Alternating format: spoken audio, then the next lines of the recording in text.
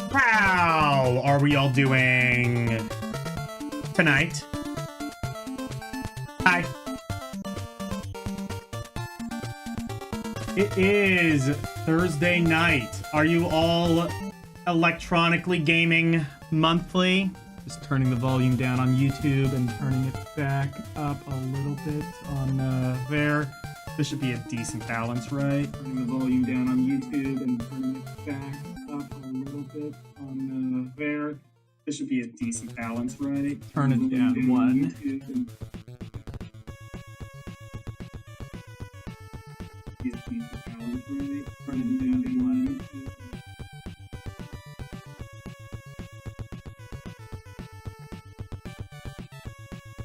Okay, sounds good.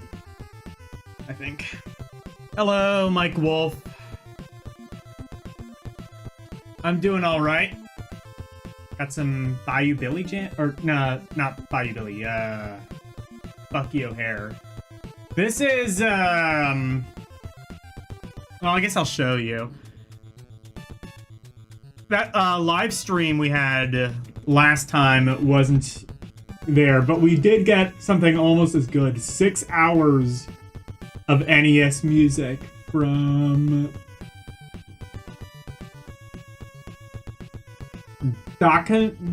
Mate, I guess? I don't know. Anyway. So, today we are going to be doing Electronic Gaming Monthly Issue 1. We took a look at GamePro Issue 1 last week. And would you believe me if I told you GamePro and EGM both debuted in the exact same year on the exact same month? Well, not exactly. I think EGM came out a month later, but here's the thing. Electronic Gaming Monthly for the first 2 issues was not monthly. It was bi-monthly. So it came out and it spanned the months of May and June of 1989. So I think we're going to be seeing a lot of overlap between what we saw with GamePro and what we saw with EGM.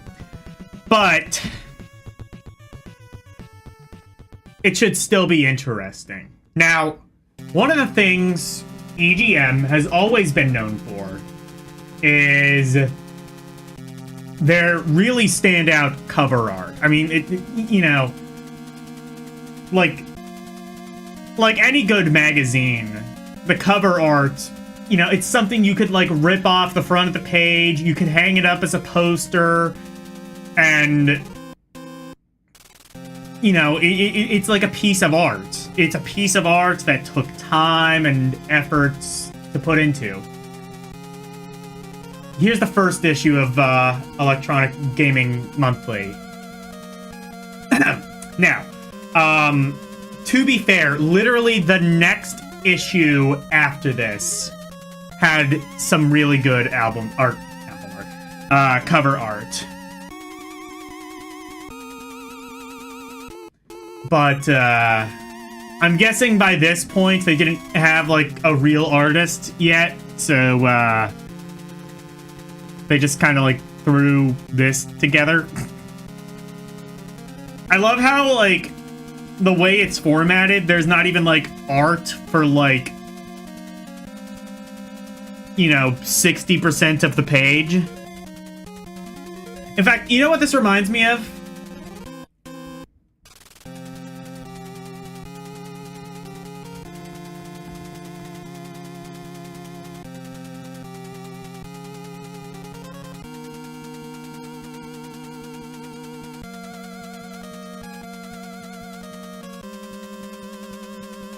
See if I can find the really fucking stupid one. Here we go.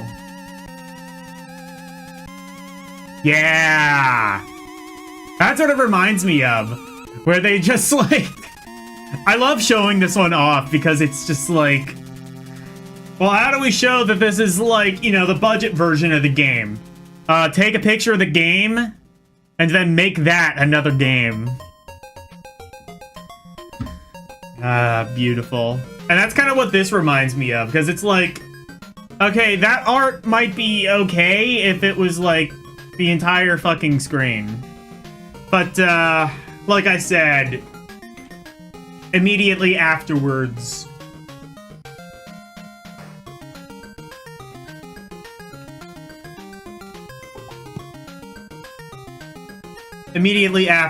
they fixed it.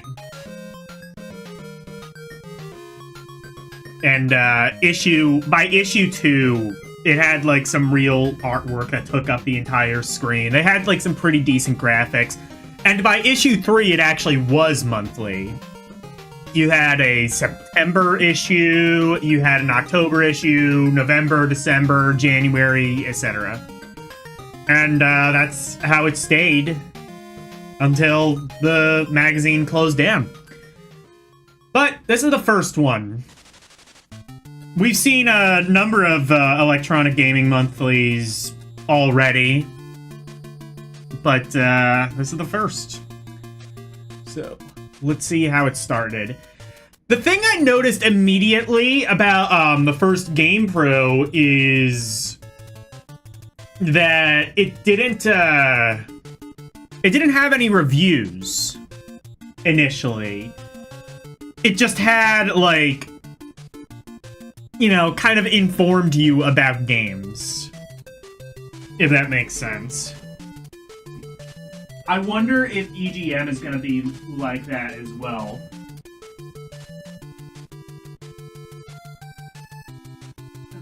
Get my... There we go.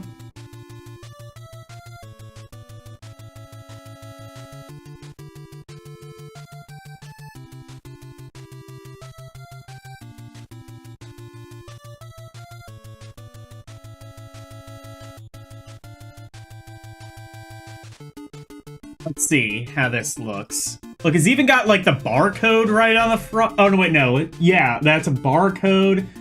Actually, let's read while we're here. Let's take a look at like some of the stuff we can expect to see in this first issue. All about Nintendo, Sega, and Atari. If you're a PC Engine owner, fuck you. To be fair, I think that was literally the same way as the GamePro. Actually... No, Alexa, when did the TurboGrafx 16 come out in America? The TurboGrafx 16 was released in America on August 29, 1989. Okay, yeah, so the TurboGrafx 16 wouldn't have... Okay, that entirely makes sense. Plus, computer software and arcade games. May 1989... Well, it says May 1989, but where I downloaded it from said May/June 1989. I don't know. I guess it, I guess they just made it... I guess Retro Gaming Mags just labeled it that way because... Well, again, the magazines didn't come out monthly. Our exclusive Nintendo preview. How exclusive can it be? You literally just started. Like, I don't think you would have had an in with the publisher by this point yet, right? Nintendo games, we've got POW, Operation Wolf, 1943. Yeah, we, like I said, we're definitely going to be covering a lot of similar ground. Oh god, there's NES Strider. Highlight! Bamble. Bad Dudes. RoboCop. That was already out by 19... Oh yeah, I guess 1989. Yeah, RoboCop would have been out. I don't know why I thought that came out later. Plus many more. Special Pick Hit preview. Pick Hit? Oh, a Mega Man 2. Ooh. Oh, I see. That's the Mega Man. Is that the Mega Man 2 box art? I think it is. Oh, God, yeah. No wonder it looks like shit, because it's the Mega Man 2 box art. The really infamously bad Mega Man 2 box art.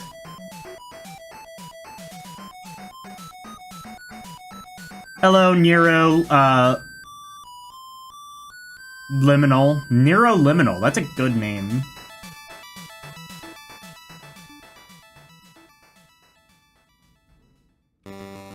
Anyway.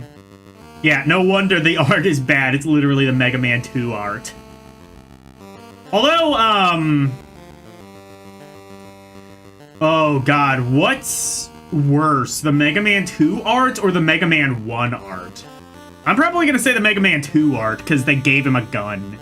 I've, like, I've read stuff from the guy who, like, designed the Mega Man 2 art, and it was just like, yeah, they gave us, like, really blurry screenshots, like, filmed in front of a TV, and that was my only reference. And I genuinely thought he had a gun.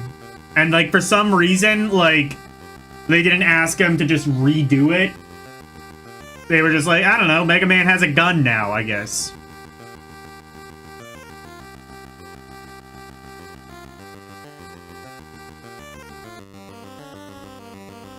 What's this bit say? Bonus! FCI Megmix poster in the in this issue. Ooh, I wonder if we're gonna see that poster. I'm not 100% sure. Megmax, that's that was a real game. It came out. It's interesting. There was this game called Megmax, and then there was a game actually based on Mad Max. I believe Mad Max actually came out before the movie of Mad Max, so it's not like they were just like, here's this movie, now we're gonna make something that sounds kind of similar. Although I think by 1989, Mad Max actually had been released. But this was a game from like 1986 in Japan, I believe. And special video game trading cards. Aw, shit. Those are probably worth a fortune now. Alright, maybe not. 16-bit Super System preview. Tech Mobile versus Quarterback. Atari's hard driving. 16-bit Super System. Was that the SNES? I think it would have been in development this far back. Super Nintendo kind of infamously had a bit of a rough development cycle. Same with the N64. It should have come out like about 2 years before it ultimately did. Anyway. We've got, oh yeah, Tengen Tetris! I think this, I believe this same ad was in GamePro. So yeah, like I said, you're gonna see a lot of like cross promotion. But yeah, we've got Tengen Tetris. Oh yeah, that'll be flying off the shelves. You know, because they recalled it and forced it off the shelves. Gauntlet. Oh, hell yeah. NES Gauntlet has some great music, and on the surface, the game is really good, but it's also kind of bullshit. We got Pac-Man, and we got... what's this one?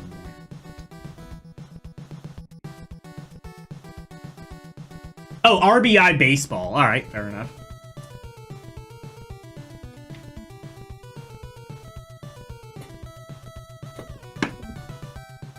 So we've got some pretty decent NES games and RBI Baseball. It's really nice. Now I've never... Was RBI Baseball the one that was Famista, or was that...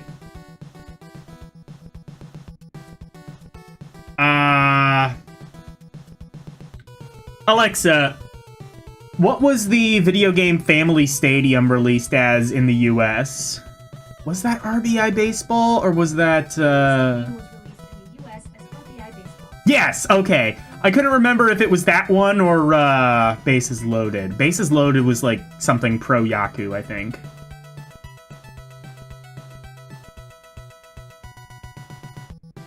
Pro Yaku! As they, said in the N64 one.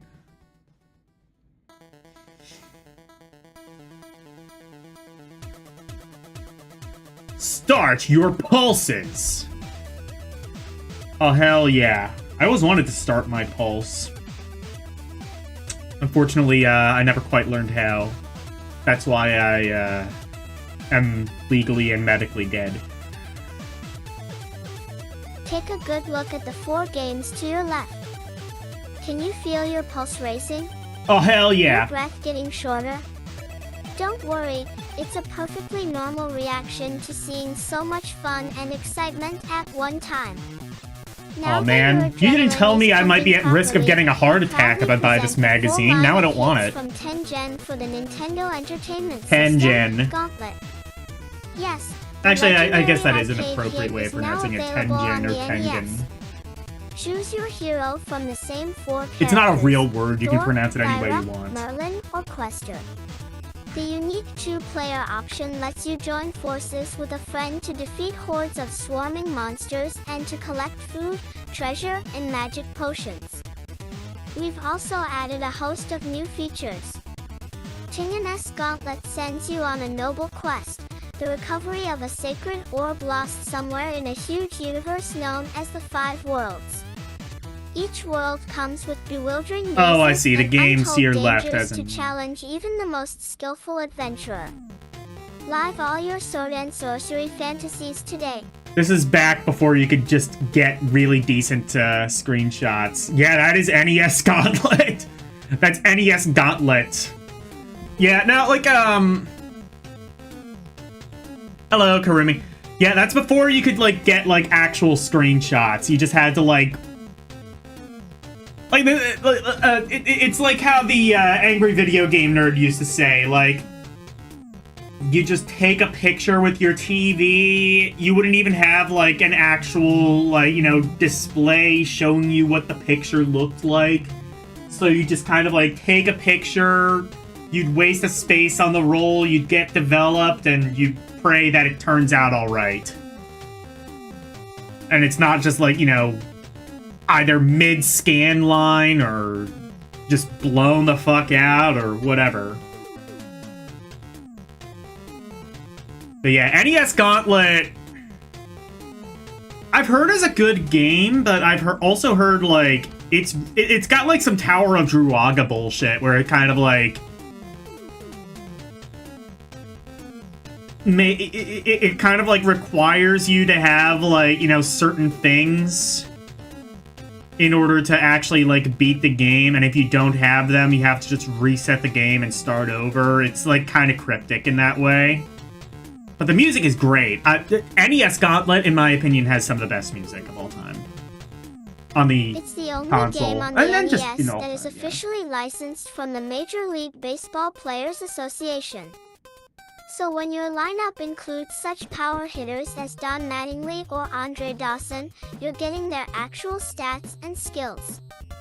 And when Cy Young winners I would have like preferred Fernando Andre the Giants. That would be Valenzuela and cool. Roger Clemens wind up, they're pitching with their individual style, speed, and stamina. These names are just Are you ready hieroglyphics to to play in the me. major leagues with real superstars? Actually, Roger Clemens, Then that you're name sounds ready for familiar. I think he RBI might have, like, baseball. endorsed the game The at some biggest stage. hit of the decade is back, just for you. Guide Pac-Man around the baffling maze to gobble all the dots and rack up points in a big Political way. Action Committee, man! Blinky, Oh, Pinky, no. Inky, and Clyde, the not-so-friendly.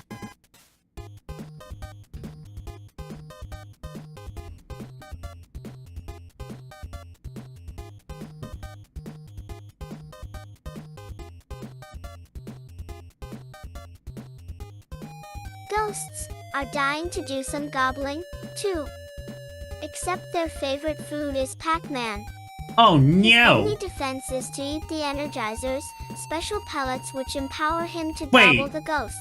But only Is that for a the short the while. lore? They're eating Find out for Pac-Man? yourself how the ever-lovable Pac-Man Well, that's not a captured very the hearts of millions of wise people around choice. the Whenever world. they capture him, he just like PRTCC disintegrates into the YFC3BL Tetris. ethers. The first game software from into the the Soviet ethos. Union is an intense battle of wits. Ooh, moon crystal music. Rotate and flip moving geometric blocks. This into unbroken video, rows.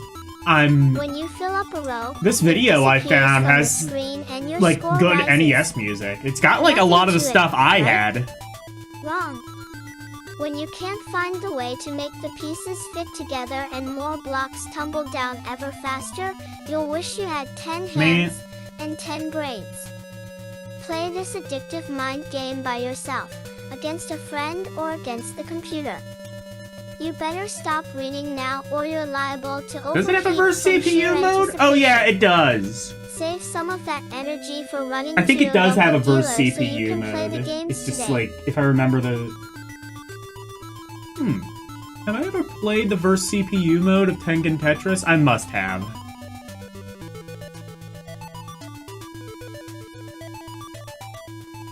There's even a co-op mode of Tetris, which is something I like very rarely see, but it is something that happened. But yeah, Tengen Tetris. Good luck getting a hold of that one. Man, now I want to play Tengen Tetris, but I know if I boot that up, I'm gonna be there all night. Tengen Tetris might be like one of the best classic Tetris games, really, though. I don't know, sometimes I'm in a Nintendo Tetris mood, sometimes I'm in a Tengen Tetris mood, sometimes I'm in a Battle Gaiden mood. Even if Battle Gaiden does input read like hell. Cover story at AA3900000080 preview. The early 80s ushered in the video game craze, and despite some lean years in between, 1989 shows no signs of letting Oh, up. anybody familiar Led with by the overwhelming Mega support Man? for What the Nintendo game was this Entertainment from? System and IBM I want to say it was like either like Electronic 5 or gaming 6. has become a popular pastime once again. While 1988 saw an abundance of quality software enter the market, it appears that 1989 will be even more explosive. New game machines that employ technologically advanced hardware, and new game companies producing independent carts for the NES hold the promise of an explosive new decade for home and arcade video gaming. EGM forecasts the possible winners and losers in this game-by-game preview of 1989. Video Game Top 10/Nerdwave Saudi find out the hottest new games of today and the titles that will be the winners of tomorrow. So yeah, in this it regular seems like EGM feature. GamePro might have just started doing reviews because EGM was doing them, because it seems like right from the gate EGM wanted to do reviews. I am interested to see if like even from the out, even from the out, you know, like coming straight out of the gate, if they did that review wall thing. Apparently they did get rid of that at some stage. Players like Nintendo, Tiger, and Konami, Cinemaware makes a big move to Nintendo. Plus arcades in the home and controversial action from the coin-op arena. Controversial action? Can we even show this on YouTube? Not the fluff, about the latest games for your home system or computer. Although the Super Bowl may be over, football games are hot Oh yeah, stuff on the yeah, because if Nintendo it's one Entertainment thing I System. associate with Tecmo EGM, Bowl it's no and Trey fluff. West's Well, no quarterback fluff in the sharing reviews, stage but and tons of competing fluff for with the honors of ads. the best gridiron. The Gnome Front CSA 0A0E03030303003080 EGM takes a shot at the latest Nintendo, Sega, and Atari carts with our exclusive We're gonna shoot them now? ratings. Game of the Month CC ASA 000000003L. The U.S. National Video Game Team spotlights their pick for the best new game of the month. In addition to a dandy review, the recipient of this award dandy also receives review. the team's player's seal of approval endorsement. Another exclusive to Electronic Gaming Monthly. LON 3323. I think 80s was the 80s was like the last decade you could get away with saying dandy. Nowadays you get stabbed if you say that like too loudly in the street. Strategy, simulations, and all-out war. You can't say EGM's dandy unique anymore because of multi-format woke. Reviews let you know exactly know. what you're getting. So yeah, it sounds like right out of the gate they wanted to do game reviews. And they wouldn't have been the first. We've already seen, like, you know, Electronic Games,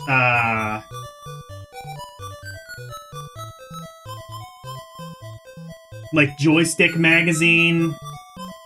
We've already seen, like, a couple of, reviews.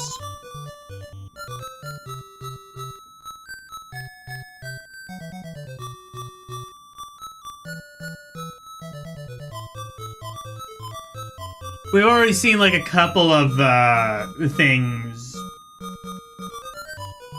do game reviews, but I guess this would have been, like, really the first one to do it, like, post-NES.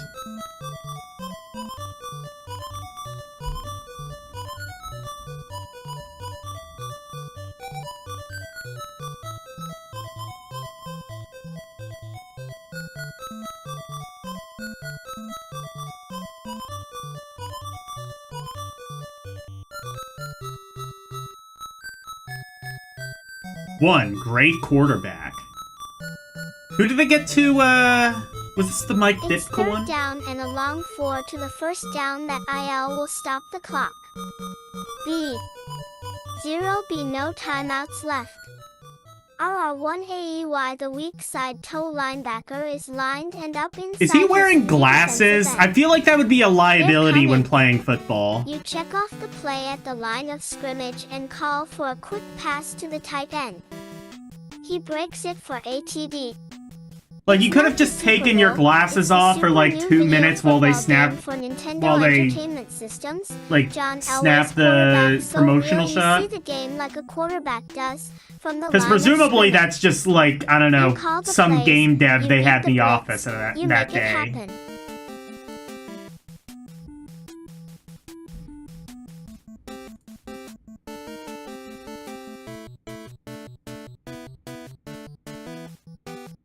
Trade West. I only know Trade West because they distributed a couple rare games, like on the Super Nintendo. Like they distributed Battletoads, Battle Maniacs. HLWEL named for the quarterback who twice won the AFC Player of the Year award. This is the game cartridge made for every kid or grown-up kid who ever was wanted this? to play the game, as well as John Elway.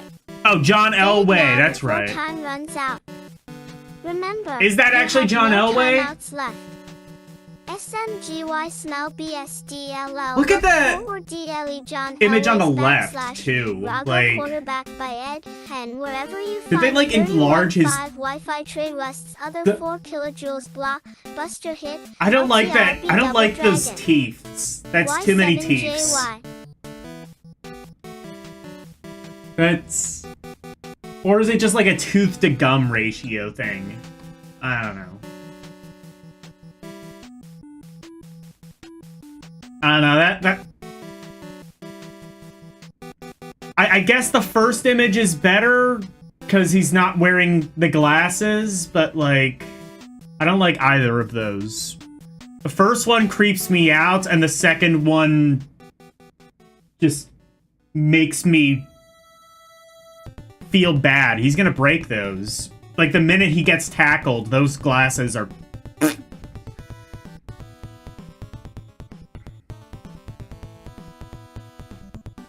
They do make, like, sports glasses and sports goggles, I guess, but... Still. I don't think those are those. BS Combs MD, the shape of things to come. 1988 was a pivotal year for video and computer gaming.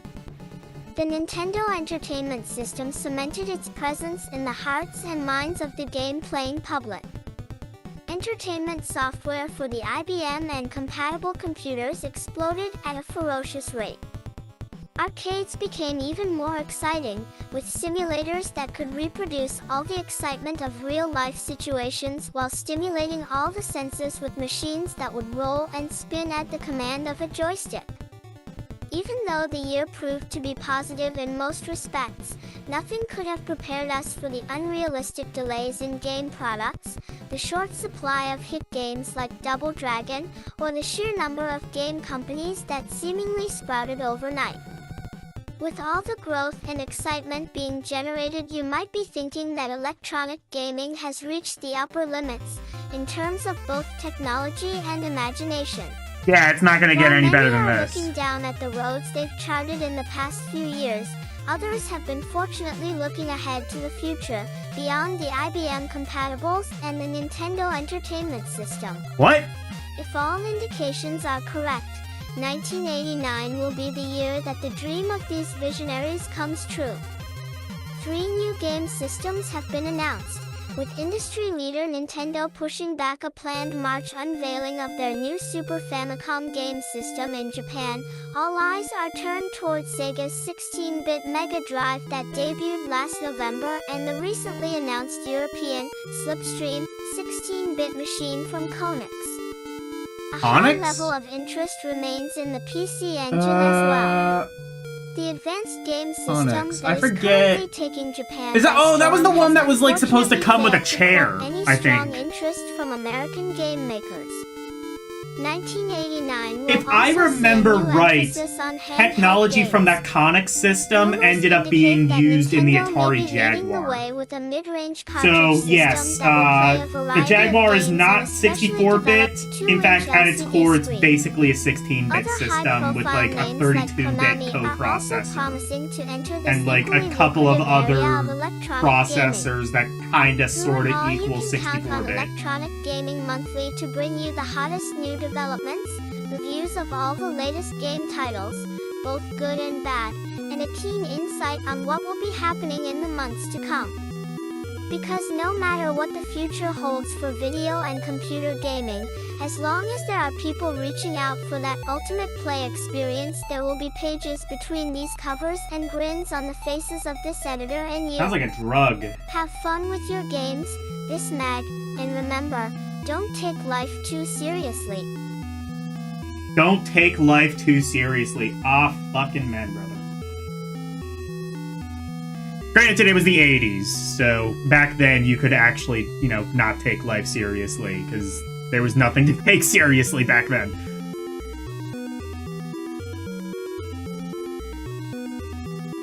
The Masters of the Game. He-Man! What is this?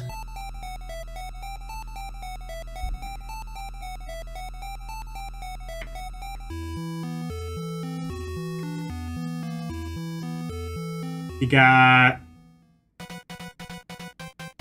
Okay, what is this, actually? Oh, what?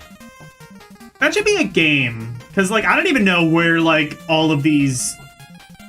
Oh, this is Mega Man music, I believe, yeah. That should be the game. We try and, like, guess where these songs are from. This is one of the Mega Man games. I could not tell you which one.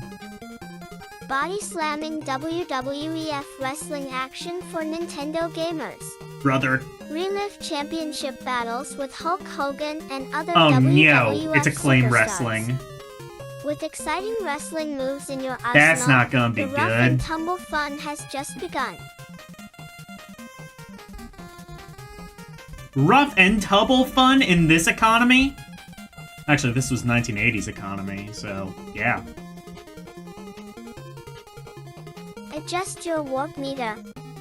First-person perspective puts you at the controls as you set out FO overthrow the alien armada. Avoid asteroids and What game black was holes. this? And strap yourself in for the ultimate star fight. Is this To the Earth, maybe? Oh, these are not great pictures. They're, like, really dark.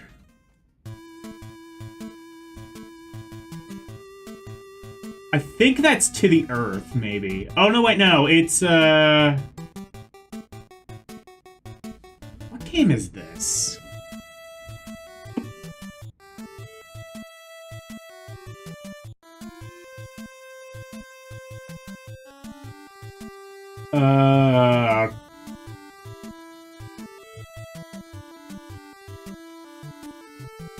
I recognize that.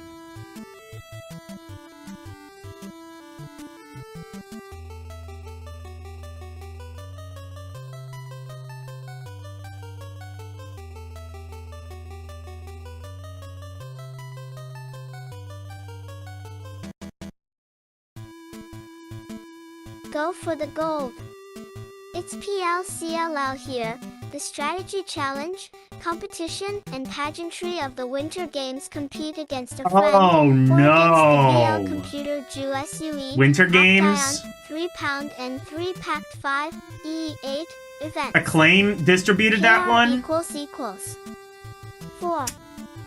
Oh, no. That was a Japanese version of Winter Games that Epix had nothing to do with. It was done by some, like, contract developer originally for the Famicom Disk System, and then it came out, and, there's, like, no place you can play it where it's, like, anywhere near decent. Unless you play it on something that's not a Nintendo. Your body is a weapon. You Rambo Americans are trapped in a POW camp deep in the jungle. I've never played Time is POW. running Maybe out. I should. And only one I don't know, man can Acclaim, though, survive I'd this be mission. skeptical. Opal 7.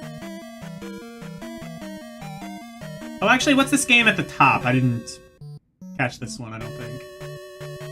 Pine 5 TTNIN. Get ready for non-stop action and excitement for your Nintendo Entertainment System. Flavor Acclaim's text. red-hot games feature the best in arcade-style fun, strategy, and quality.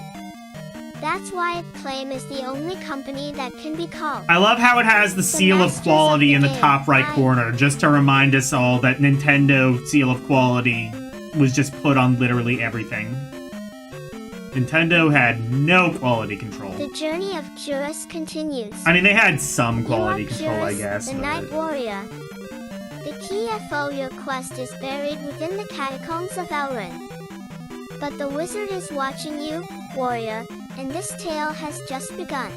Oh, Wizards of Warriors. Wizards and Warriors seems like a cool game, but it also seems really intimidating. I've heard it's not, though. Maybe I need to, like, actually give Wizards and Warriors another fair shot. Fly the ultimate stealth jet copter. This is the last I sexually effort to identify as an halt a attack jet war-crazed helicopter. nation of fanatics sworn FOBL overrun any country they can conquer. And in this war they've been winning.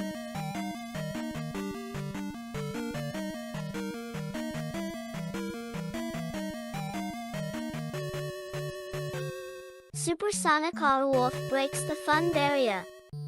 As Stringfellow Hawk, your mission I is actually to free like the American Acclaim hostages. Airwolf game. I know Your it's not a weapon, very popular one, but I Airwolf like the it. mock helicopter. Aerial and eye ground attacks It's... provide fast, If you've never played furious it, it's a action. little bit like Top Gun, except... maybe a little bit more, like, straightforward. You don't have to worry about, like, you know, superfluous things like, you know, refueling or landing the plane or anything like that. So, like, if you just wanted, like, Top Gun, but, like, a more kind of straightforward, kind of, like, on-rail shooter,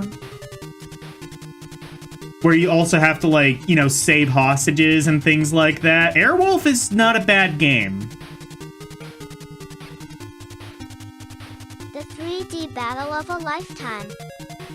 There was also Super terrorized by an Airwolf on the alien Mega serpent Drive. beast That's a pretty fun has game, asked too. you, World Runner, for help.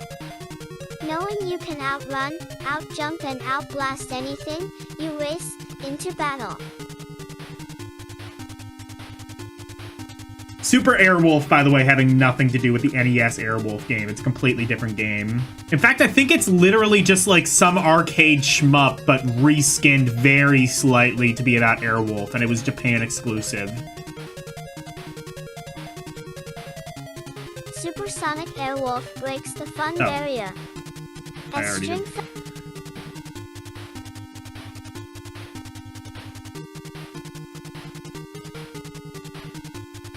I was gonna say, should I play Super Airwolf? Yeah, sure. I'll play a little bit of it. Mainly because it's been a while since I even played it. Maybe it's not as fun as I remember. Or I guess I could play, like, should I play that or the NES Airwolf? I'll play the Genesis Mega Drive one, because I remember that one actually being good.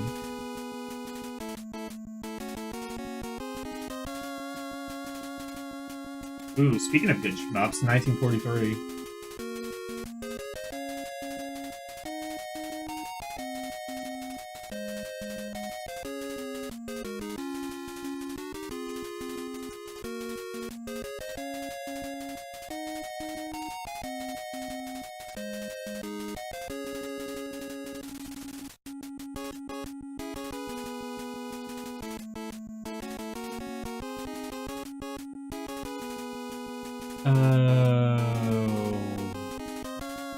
Is it? Yeah, I do have this, right? Oh, this is Mega CD, that's why. Mega Drive Japan, there we go.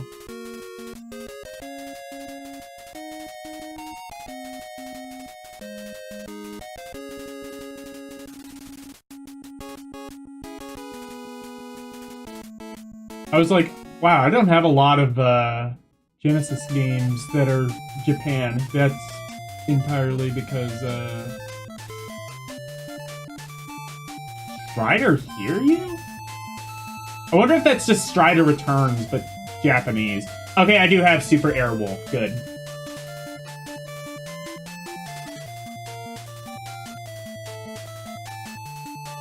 Do I have Blast them? Not on here. Okay. I guess I'll do Pico Drive then. It's. Oh no, I do. I do have. Blastum is like.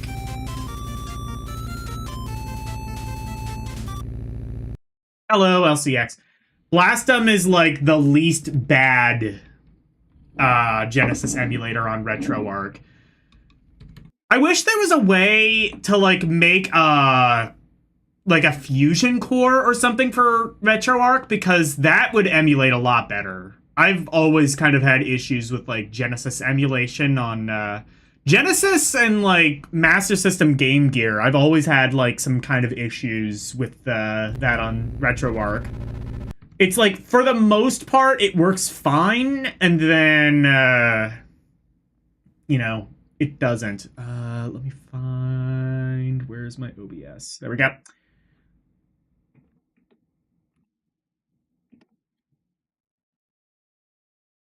No, we're not going to use the... Well, I guess we could, but... No.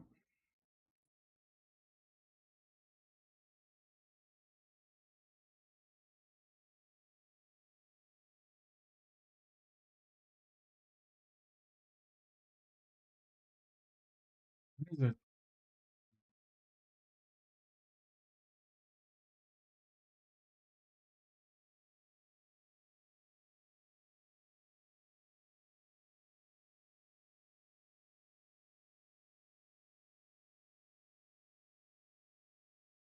Oh, okay.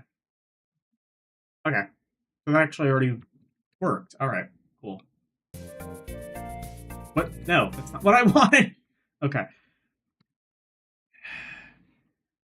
I love alt-tabbing when it works. So, I don't know, like, I love Edge. I like Edge. I don't love Edge. I like Edge, but, like, the thing I hate about Edge is, if you, like, alt-tab, it switches between tabs in Edge. Anyway, I'll just play a little bit of this game. Because this is a Japanese exclusive Airwolf game. I think it might be based on... I think there might have even been an NES game based on this, but as you can see, it has basically nothing to do with Airwolf. I'm pretty sure this is just some shooter that they slapped the Airwolf license on at the last minute. Does have a good rendition of the Airwolf music, though. I'm realizing I'll turn it down because I'm a little bit concerned this might be blasting your eardrums out. It's really quiet on my end, but still, hopefully this is a little better. Hello, LCX, by the way. Did you end up... I saw that Snow was doing the watercolor thing. Did your chat, like, draw any more stuff? You have this on a multi-cart. The Super Airwolf? The Genesis one? Yeah. It's kind of interesting because, like, people talk about, like... No? Okay. I didn't know. So we don't have to... I don't have to evaluate them. Oh shit, this has been translated. God forbid, maybe it was in English originally. Familiarity exercise, okay.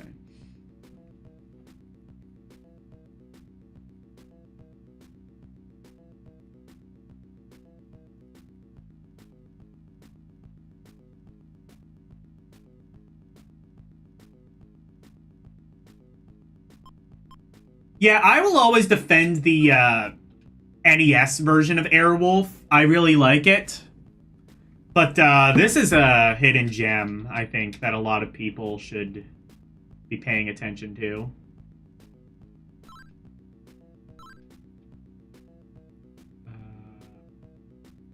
Bombs? Lamp oil? Rope? Bombs? How do I don't know. I don't entirely know what that did. Doesn't seem like I can, like, change the stats or anything.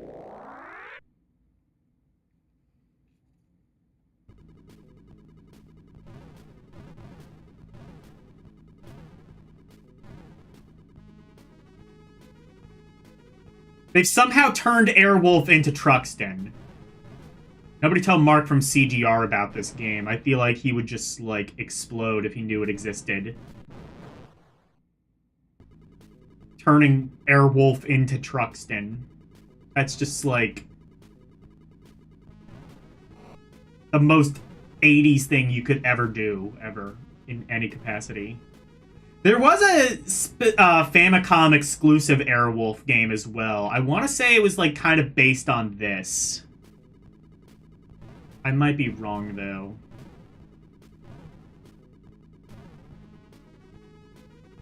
I believe this was...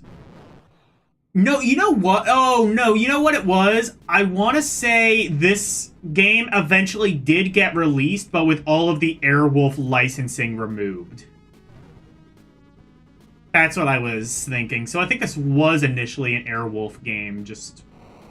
When they brought it over to America, they removed all the Airwolf licensing and, like, turned it into a completely different game.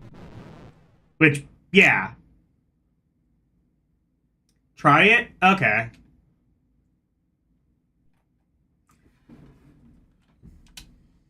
Yeah, well, like, the reason is, there was, like, a Nintendo Airwolf game that came out in America and a completely separate Airwolf game that came out in Japan, and I don't remember what the game was in Japan. Let's find out.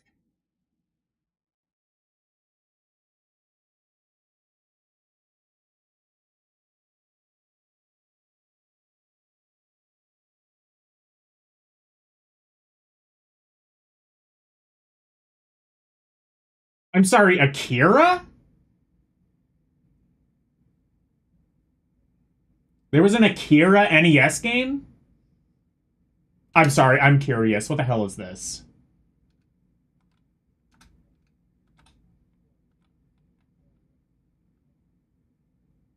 I'm gonna look at this for like a quick second.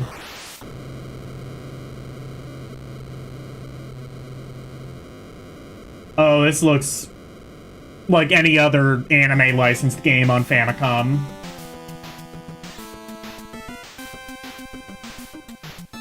Tosei's probably behind this. I'm hoping the game is not too loud.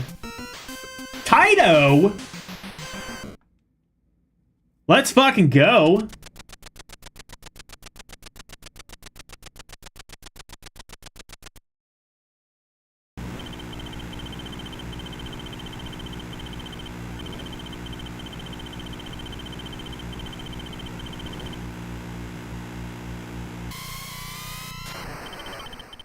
I'll be totally honest, I've never seen Akira. It's probably pretty cool. Definitely a very influential movie. Looks very kind of like, I don't know, 80s, 90s sci-fi kind of thing. Like the kind of thing like Hideo Kojima would have been obsessed with.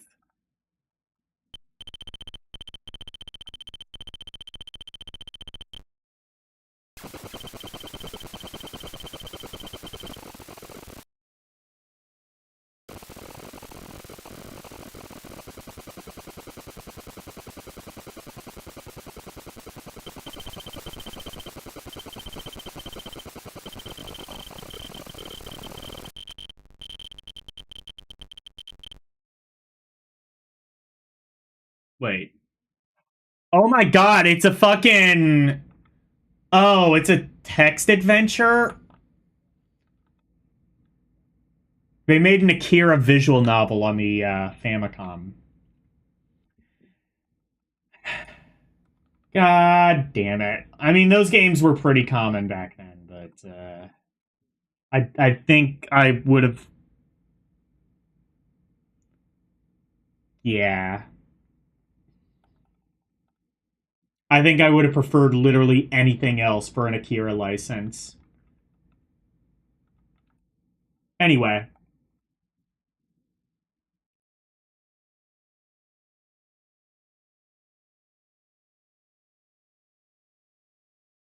Okay.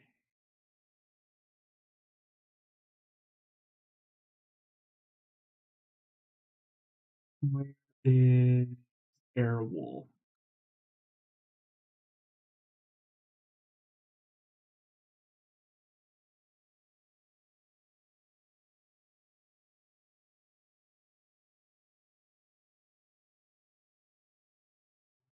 Fortress.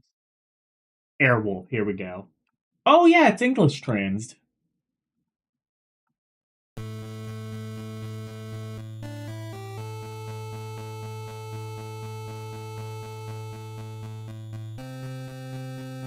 Like the funeral dirge Airwolf theme. I gotta watch Airwolf. I tried watching it like years ago and it looked like the cheesiest shit. I think I might now be like irony pilled enough to enjoy Airwolf. It's Duterte? Shut up. Oh my god, it kind of is.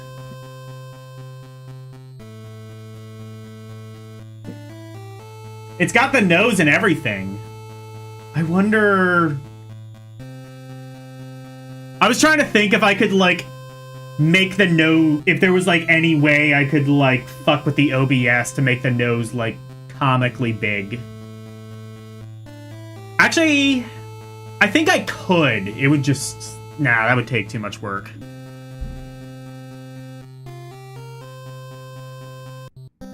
Airwolf, starring Duterte. I guess the nose already is kind of comically big.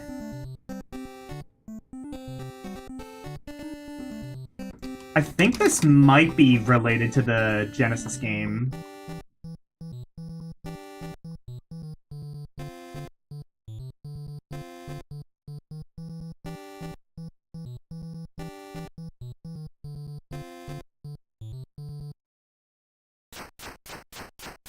Yeah, I'm looking at the intro. It does seem like, I think this was the original game, and then they, like, upgraded it for the Genesis Mega Drive. Yeah, this is the same game.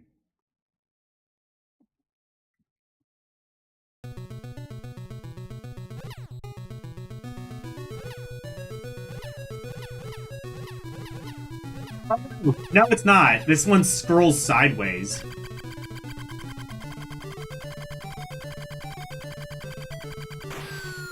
Oh, this game is not great. Oh, seizure warning. Okay. Oh, this game not good. It's got cool backgrounds, but at what cost?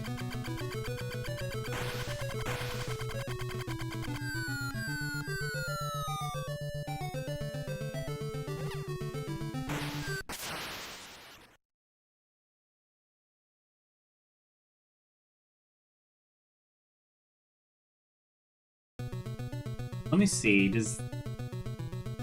Oh, I don't have turbo enabled on here.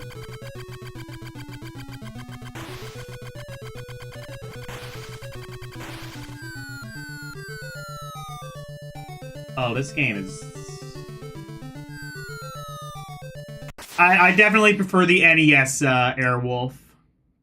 The one that we got in America.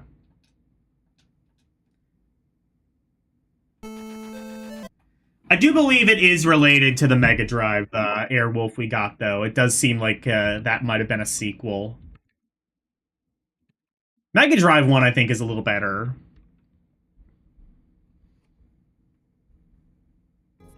Kind of just immediately looks sort of less jank.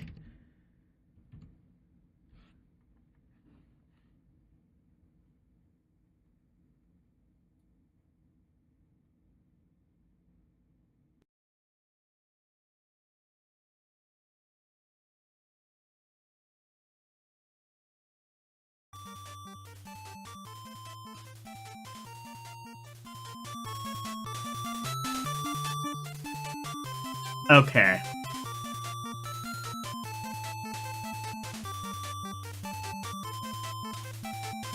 Anyway, play Super Airwolf, also play NES Airwolf. Don't bother with the Famicom one.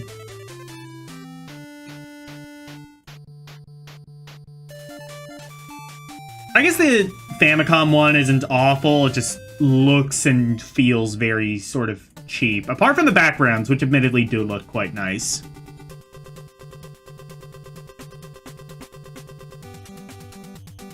Next wave! Next wave.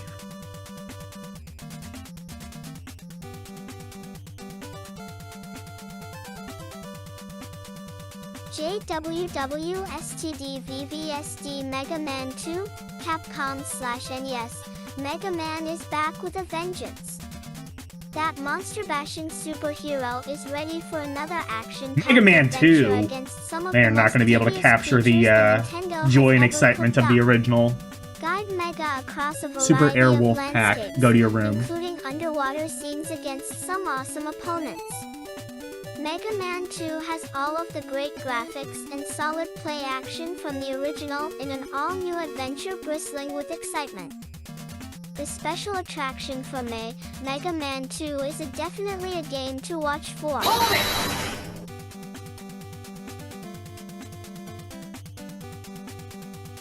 Oh shit, right. Thank you.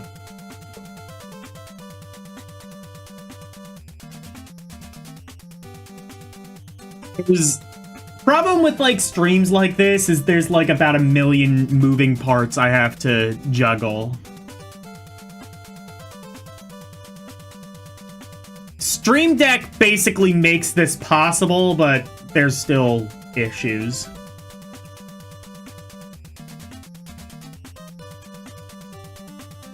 I think there's, I will say, I think there's actually a way of... Oh, no, wait, no, I was going to say there's a way of doing the Stream Deck on your phone, but no, that, I think that costs money, so in the long run, it just makes more sense to get a Stream Deck.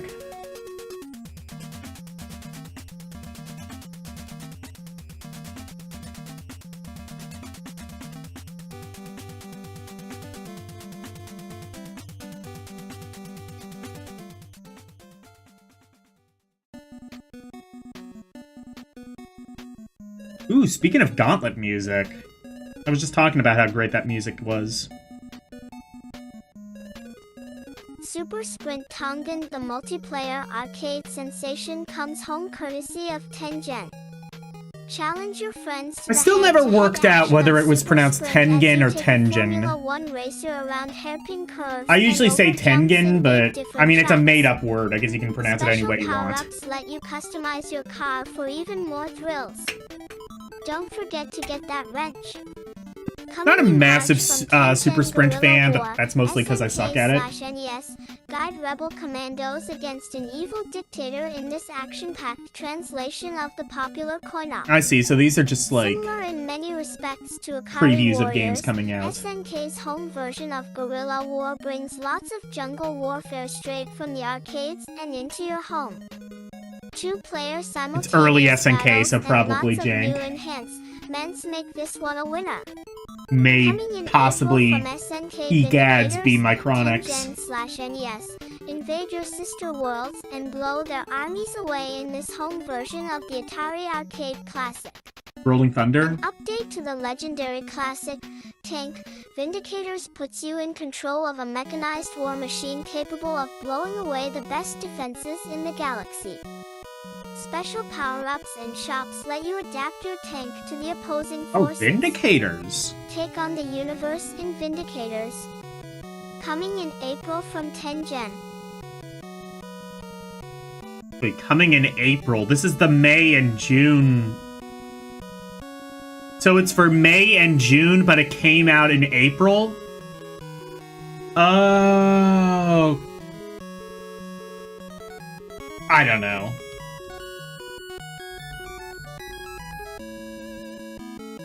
Oh, I see. So it came out in... I see. So it came out in April. It's for May, and then the second one... Yeah, so this is, like, actually the May edition. They just, like, said that it was the June edition, because... to make it, like, less confusing, except they made it more confusing. I've never... I don't know if I've ever played Vindicators. Let's try that. That one's an American game, so...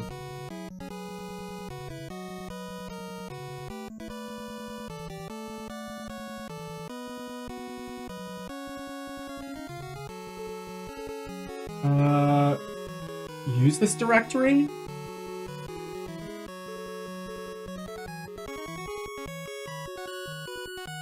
Oh, I don't know what that is. Okay.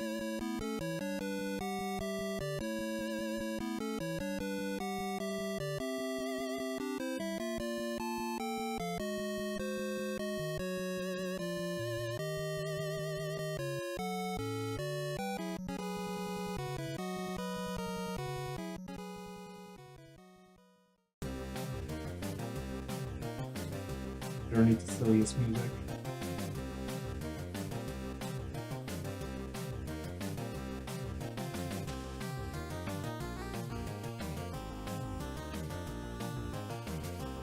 Vindicators, you say. Alright.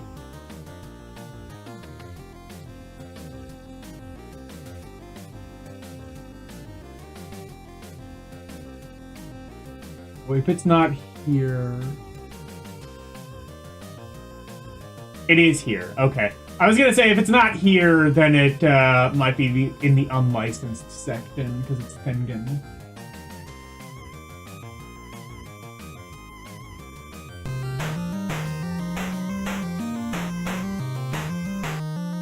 Oh, this music does not fill me with confidence.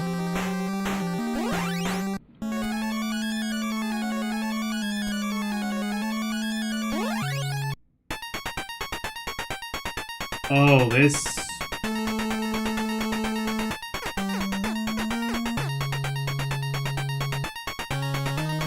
Oh, no. Oh, no. So it's tank controls, which, I mean, okay, fine, you're a tank, so that makes sense, I guess, kind of.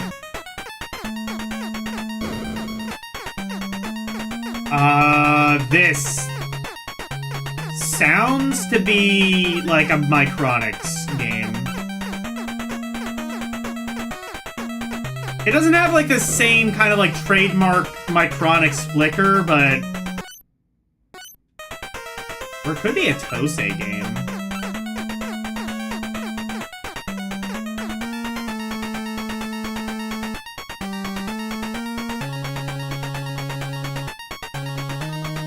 You have this on a 110-in-1, and it's called Space Frog.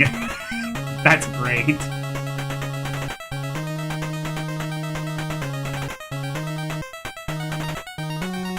Are you sure you're not confusing this with Battle City? Because that was on, like, all of the fucking multi-carts.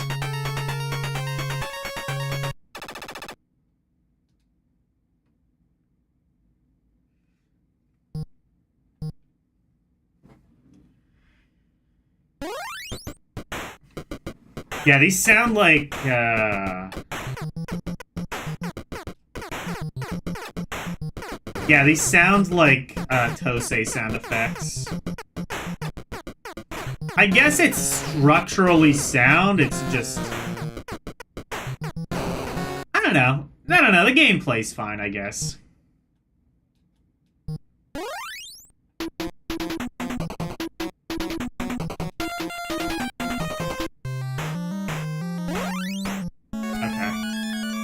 Oh, is it just one life? Wow. Okay. Cool. Oh, fuck. I forgot to mess with the volume. I'm sorry if that blasted your eardrums out.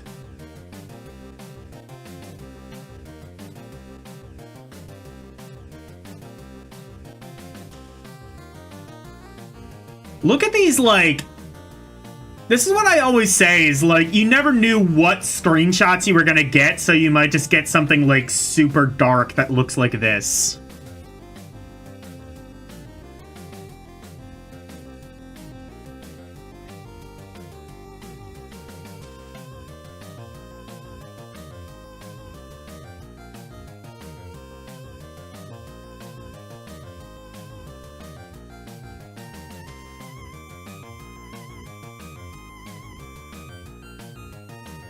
Look this. Strider, Capcom. Oh, NES Strider. Take to arms and eliminate the evil creatures invading your land. I'll defend this game slightly. The NES port of Strider. It's glitchy, but I kind of prefer it to the Genesis one, because I just think it kind of plays a little better. Combined to make Strider a sensational title. Coming in April from Capcom. More like Crapcom. Nah, I'm kidding. They were actually revolutionary.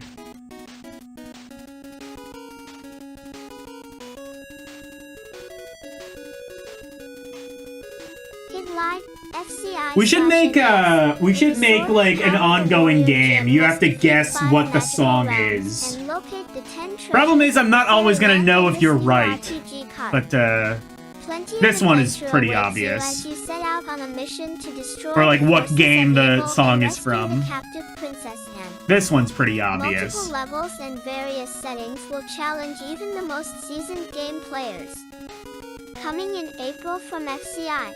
Hide-Lied! I'll defend Hide-Lied to a point as well. It's primitive, but also it was like one of the first, like, action-adventure games just ever.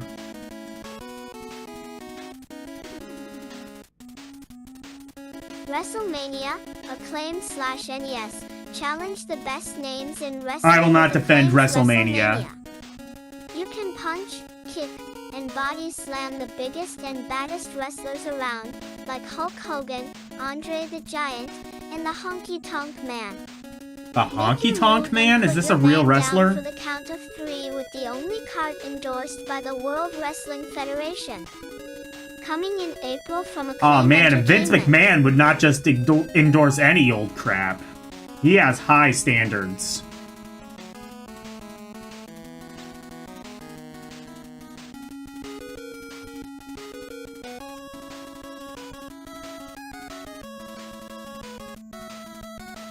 Walter Payton Football, Sega Walter- /SMS.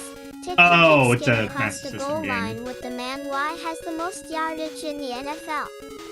Looks like Sega 10-yard brings you fight. the HC test plays and fast-paced action in a realistic cart that CA rise the name of one of the game's greatest. You can RU throw, hand off and score in the one Sega football gun that has all. Super graphics and sound effects make you of the system's advanced features. Go to the Superboy with Walter Payton and Sega. Coming in April from Sega.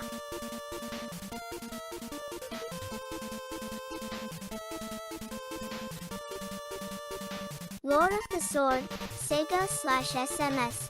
Battle against the creatures of the underworld with your trusty fire sword. Or of the This sword. scrolling action /adventure. That one looks pretty contains fun, plenty actually. Of secrets and loads I'll of try that a little happenings bit. /encounters with the Let's see what this nastiest last game is, characters though, you've before ever I do seen that. In a Sega Master System game. High graphics detail and outstanding sound effects round out a cart that's packed with extras. Coming in April from Sega. I always kind of disagree with the notion that the Master System had better sound than the NES. Better graphics? Okay, you can argue that, but sound... I mean, it was basically a rebadged MSX2, which, I mean, like, you know, with, like, proper, like, sound expanders and stuff, the MSX2 could sound good. And the SMS did eventually have, like, an FM synthesizer in Japan, but that never came out in America. I don't know. I don't think the SMS... There were games that kind of had good sound despite the weak sound hardware on the Master System, but...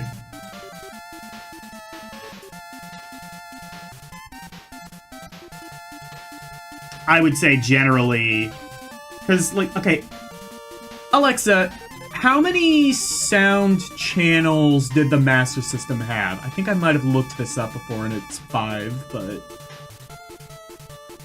It's like the The NES. Sega Master System had 3 sound channels. It was 3. Okay, so it is, yeah, technologically inferior to the NES. Because the NES had 5, including, like, a noise channel. Poseidon Wars 3D, Sega /SMS. Take command of a powerful nuclear sub lost in enemy waters. Poseidon Wars 3D. Did this one support the Ship-to-ship 3D combat glasses? highlights this extraordinary sea adventure that's played with Sega's special 3D It is. glasses. The effect works so well. The torpedoes seem to come I right out cannot of the imagine... screen. Well, Good I say graphics that. right It out wasn't of the anaglyphic 3D 3D. cards that It make actually, use of like, the had, 3D like, a... technology. Like a stereoscopic April 3D from thing Sega. that, like... Actually, that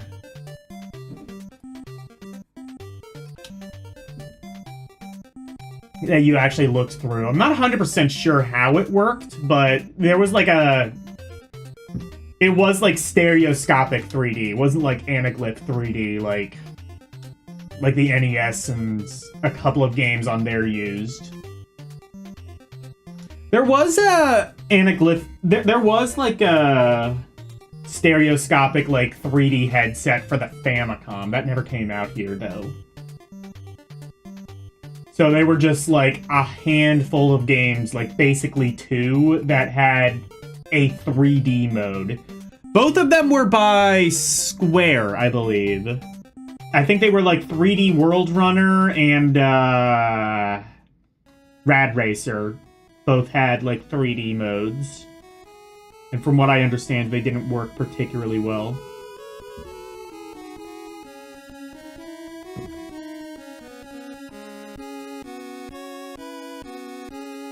War of the Sword.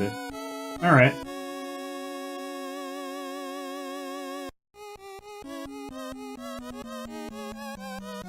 Problem. I don't... Is it the War of the Sword?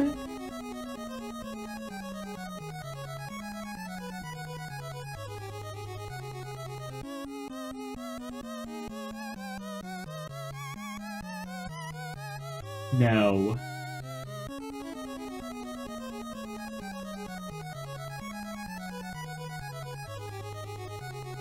Oh, Lord of the Sword. Okay.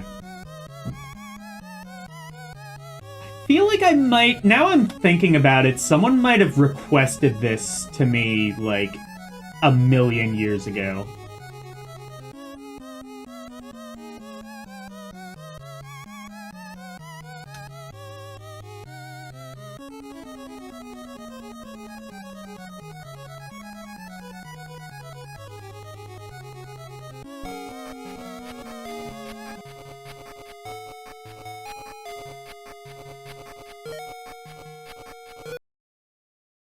Let me check OBS to make sure this is, like, displaying properly. It is. Okay.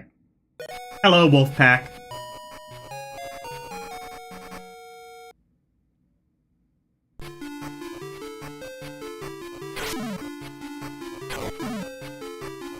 Wonder if this one had... Let me check to see if the FM sound is on. Because I wonder if it had FM sound.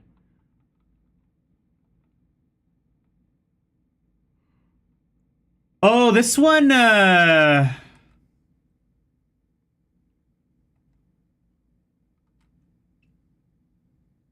Okay. Let me see. Let me see if this one had FM sound. May not have, but let's see. It did indeed.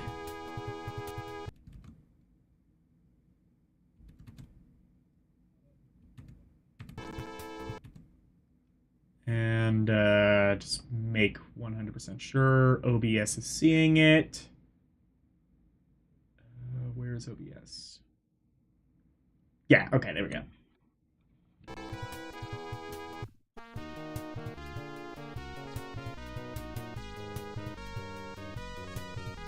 It's Karate Kid on NES on steroids? You know about this game?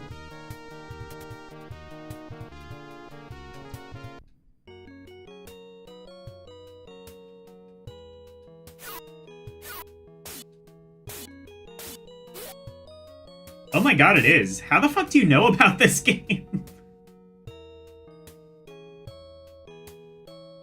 That is a surprisingly, How do I go through the doors, or can I not?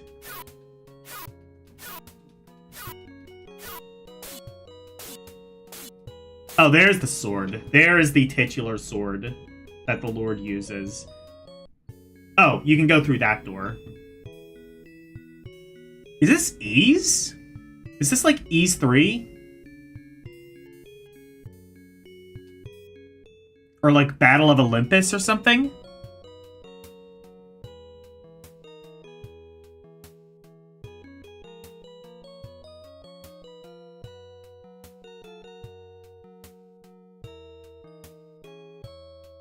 Kata Infinite? And the sequel is... Tempo at... I don't know if I believe you.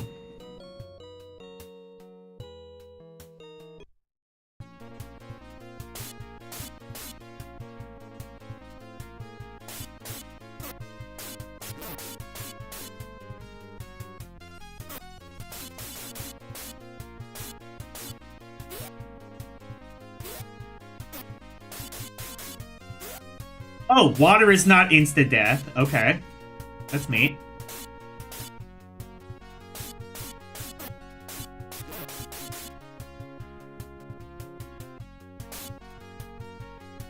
Oh, shit.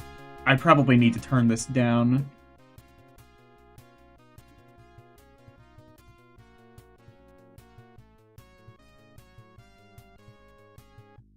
Lando Calrissian, yeah. Or like Lando no Rizian. Got him. Because he got no Riz.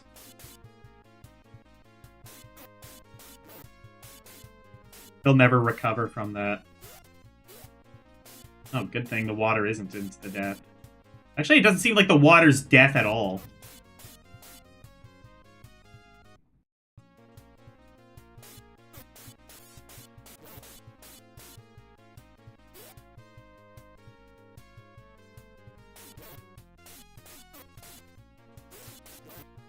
Also reminds me a little bit of, like, Astyanax. Another, like, really good NES game that, like, less people talk about.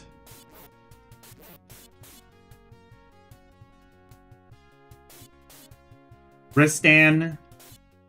Or Rastan, I mean. Oh, wow, those are, like, pretty big sprites.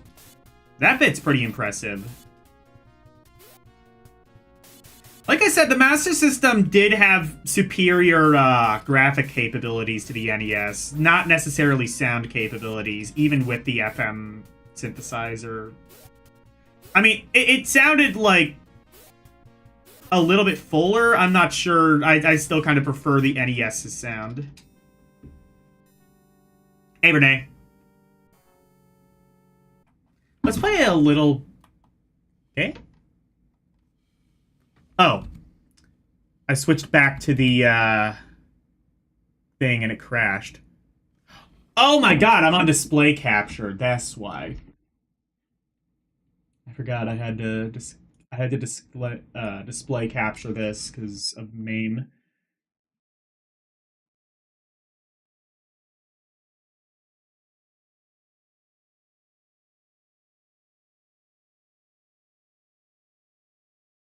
Okay, so...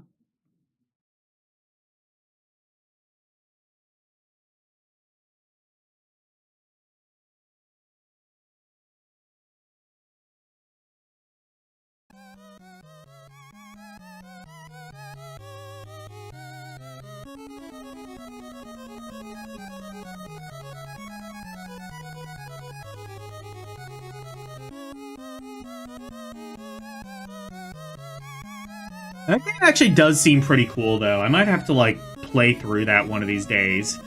Oh man, call the EGM or the FCI hotline. Guys, should I call this number or no? No, I'm not going to.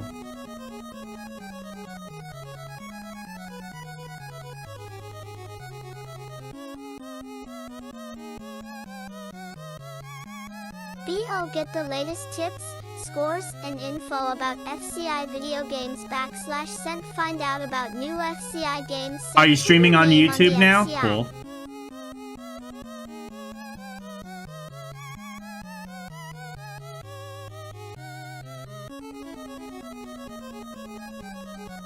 Billy D. William, Billy D's nuts.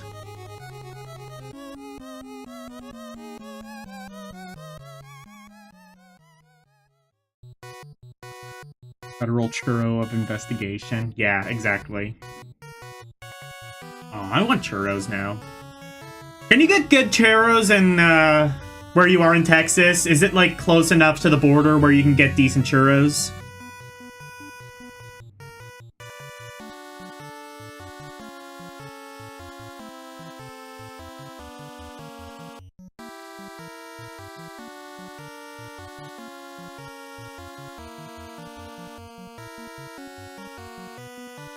Babin Bands Bishu, one of the first independent companies to produce joysticks compatible with the Nintendo Entertainment System and Sega Master System, has unveiled a wide variety of peripherals ever since the video game boom hit us again in late 1986.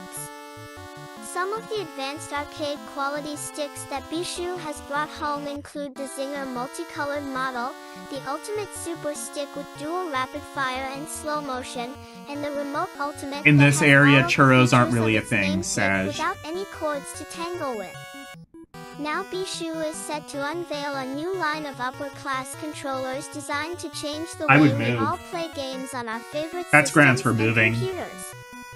Leading the way with the UPR.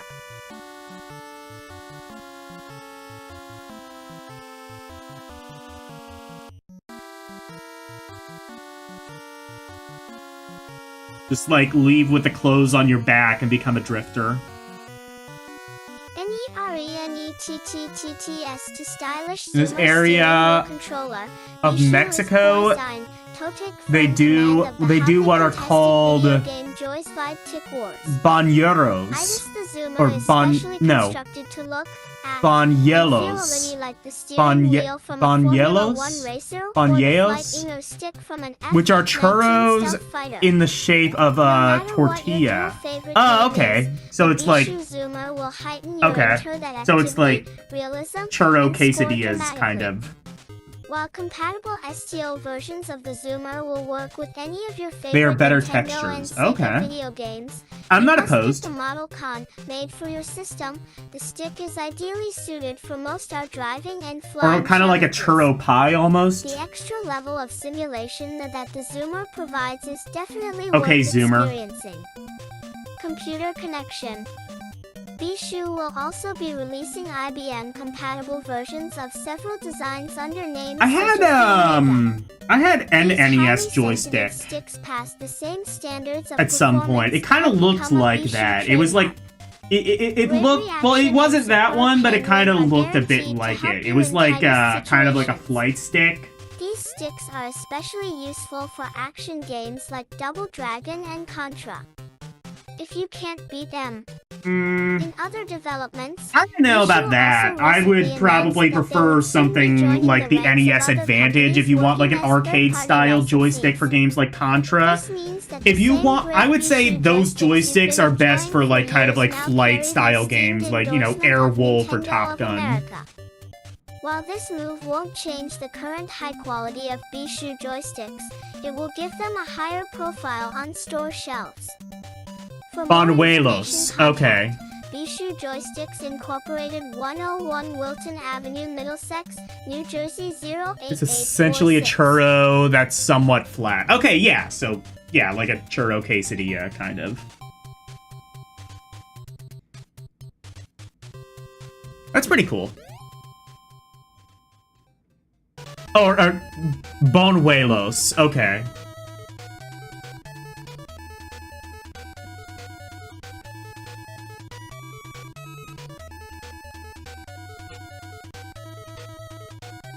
More like Bon Gayos, because gay means happy, and the idea of that makes me happy.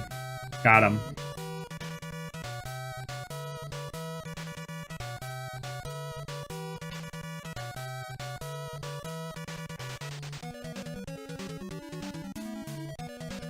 The power of the arcade is in the palm of your hands. Is this...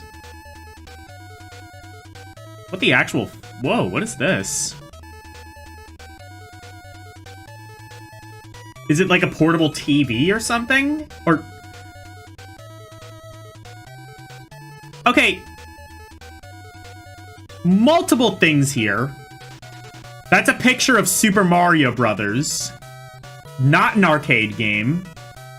Second... What the hell is this? Oh, wait, no, this is a... I see, that's an image for a different ad, I guess. I was gonna say, Super Mario Brothers is not an arcade game. But they did stick it in an arcade machine. Actually, yeah, that's probably just verse Super Mario Brothers.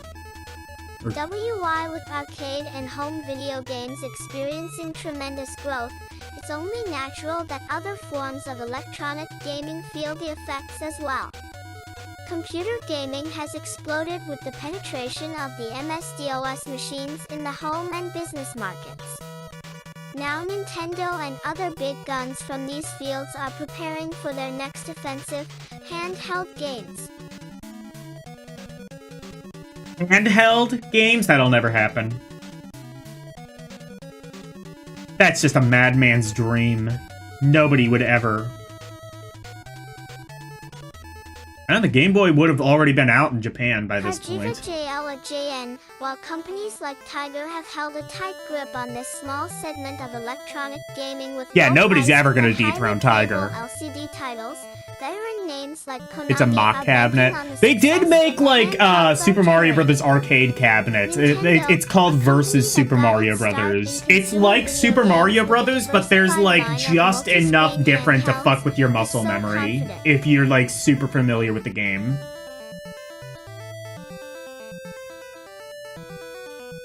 Like, they, like, changed just enough to fuck with you.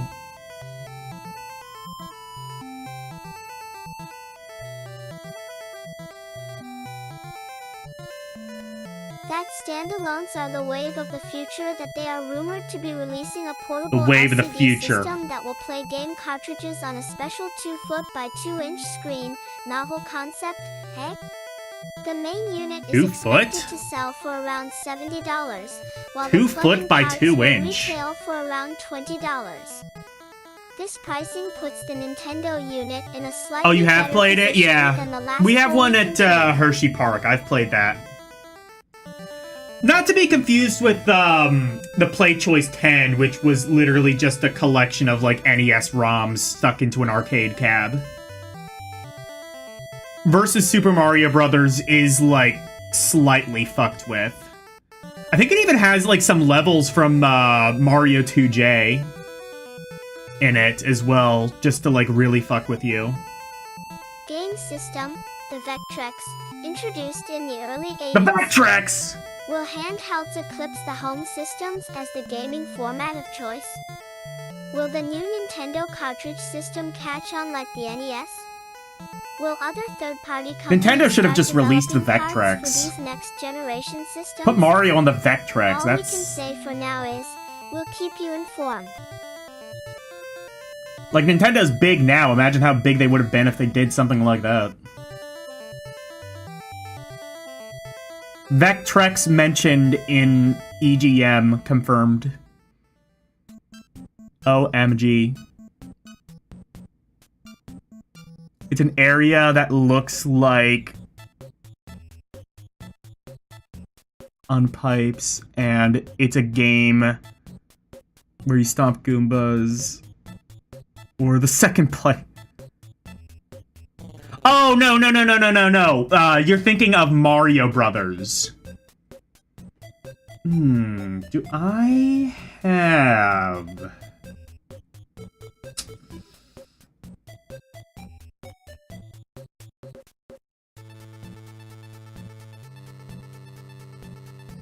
There's another Mario arcade that play. Yeah. No, I'm not. I'm not talking about Mario Brothers arcade. I'm playing. Okay. Let me see if I can load this up in MAME.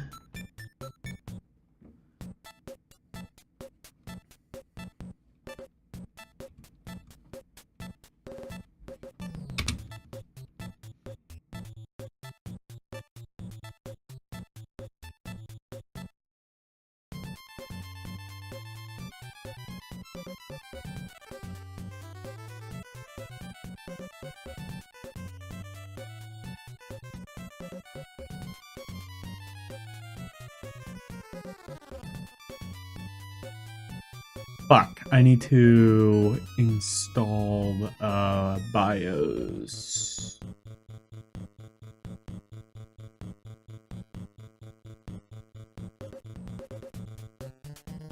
Wired ROM disk images for... Oh, did it not? Hang on.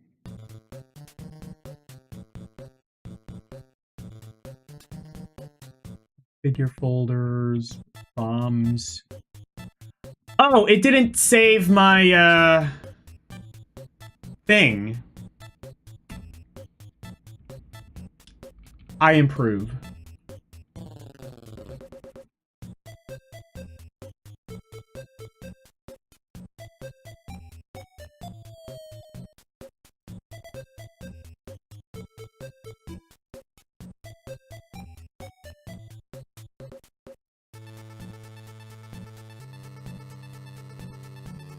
Also, MAME insists on being on my second screen, so for a little bit...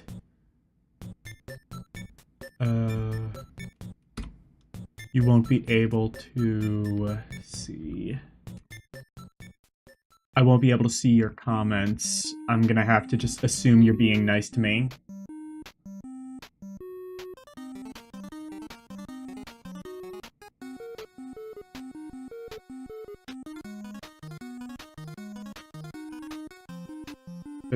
Save? Oh, because it's not saving the settings. I don't...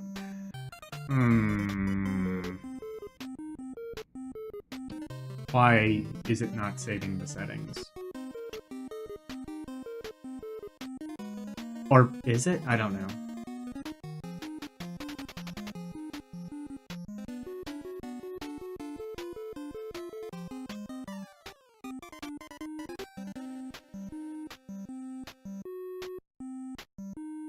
Here we go.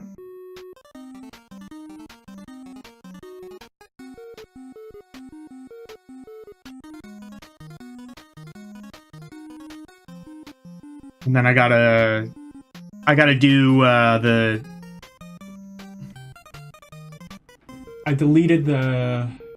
Oh yeah, there was display capture.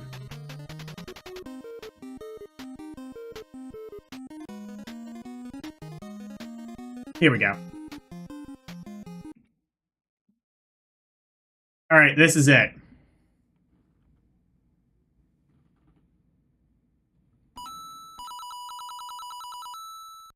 So it's just Super Mario Brothers, but it's just very slightly fucked with.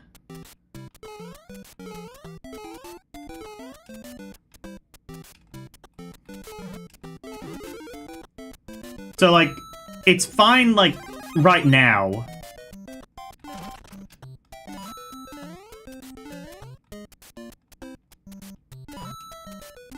But, like, very, like, soon you'll be able to see, like, look, there's not supposed to be a Goomba there.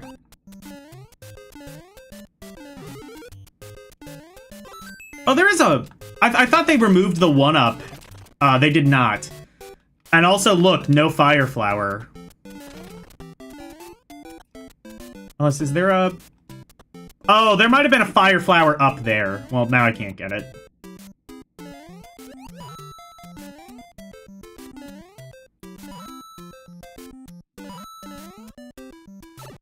Oops. Is there a star? Oh, there is a star. Okay.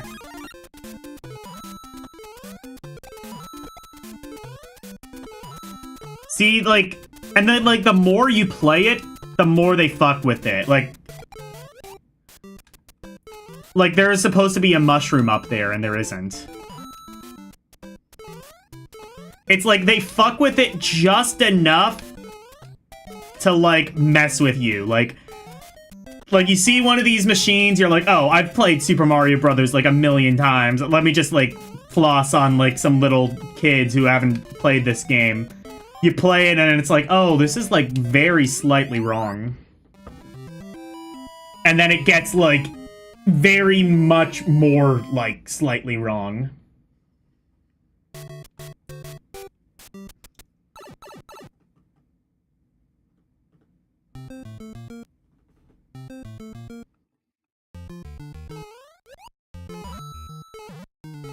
Is there a mushroom here? There is.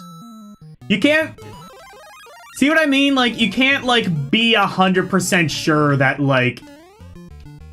Oh, there's a... Oh, that is evil! Look at that! There's a fucking Koopa! Oh, that is evil!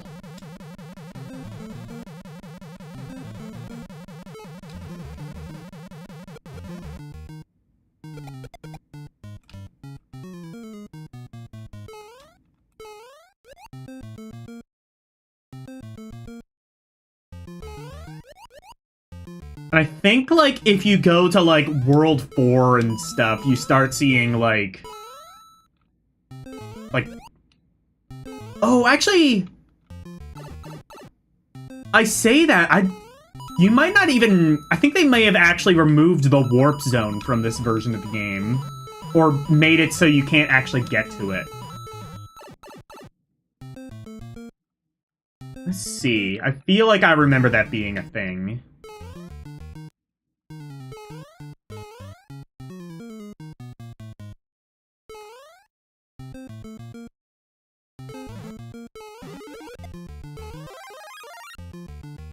Oh, fuck. I didn't... That was just my fault. I didn't time that right.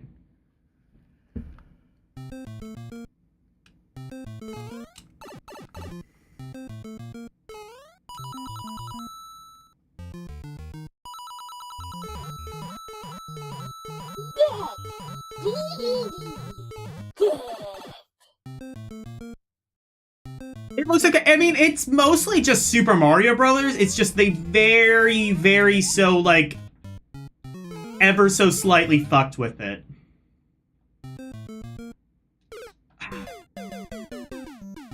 I was trying to press left so that it didn't do the thing that I wanted.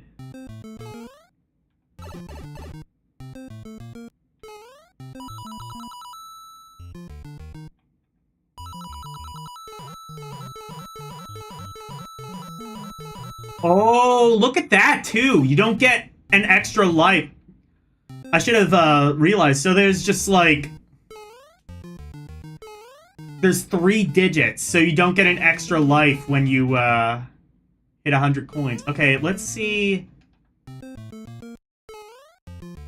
Oh, shit. Okay, you can do the warp zone, it looks like. They just, like, again... kind of fucked with that, too. They added, like, a little gap. So it's just, like, very slightly harder Super Mario Brothers, which is, like, totally fine. Oh, this is just World 4. I thought they, swapped some of these out. I think later on they swapped some of these out for, Lost levels. Oh. Oh, wait! There's no pit there.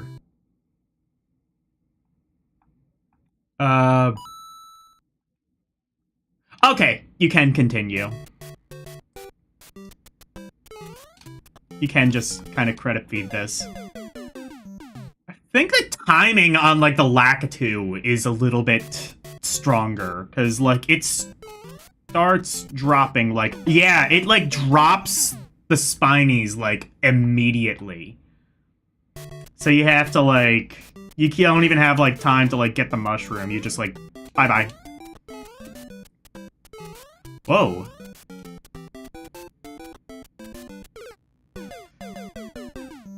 See what I mean? They, like...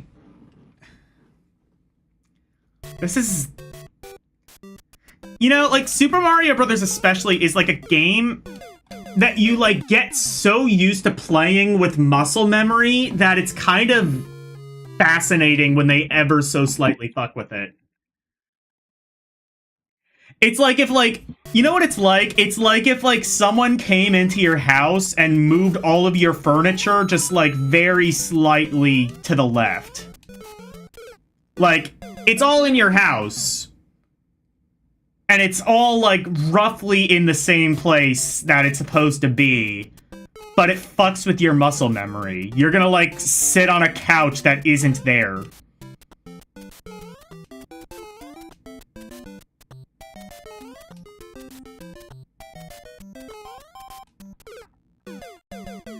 I didn't remember if that was the first or second pipe. Actually, I think it was the second pipe, even in this game.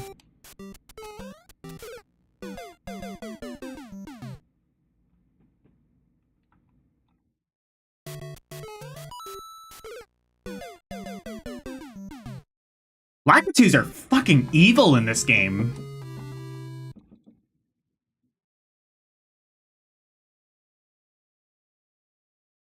I just realized I start with 4 lives now. So that's nice. They at least give you, like, an extra life.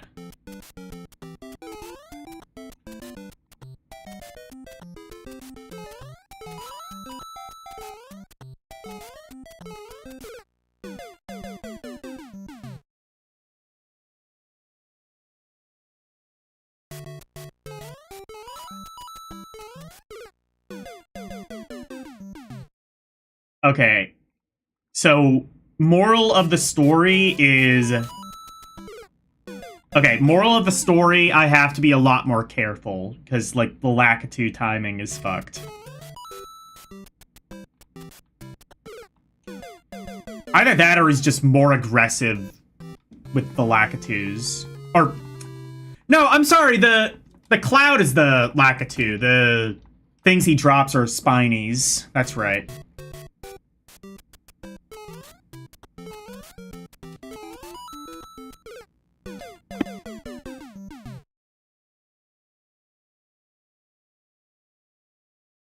Again, ever so slightly fucked with.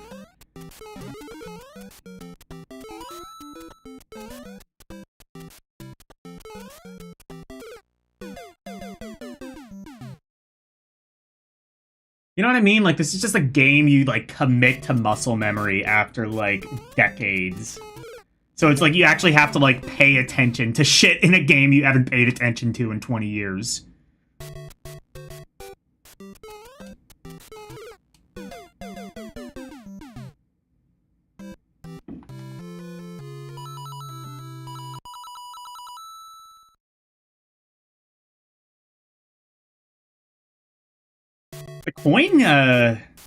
The coin counter, like, stays consistent, I guess.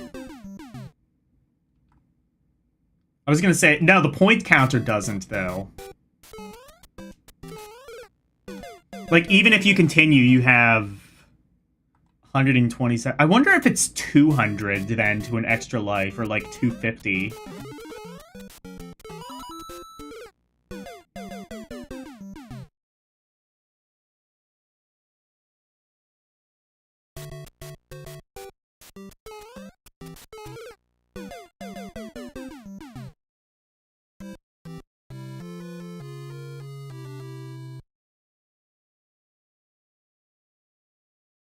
Oh, let's try one more time.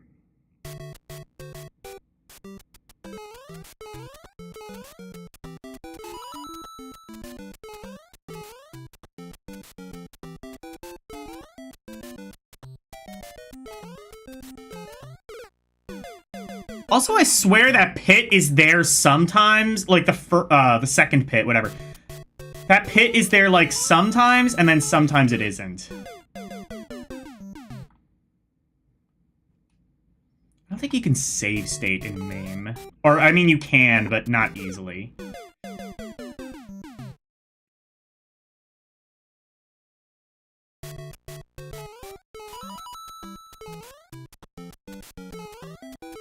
Come on, come on! Ah! Rana. Okay.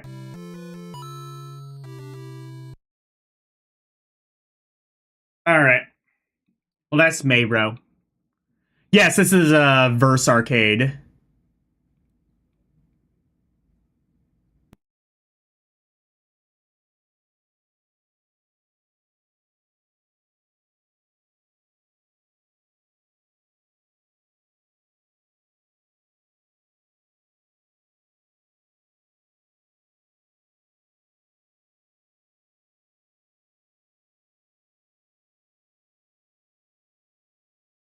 Did I see the gap the first time? Okay. Hold on, let me...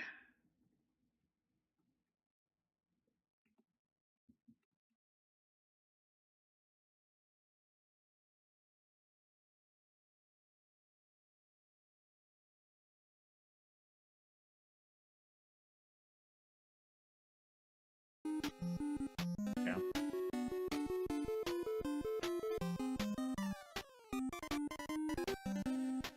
Yeah, this is versus Super Mario Brothers. You played in MAME. I don't know, try it out on stream. Like, I tell you, it fucks with your muscle memory. If you've never played, like, the versus Super Mario... Actually, I don't even think you need to play it in MAME. I think there's, like, a ROM... I think someone, like, actually recreated it on the NES. Because, I mean, at the end of the day, it is just essentially, like, a ROM hack of Super Mario Brothers that they stuck on an arcade board. So it's, like, you don't really need to do a whole lot to really, you know, just bring it over to the NES, and indeed, someone has done that. But, yeah, try it. It dead-ass, like, fucks with your muscle memory. Like, you think you know how to play Super Mario Brothers because you played it 40 billion times as a kid, and then they, like, just ever so slightly fuck with it, and it's just like, I don't know what I'm doing anymore. I don't know what I'm doing with my life.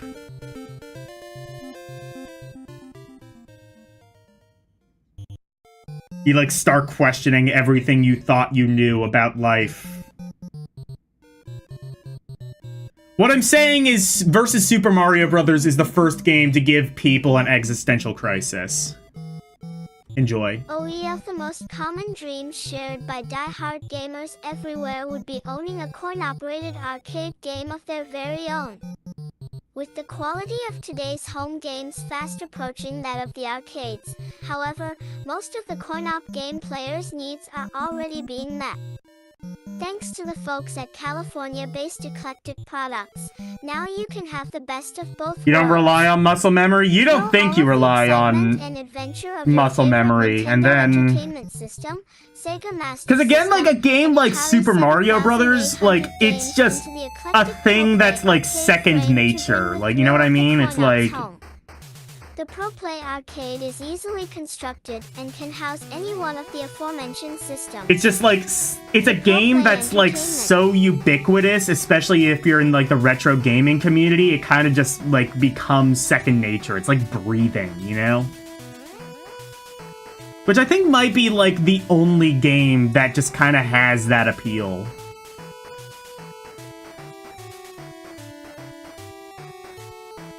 It's like the most... I would argue it's like the most played video game. Especially like the most played linear video game. Because I mean, like, you know, you could argue something like, you know, Doom or Minecraft or something like that. But like Super Mario Brothers, you can kind of like get it down to muscle memory and... like just about everyone who like plays video games on a fairly regular basis probably has. Especially older people. Center also holds a 19-inch television at eye level, just like in the arcades, and comes with a dual set of joysticks and buttons. The Eclectic Pro Play Arcade Cabinet is in many ways the ultimate home video game peripheral. While certain games won't play as well through the Pro Play, especially titles like Punch-Out! That require constant use of the start and select buttons, the unit does increase the enjoyment of most games dramatically. Two-player games in particular take on a new feel when played in the Pro Play. For more information, contact Eclectic Products, 931 Mats Court, Los Altos. Okay, hold on. I need to read this again because this seems fascinating. So it's an arcade cabinet that you can like hook your NES up to and have it in your home? Or is it just like a what is this? One of the most common dreams shared by die-hard gamers everywhere would be owning a coin-operated arcade game of their very own. With the quality of today's home games fast approaching that of the arcades, however, most of the coin-op game players' needs are already being met. Thanks to the folks at California-based Eclectic Products, now you can have the best of both worlds. Throw all of the excitement and adventure of your favorite Nintendo Entertainment System, Sega Master System, and Atari 7800 retro game players barely know how to play Super Mario Brothers. To bring the thrill of the coin-ops home. I mean, like, you know, they can't all be, like, cosmic or anything, but they can probably beat Super Mario Brothers. Pro Play Entertainment. Like, I imagine, like, just about anyone in the community, except maybe me, could beat Super Mario Brothers. I will admit I can't beat Super Mario Brothers. I get stuck on, like, level 8-1. Because, like, there's, like, so much shit they throw at you, and they give you such a strict time limit to do it, so you kind of have to rush through 8-1.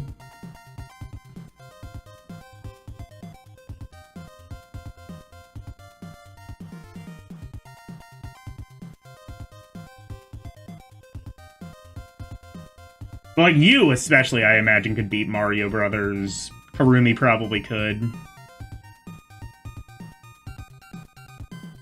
What the hell? Yeah, I'm sorry. I'm like reacting. I can't like. One of the most common dreams shared by die-hard gamers everywhere while be owning a coin-operated. Just about keeping momentum going. With the quality of today's home games, I can beat maybe now I could. It's been a little while. However, most of TH coin-op game players' need are already being met. Thanks to the folks at California-based Eclectic Products, now you can have the best of both worlds through all of the excitement and adventure of your favorite Nintendo Entertainment System, Sega, Master System, and adder 7,800 games into the Eclectic Pro Play Arcade Frame TC. Bring the thrill of the coin-ops home. The Pro Play Arcade I easily constructed and CA house any one of the aforementioned systems. The Pro Play Entertainment. Oh, so it's, yeah, it is literally just an arcade system you can have in your home and then, like, hook it up to a... I guess that would have worked.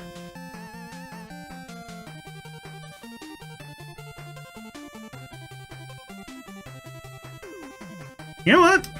Let's see. I might be, like, taking too many game breaks, but... Let's see. I might be able to.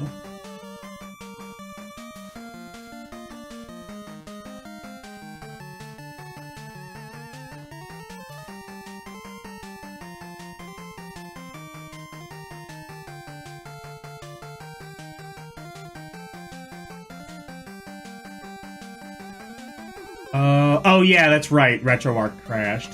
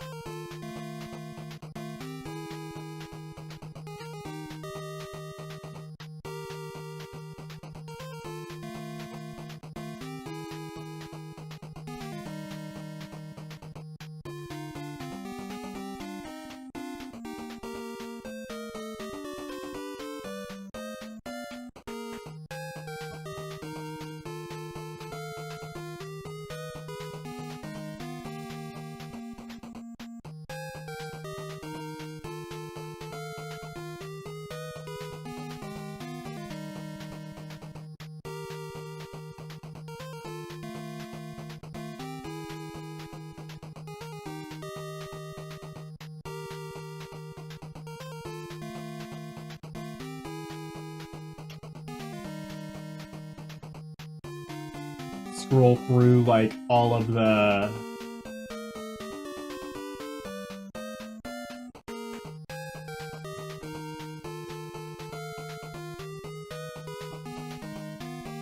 Yeah, this is, like, a not fucked with version, I believe.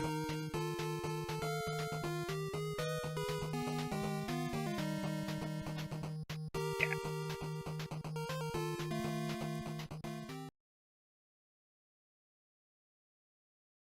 I don't know. I have gotten better at video games, like, since doing the stream, but I don't know if I can beat Mario Brothers.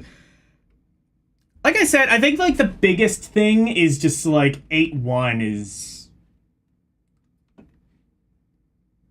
Okay, so I have to... I accidentally deleted the, Well, let's just do game capture. That's going to be more reliable anyway.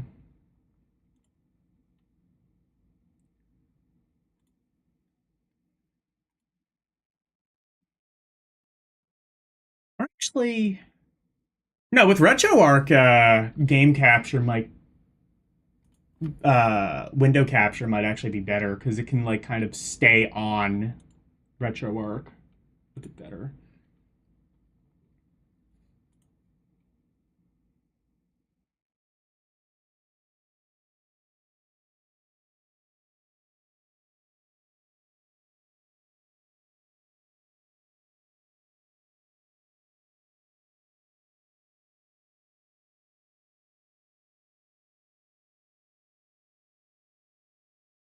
Oh shit, that's the one that's... No, I don't want that. I don't want the one that's, like, currently being occupied by EGM. That's gonna make things more of a pain in the ass.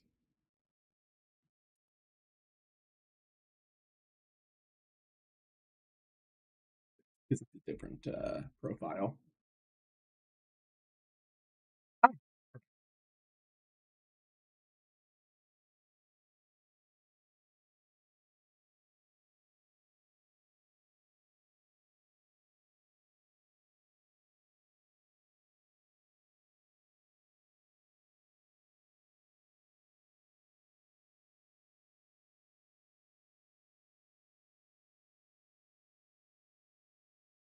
down here.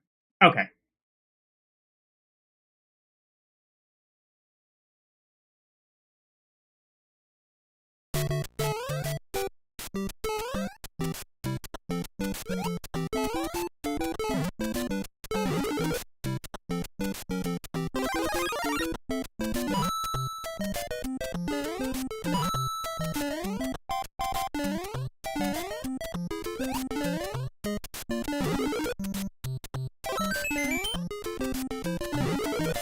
The first time I played Super Mario Brothers, well, not the first time I played Super Mario Brothers. I remember my brother, who's like obviously older than me, going down the pipe. Fuck. I remember my brother like going down the pipe the one time when he was like playing Super Mario Brothers on my Wii, and I was just like, how the fuck did you do that? I never knew about like, you know, oh, you can go down the pipe sometimes. My mind was blown. That's shitty. I reset.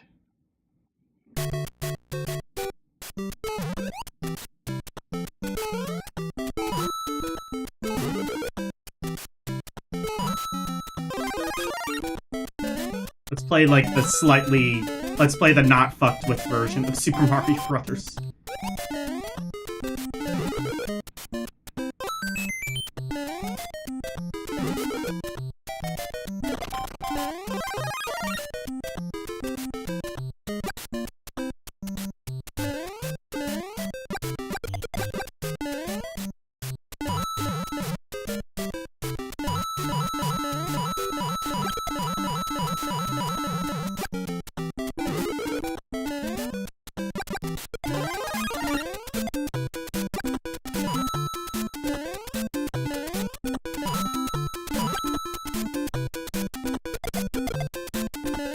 I'm just gonna get as many coins as I can so I can get, like,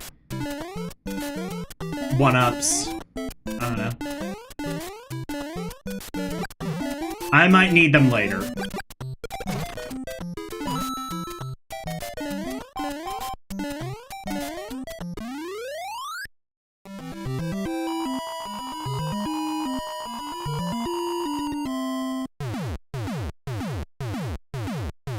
Ooh, fireworks. I forget how fireworks work in the original Mario Brothers. It's not like double digits like it is in the newer games. I think it's like if the digit on the display is like a certain number. Like if it's like a 1, a 5, or an 8 or something, I think is fireworks.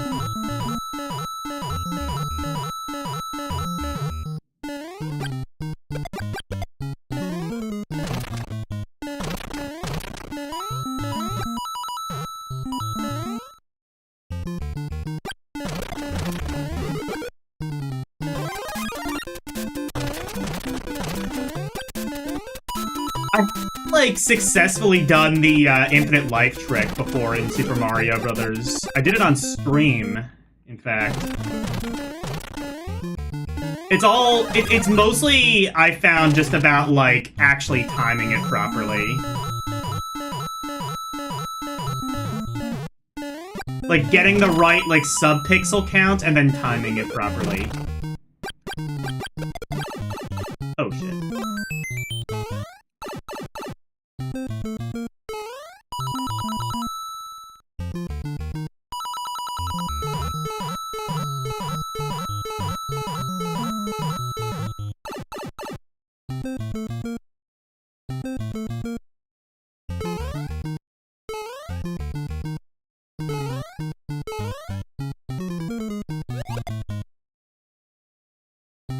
I just realized, I think they made the mushroom a little bit closer.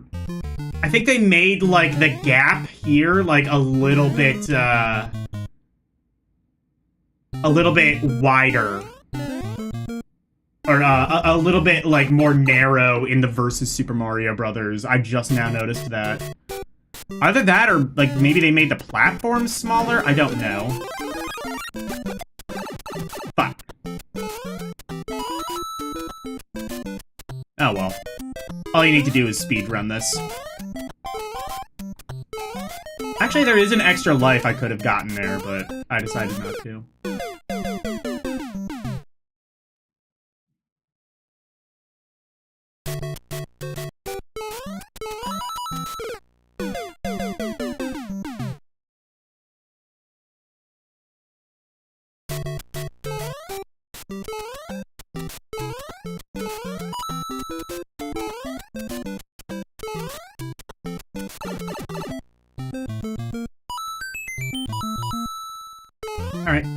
Well, one of the live stack.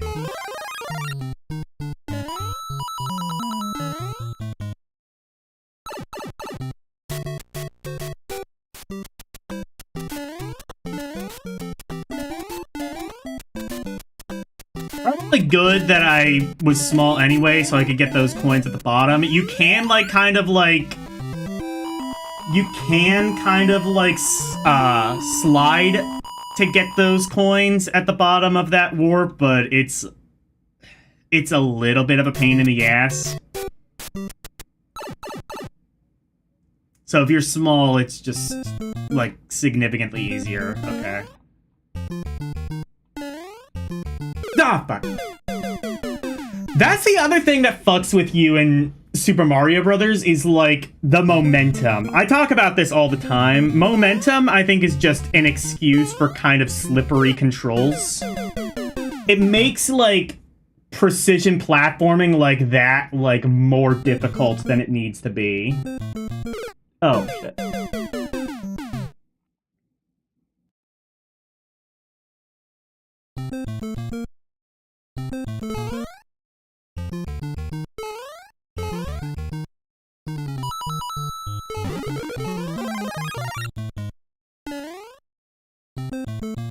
There's, like, a thing here. I forget where, though.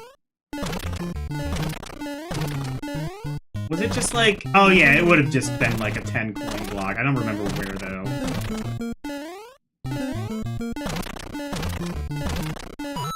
Yeah, okay, here we go.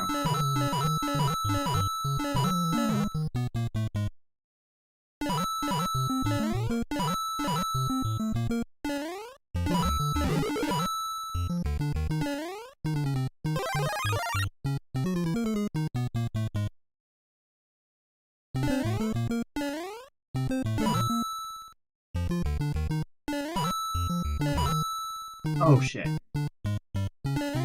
Oh, shit.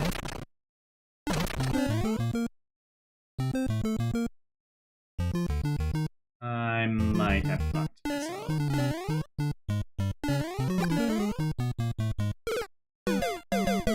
Yeah, if you're, like, Fire Mario... is it hold A down, I think? Yeah.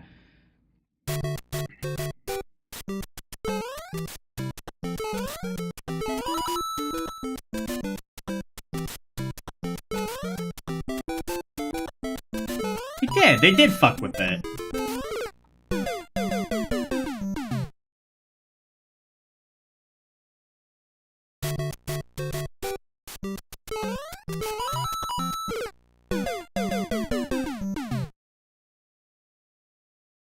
Like, Super Mario Brothers has you, like, second-guessing the actual Super Mario Brothers.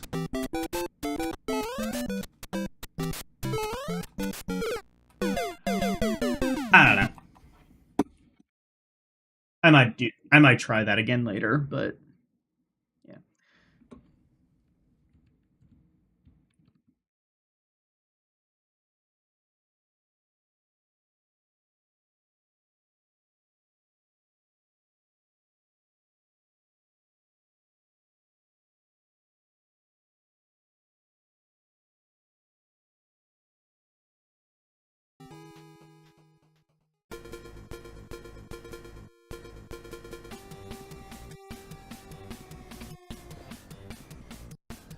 Okay, back to the mags. So it seems like they were even, like, reviewing video game accessories? I don't know if EGM really continued doing that.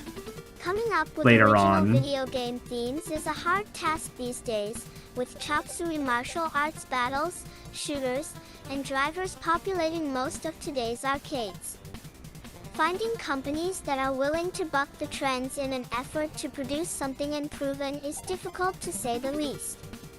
When you look at what it costs to design and develop an arcade quarter muncher, you might just understand why.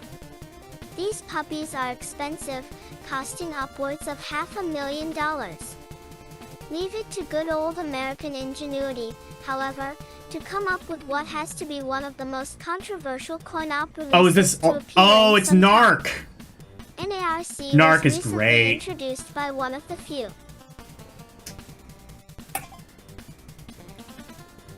Narc is fucking great. Spread 'em! Basically anything Eugene Jarvis touched was great. Remaining US game manufacturers, indeed a dying breed, Williams Electronics. Using a set of specially developed custom processing chips, NARC delivers some of the most gut-wrenching video game action ever seen. Digitized images of scumbag drug dealers are introduced before each round of play. Butcher blade-wielding psychos, thugs armed with hypodermics, and packs of wild dogs shadow your every step. Get caught by any of the bad guys and the blood flies? No, twinkle. This be like incredibly good aim to just like throw a hypodermic needle and like throw it directly into your veins. On your quest to eliminate the drug kingpins walking the streets.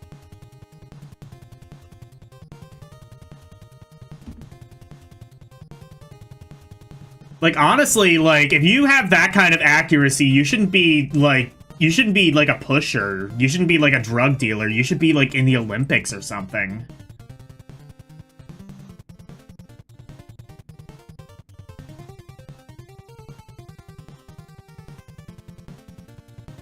Side by side with machine guns in hand and Molotovs flying.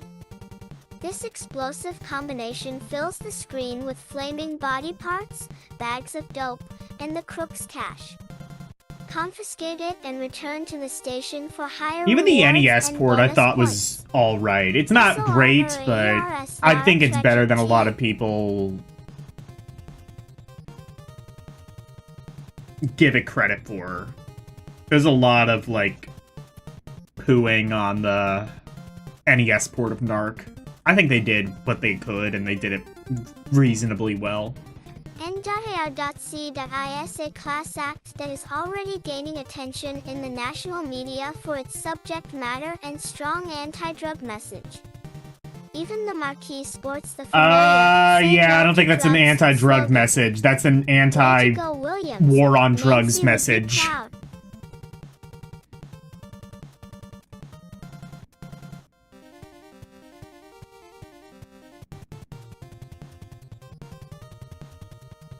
One of the hottest software companies around is making a move to Nintendo, with results that are being eagerly anticipated. Cinemaware, a company that has prided itself on delivering the most detailed computer software available, has licensed several of its most popular titles to third-party producers of Nintendo Entertainment System cartridges. Always packed with the hottest graphics and sound effects. A lot of them became games Koei are packaged games. as interactive movies that players can participate There was also the in. Three Stooges game. I don't remember who sub-licensed that one, but someone did.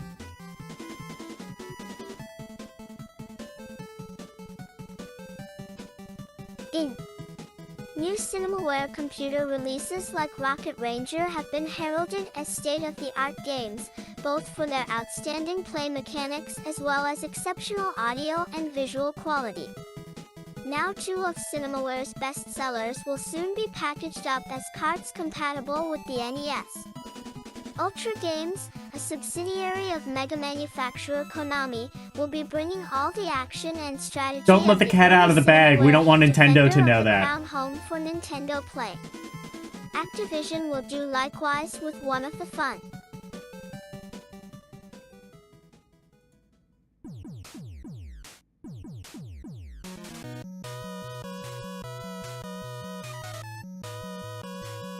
I'm forever young, faithfully. Games S around, a Nintendo cart based on the Three Stooges.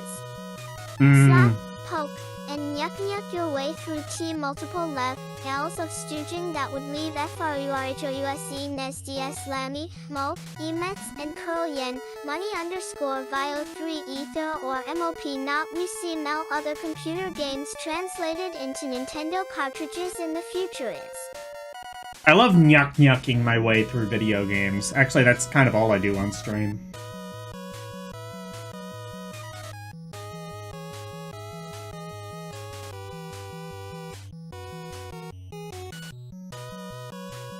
Still questionable, but with a library of super games remaining, Cinemaware has positioned itself to be one of the leaders in this new field. Yeah, Cinemaware games are technically impressive occasionally, but just all around just super jank. Robo Warrior. I forget what Robo Warrior is, but that's a nice... That's a good, Fuck, they should have used this as the cover photo for the magazine. Just, like, take that art.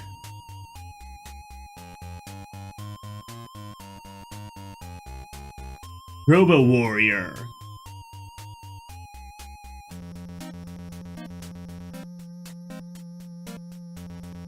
What game was that? Oh, I know. I remember this game.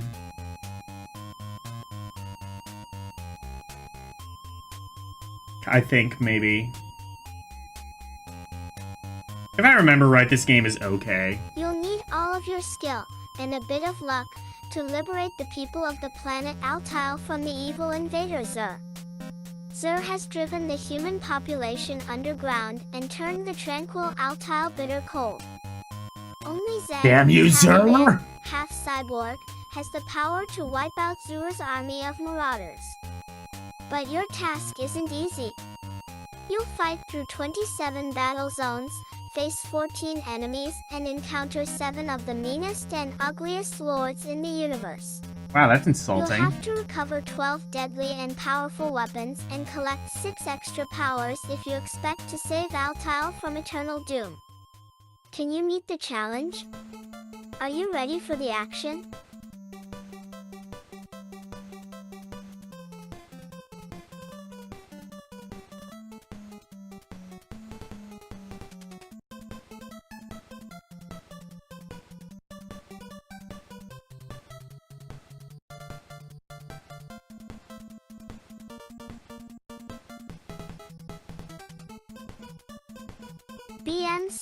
BMCRSR0G we goofed. Dear EGM, I really liked your 89 buyer's guide and found the reviews and endorsements to be quite helpful and informative. Where did they get this There from? are a couple of things that I was wondering about. Oh, did they do If I'm buy-in not guides mistaken, before you this? featured Okay. the Atari version of the Wicco command control in your Rating the Nintendo Joysticks feature. Also, could you please give me some information about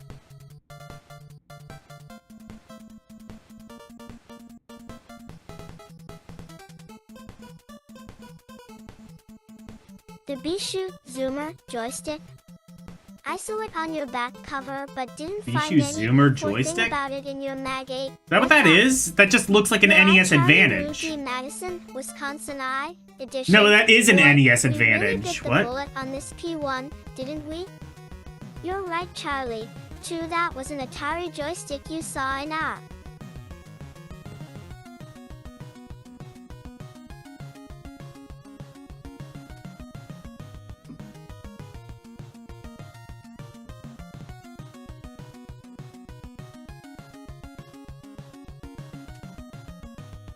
Really, the NES didn't really get any, like, decent arcade joysticks, which is kind of a shame, because of, like, all of the really good arcade games on NES. Like, the NES Advantage was really good, but would have been nice if there was, like, at least something with a micro-switch joystick. And like I said, there were, like, handheld joysticks that you could get, but those were kind of more suitable for, like, you know, Top Gun or something. Buyer's Guide issue. One guest playing Zelda 24 hours a day really hones your eyesight. 8 sorry about the slip, 1 up.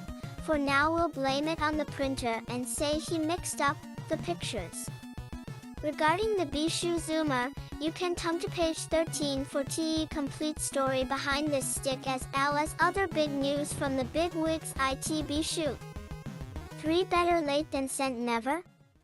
Dear sirs, for what's going on? I've been waiting for over a year now for my favorite arcade game, 720 degrees, Tashopon 1C Nintendo Entertainment System. Oh, they did eventually get a port, I I've believe. seen ads It for did, yeah. But Jay, Yeah, the guy they at did. my local store doesn't have any idea when it will be available. Can you help? TB Billy Thomas and Sacramento, California VZ edition. We get more letters sent around here asking for release dates, or correct, copyright ing the ones we've given, be than just about anything else. Due to the chip S shortage that has put a 8 hold on the video game in history, many of the most anticipated There's BIME a chip titles shortage? have Oh taken yeah, nearly that's a right. year to reach stores. Wonder why that happened. While this Wonder how we solved situation is it. expected to change soon, it doesn't mean that I guess your this would have favorite been like games will around the be time of like the immediately Gulf available. War, so A side just- effect of the chip shortage is ironically the same limited issue we games. have now with the Strait of Hormuz Instead of being getting closed happened then. 0.000 copies of a hit game to ship to wars, game companies are getting as 6.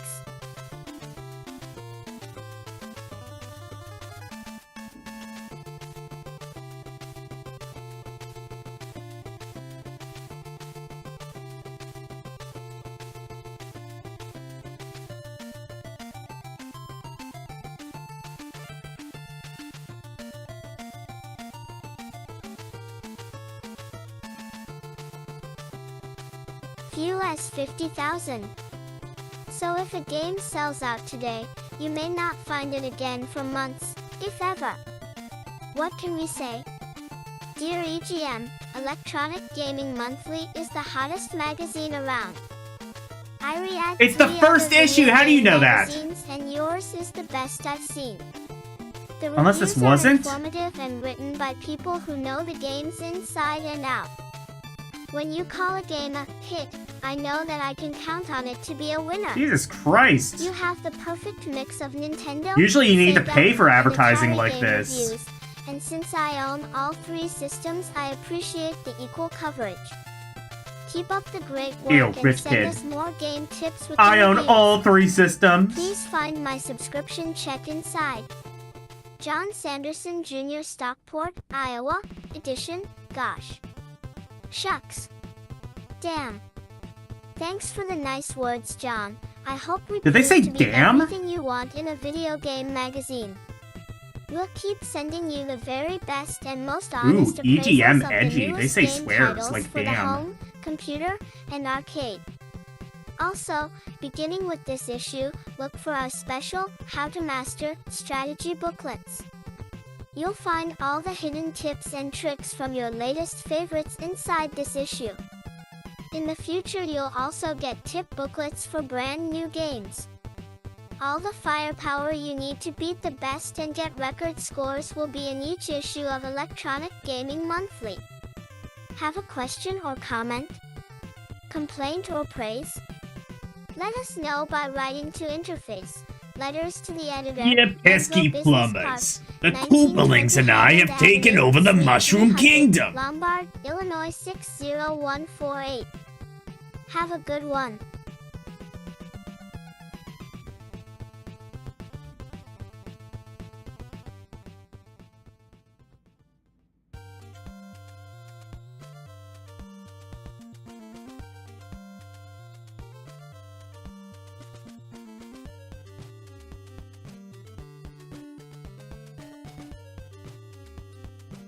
Great game giveaway. Great is subjective. Let's see.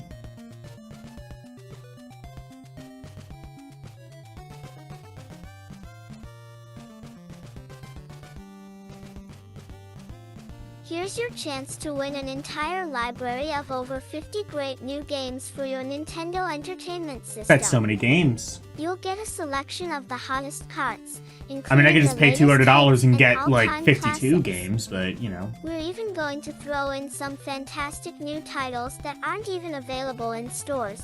Eyes as easy as 1, 2, 3. 1. Fill out the official entry card in the back of the magazine, or print your name, address, city, state, passport number card and mail it to Electronic Gaming Monthly's Great Game Giveaway, 1920 Highland, Suite 300, Lombard, Illinois 60148. 2. On the same postcard, They were based out of Illinois. Favorite I guess at least Nintendo at this time they were. System game cartridge. 3. Cross your fingers and hope that you win. We'll randomly select one card and that lucky person will become the proud owner of Nintendo Entertainment System library that will make him or her the envy of the neighborhood. Act today. The deadline for entries is July 31st, 1989. Oh, man. 2 must 1. Sendai Publications. I'm sure it'll be okay if I'm a little Incorporated bit or late. the staff of Electronic Gaming Monthly MINE. Monthly magazine. I'll tell you what, inspired- I did something like that once when I was a little kid. I remember I was like watching an old tape, and for some reason I saw like an old previews like, this movie is coming out July 2000. And for some reason my like little kid mind thought like VHS tapes could just update themselves for the future. So I was just like, fuck, we gotta get this! We gotta see this movie! It comes out in July!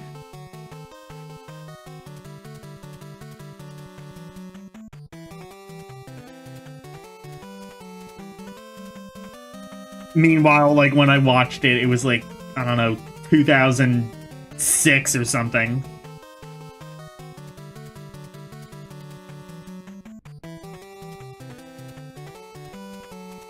Where's this music from? I don't know.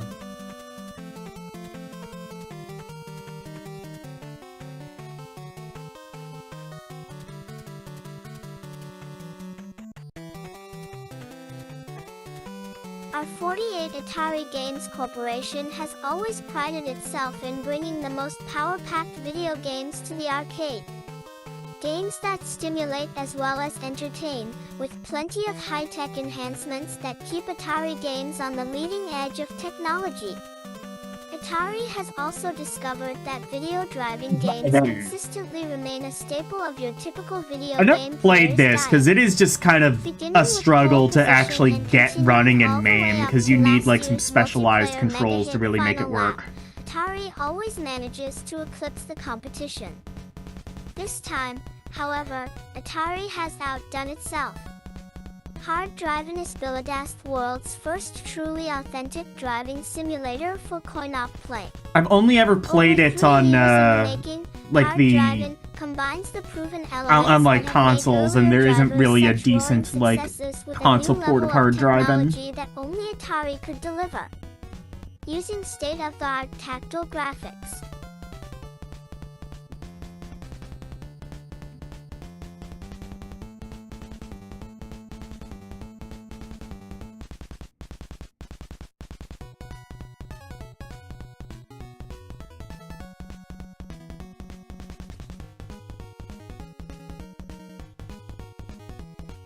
An animation, Hard Driving not only reproduces the twists, turns, and intensity of its Yeah, it was like a predecessors, really it also graphically features intensive a game for the center-field time. steering wheel with continuous force feedback, adjustable swivel seat, gas, brake, and clutch pedals, and a 4-speed stick shift that duplicates the feel of racing a real high-performance vehicle. Hard Driving is no ordinary trip around the track. It's a completely contained environment that includes a speed track for all-out driving excitement as well as a stunt track that's loaded with surprises and thrills like a 360-degree loop. In addition to the standard play mode, Hard Driving also invites you to take part in a challenge lap.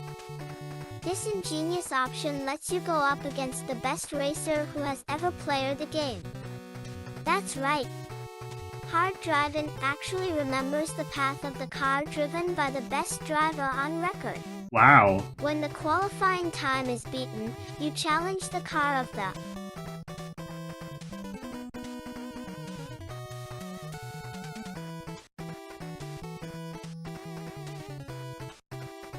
past winner in a head-to-head race. That's actually pretty 3 cool. extraordinary visuals, outstanding audio support, and fantastic enhancements like instant replay, true Audio force, support? speed That's stick shift, not a and thing you should be unending advertising. Smash Plus, M That's like the Crash bare M minimum. Action make hard drive in the first arcade hit of the year. Although it does have like some pretty good Atari's audio legacy from what I of remember. classic driving games continues with Hard Drivin', the most realistic automobile racing game ever to gobble a quarter.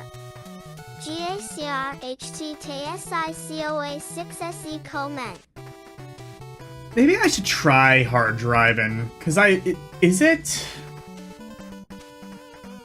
still a pain in the ass to run in MAME? Let's see.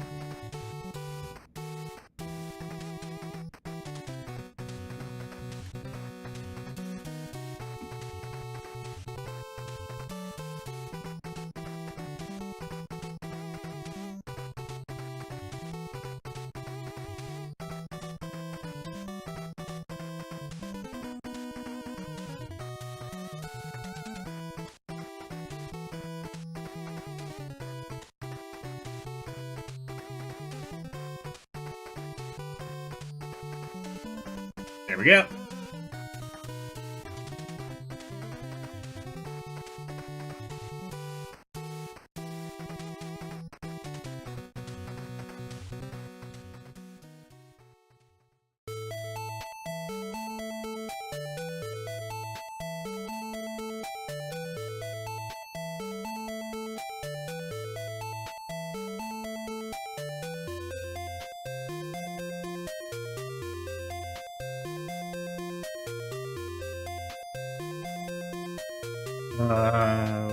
Shit, why is it not?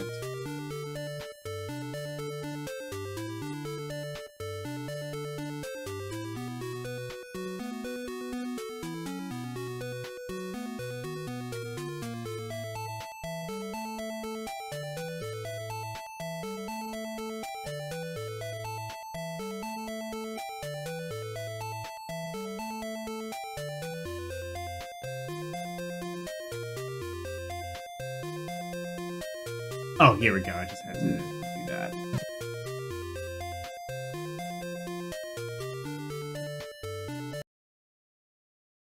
Let's see. Is MAME gonna be nice?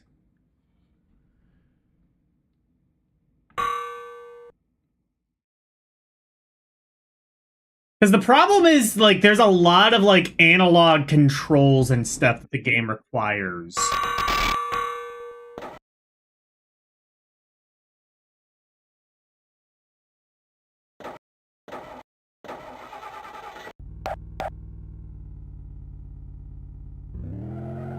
Oh, it does. Okay, it just uses the triggers.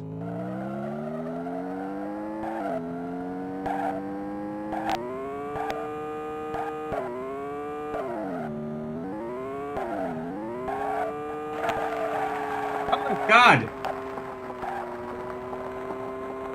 Oh, God, it is analog.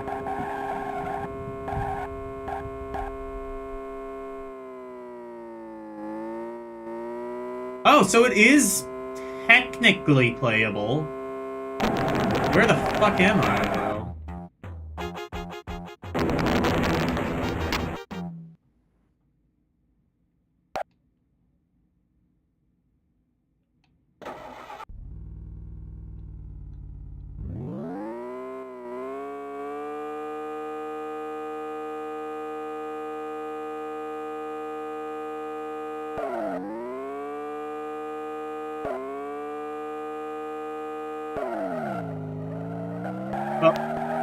Oh God, now it's...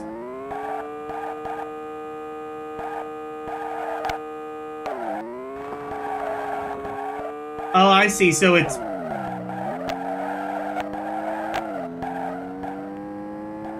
So you have to use the analog stick up as the gear shift.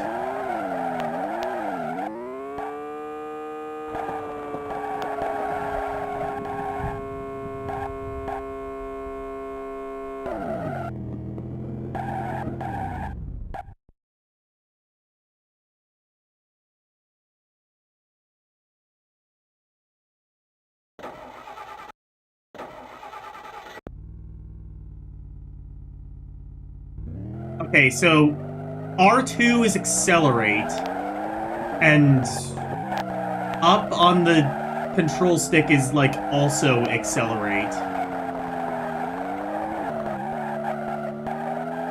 I guess this is just, like, gear shifting?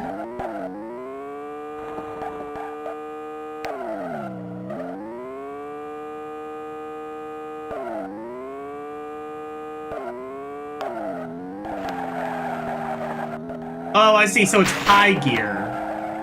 So, okay, so it's a 2 gear. So this is like high gear now.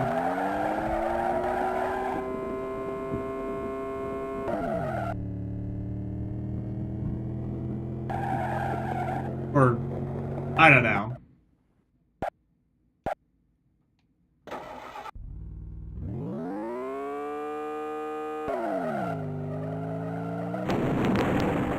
Whoa! Okay.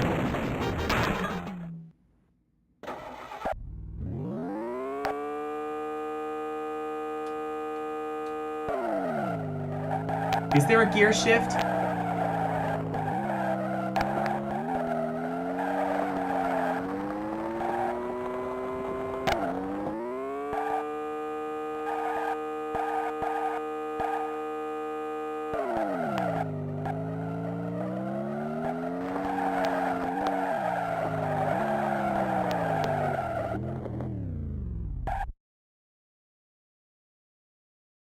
This is interesting to control.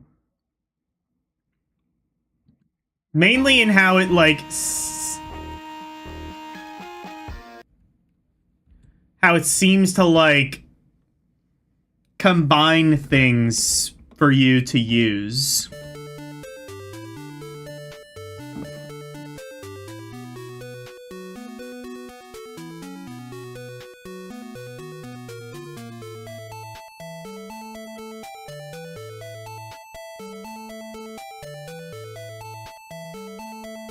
The world's first athletic,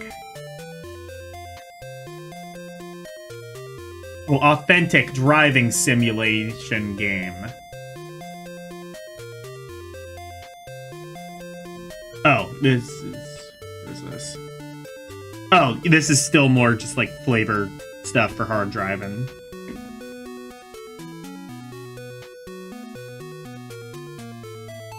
I was gonna say, I think we just played the world's first authentic driving simulator. Slide into the contoured seat and adjust it to fit the length of your arms and legs. Place your feet on the gas and clutch. Try your hand on the stick. Oh, is that what up probably was the clutch? Automatic transmission. Turn the ignition key and you're off.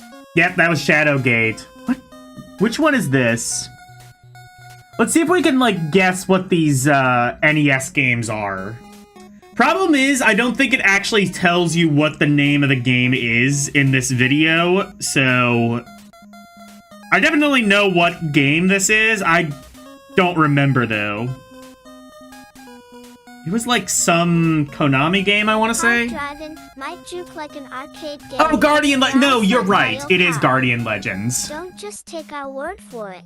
Take Hard Driving for a test drive. Guardian Legend is a game I need to play.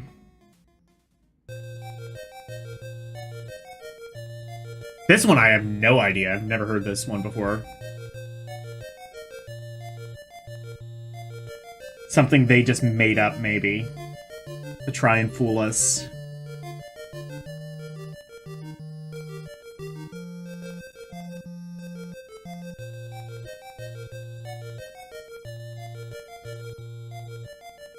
Oh, this is just straight up text. Okay. What's this? What is it? 720? Nice to be back. New name and new format, but the change is very becoming. The recent 10-gen lawsuit against Nintendo will undoubtedly go down on record as the hottest gaming development of the year. In a move that will have far-reaching repercussions, 10gen, the home software arm of Atari Games Corporation... Is this Milo's Secret Castle? Arcade games, not Atari home games, filed a $30 million. What is this, like the ending or something of Milo's Secret Castle? I don't remember claims this. that Nintendo has unfairly monopolized the NES game market. Nintendo, as you No, know, that's impossible. That would imply that someone was able to beat Milon's Secret compatible Castle, game and we all know cards that's that are not made true. to work on their Nintendo Entertainment System. In another Nobody would be move mad enough to try and beat associated with Milon's the 10th Secret gen Castle. lawsuit, the company has released their own line of game packs that will work on the NES. They have busted the security chip that allows the Nintendo games to work with the Nintendo. Look game into the system story of and how can they now did make that, by the games way. That's independent insane. of Nintendo. This may very well mean that more 10-gen games Wait, will maybe become they'll talk readily about it. available. Microprose, the home computer software company with a forte for flight and battle You beat it? simulations, Why? has Are you announced okay? the Mentally? introduction of a new arcade piece that is supposedly Show me where on the powered doll by new Milon's Secret technology that Castle. can Never paint mind. realistic characters that are so detailed, the planes you may be fighting in future coin-op contests will streak by with such clarity that you'll see the rivets on the wings. Atari Games may get a jump on the Microprose Flight Simulator, however, with a new no, card game yeah, called obviously. Card Driver that uses a similar technology. It has 2 tracks, a conventional oval and a crazy track that loops and shoots in the air. Ultima, the great new role-playing game from FCI, based on the famous series of computer games by Lord British, has the distinction of being the 3rd Nintendo card. Fuck Lord British. I bet he's not even British. The Legend of Zelda and its sequel, The Adventures of Link, that contains a battery memory backup that can save a game in progress for up He to does own a 5 castle, years. though, I think. Speaking of Ultima, Sega has reportedly captured the license to Ultima V, Warriors I don't know of Destiny. Where's his It's castle? supposedly a How do you Fortnite buy game a with castle? How much would that complexity equal to cost? Phantasy Star. Look out for the Abyss. The new James Cameron movie, he's the guy behind Aliens and the Terminator, depicts a battle between aliens in a crashed starship and the US Navy. Look for plenty of bullets to be flying when the movie hits screens next summer. What? Hasbro's Nemo game system has been officially cancelled. The unit was Hasbro was gonna have a game system? Characters with motion picture backgrounds and settings. In other new console news, the 16-bit Sega Mega Drive, EGM #1, debuted in Japan during the last month of 1988 to rave reviews. While the graphics on the first no, couple of I think releases people are didn't not really like the Mega extraordinary, Drive when it the first unit came out. as It a kind of whole is infamously had a extremely really bad playable, launch. with 10-voice sound that is absolutely unbelievable. The Nintendo 16-bit Super Famicom This one's is pretty rumored to be easy. finished, but strong NES This song. sales and a painful lack of software are postponing official release dates. Look for a September 1989 introduction in Japan. Konix, a European company famous for joysticks, have announced the completion of Yeah, the true, Slipstream Hasbro. game system. Well, there you go. The 16-bit unit uses a 8088 processor as opposed to the more conventional 68,000 This was gonna come with a in the chair. Sega Mega and Amiga computers. A high price tag may be prohibitive, but the $250 machine will come with optional disk drive and hydraulic chair. Yeah. Yeah, right? I'll believe it when I see it. Well, In a related development, the Slipstream yeah, it came with a has hydraulic. planned It was gonna come with a stateside release in the hydraulic fall chair of '89. The American distributor of the for Konix $250. will be the likely Like, marketing even in force. 1989, there was no Epic, fucking way along they were with gonna have that Microprose, price with a Ocean, hydraulic and chair US Gold included. have already expressed interest in developing for the system. Judging the I quality understand of many of these $250 in computer developers' 1989 was arcade-style like $40 titles, billion I'd say today, the but Slipstream still. has a very ho-hum future. Mattel has officially stated that they will not be bringing the Japanese PC Engine game system stateside. Mattel has acknowledged that they may be introducing a new type of game peripheral. Instead of using Power glove? joysticks and pads, the creative forces at Mattel have cooked up a glove that causes on-screen characters love to the react Power Glove. according to how the glove is It's so manipulated. bad.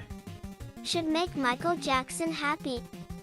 Latest licensing coups, those shriveled up singers who plagiarized Marvin Gaye to gain fame and fortune, the California Raisins, will soon be the Should star make of a new Michael Capcom what about- video game. Did Michael Jackson have meanwhile, has nabbed the rights to the upcoming a glove Michael or Keaton something? / Jack Nicholson What the hell was that movie, about? Batman. Look for some possible clones of the Nintendo Oh, or are they Entertainment System just talking to about, work like, their way I into love the power, US like, market soon. bad, like, because of Hope you Michael all Jackson's had a very bad, merry I guess. holiday season and got those games that Santa promised. Don't blame old Saint Nick if you didn't. However, even he Forget can't what game this control is from. Nintendo's allotment program. Ciao for now. Quarterman. Yeah, but if you don't know the story of, like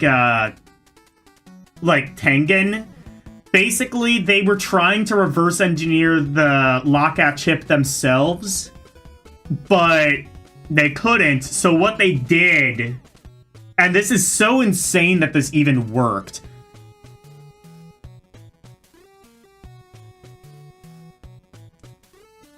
This is so insane that this even worked, was fucking, they called the patent office and they were like, hey, we have like an ongoing lawsuit with Nintendo and we need the blueprints for the lockout chip. And they were just like, they didn't even like look into it. They were just like, sure, here you go. Here are the patents. Also, here are the keys to Fort Knox, I guess. I don't know, just in case you need that.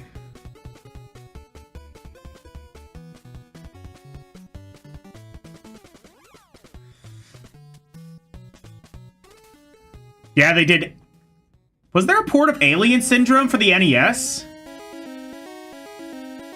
Oh yeah, I think there might have been. I didn't know that came out here. Oh, was that Swords and Serpents? Yeah.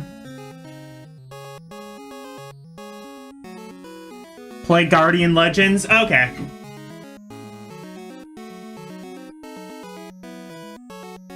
I can do that for a bit.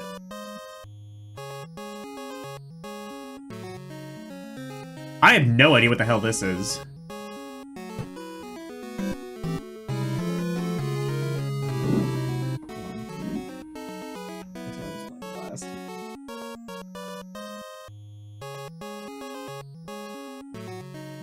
Eight Eyes? Maybe.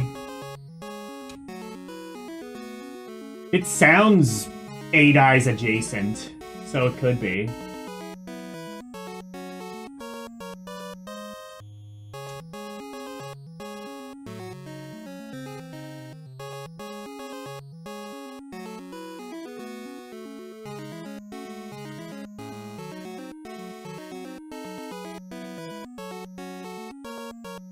If you didn't know, Guardian Legend is actually an expanded version of a game called Golvarius, which was on the MSX, also got a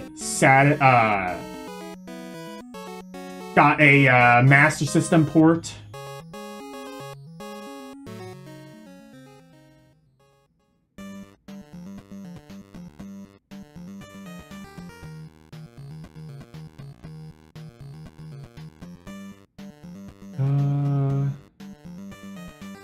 I saw Guardian Legends like so many times, and I never picked it up because like the artwork just looked really generic. Why can't I find Guardian Legend? Oh, because it's GU, I think. Yeah, I found it. Ooh, we could play the game in Spanish. I mean, if a game has like that little text, then do you really even need to translate it?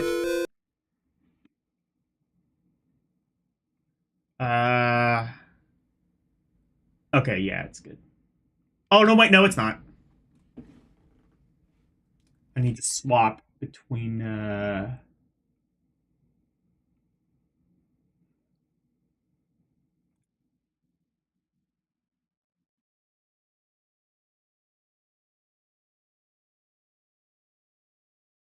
There we go.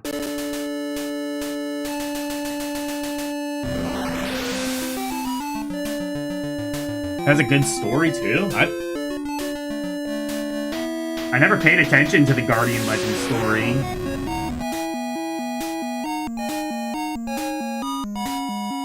You beat Eight Eyes? Tales... Oh, yeah, Tales of Scheherazade. I think Orc was the one who told me about that one, like, not particularly long ago.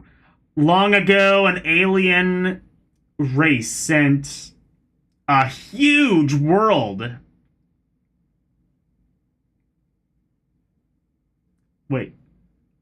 Hurtling towards the entire...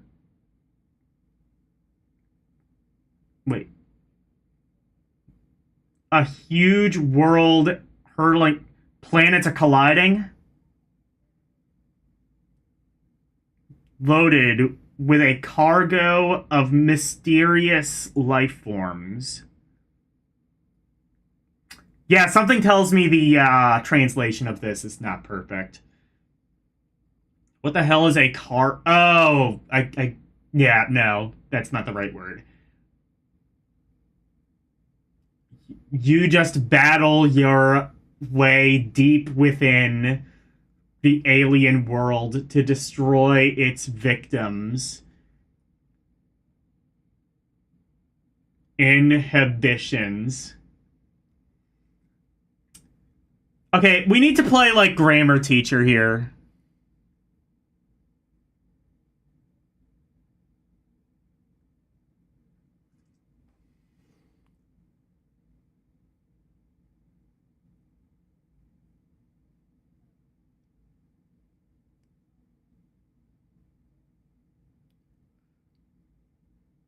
Oh, I actually have to fight against Satan? Is he the one that, like, caused all these aliens? You are the guardian of the earth, and your saga will become the guardian legend. Oh, so the guardian oh, okay.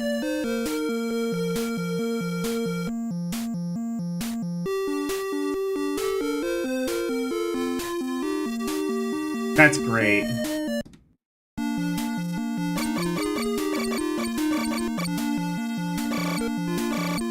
I'm gonna use Turbo.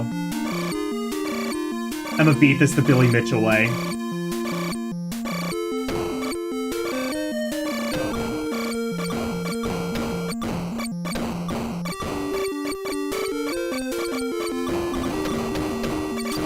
Let me know if this is too loud.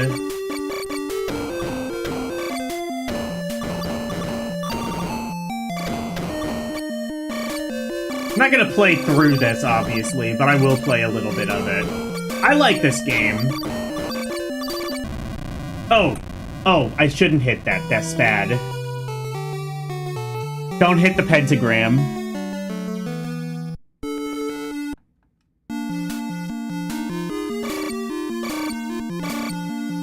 You beat this on 1 life. You play retro games on stream? Like, every time I come on your stream, it's just like Minecraft or something. Actually, shit, Minecraft is a retro game now. Like, how old is Minecraft now? Like 50 years old? That's retro. Or 15 years old. Not 50. It looks like it's 50 years old, but no. I'm gonna be totally honest, I fucking hate Minecraft. Mainly just because I'm just jealous that I'm not creative enough to actually, like... Yeah, okay, yeah, so confirmed you can't hit the pentagrams.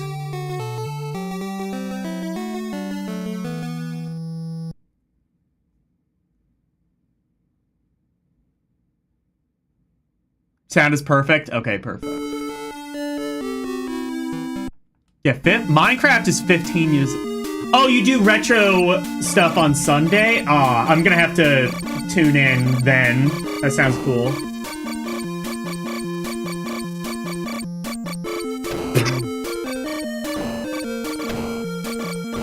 Oh, cool, the turbo's, like, in time to the music. Well, it was. Never mind.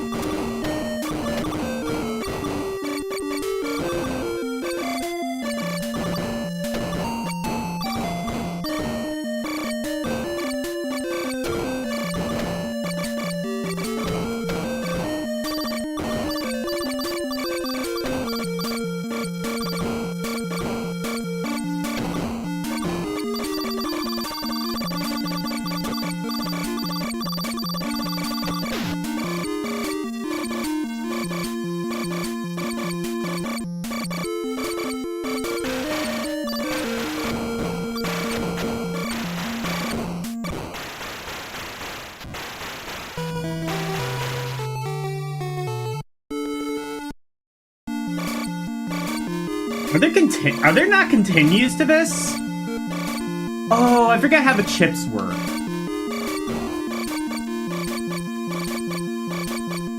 Is it just like you have to shoot a certain amount of enemies to get one, or do they occasionally drop them? I haven't seen any enemies drop chips. But yeah, essentially this is Golvarius, but with these, like, arbitrary shooter sections that I don't really think do much of anything.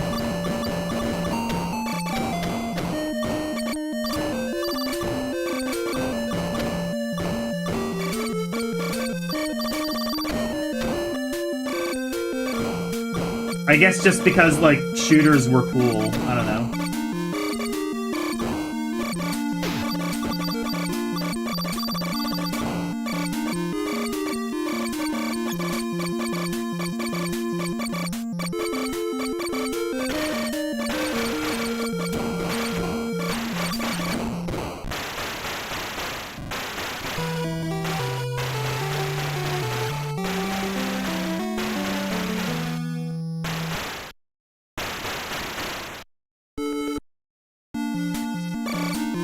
Oh, you get infinite continues. Oh, okay. It just said game over and it didn't give me an option to continue, so I was like, I don't know. Okay. Or maybe it does on the title screen. I see.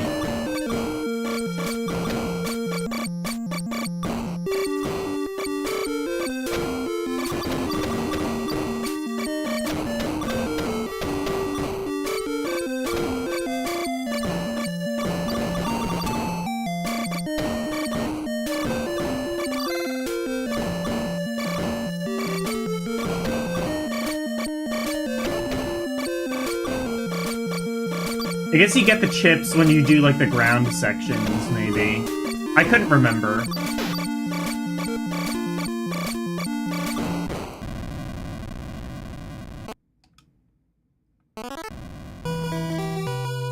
Wait, hang on.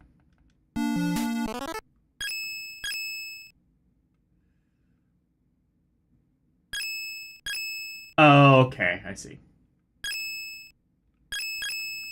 So you do eventually get, like, upgrades. I see.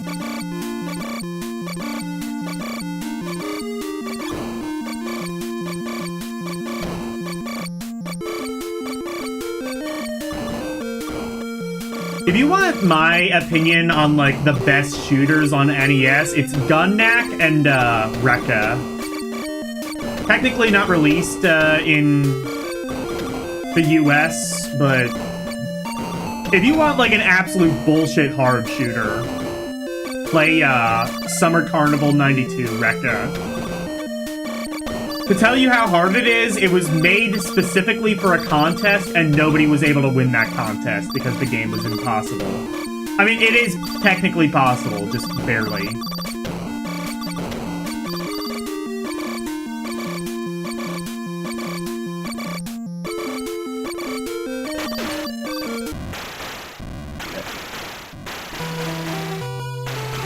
Oh yeah, Ikaruga.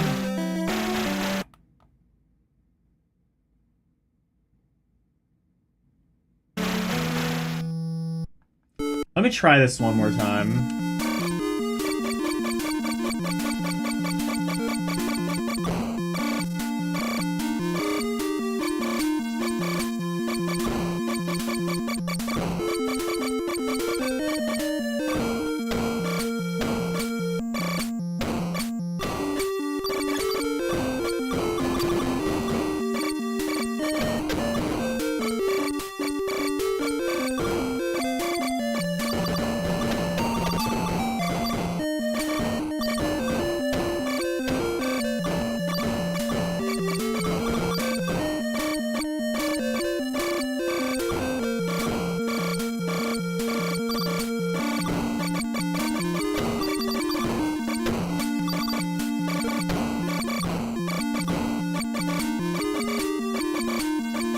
I want to get at least to, like, the top-down section.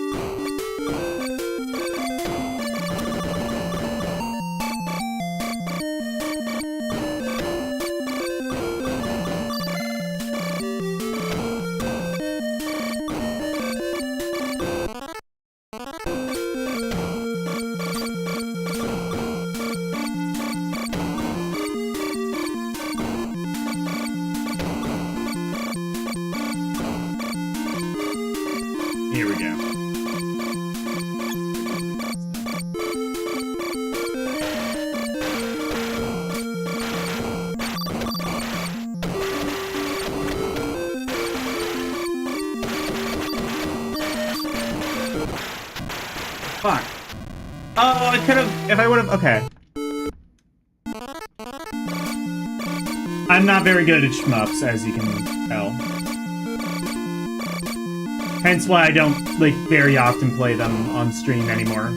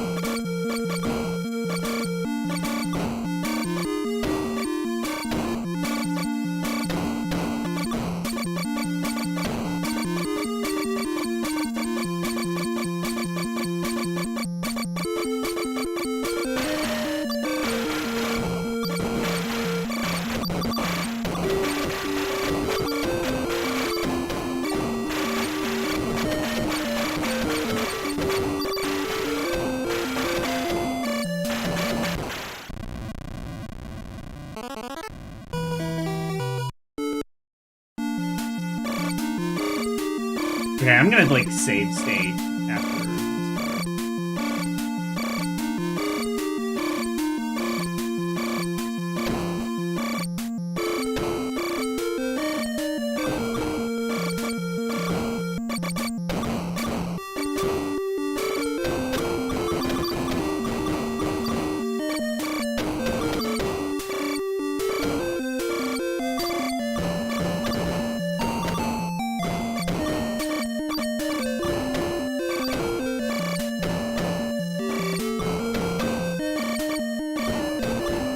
Oh, this is not gonna go well.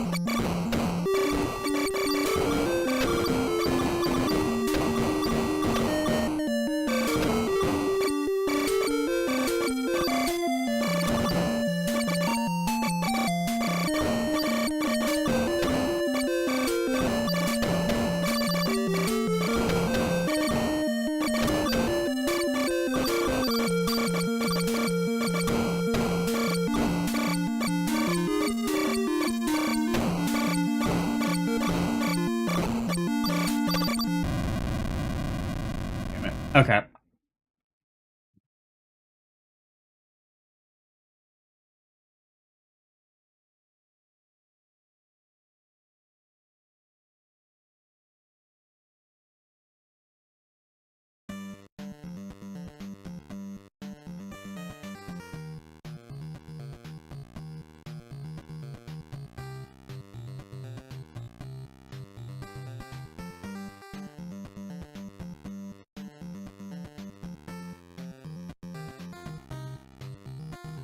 Ooh, here are the previews. Wait. All that we were looking at, wasn't that just previews? Oh no, this is the Nintendo preview I think they were talking about on the cover. TENB, your joystick's ready. If you thought 1988 was a good year for video games, wait until you see what 1989 has in store for Nintendo, Sega, Konami, and computer gaming enthusiasts.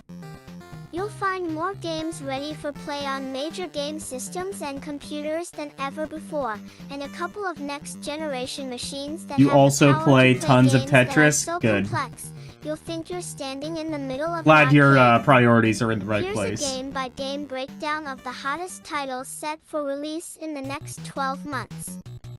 Also keep your eyes peeled for special previews of the 16-bit Super Systems and a complete listing of all the games due for your video game systems.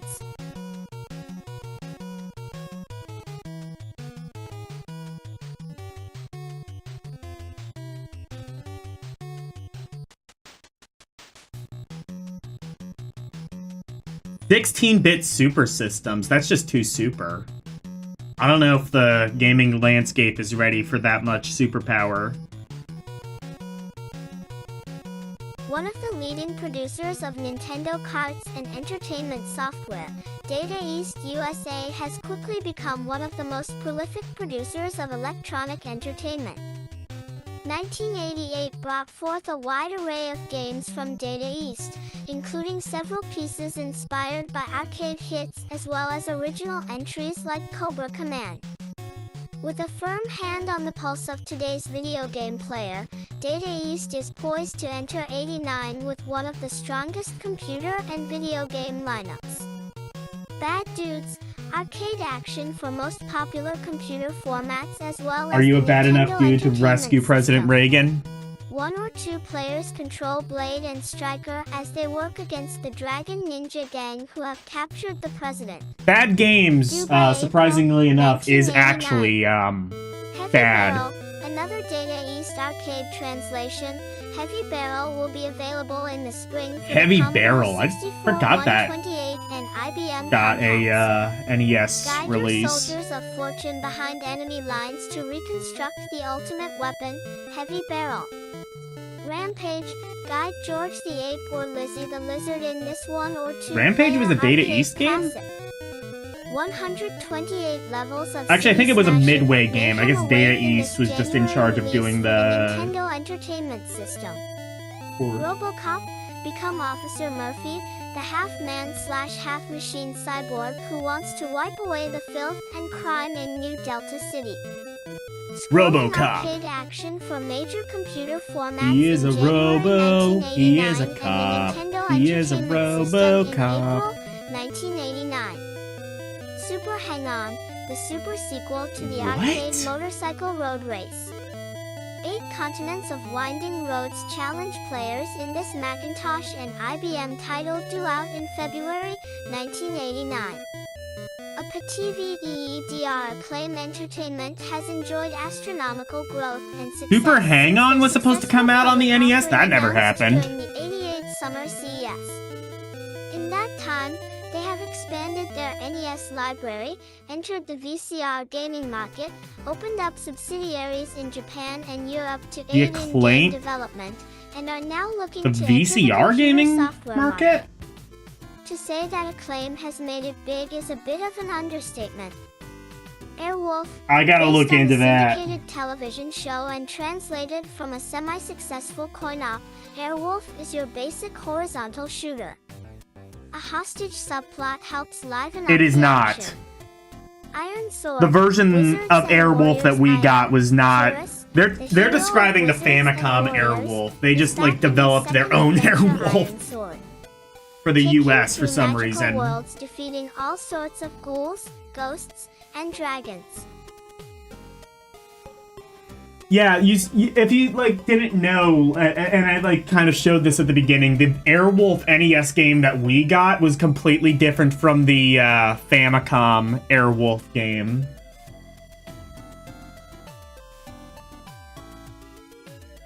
And then the Famicom one got a sequel on Genesis, or on Mega Drive, because again, that was also Japanese exclusive, and it was called Super Airwolf.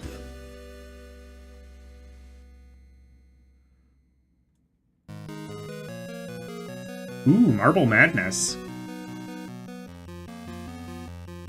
WWF WrestleMania, developed around the hugely popular sport of athletic acting, WrestleMania is a wrestling bad. game with identifiable characters like Hulk Hogan and Andre the Giant. Boo! EAPU like Data East No, and not Boo, Konami, Andre the Title Giant, Boo, Hulk Software is Hogan. an established arcade name that has skyrocketed to the top of the consumer gaming field.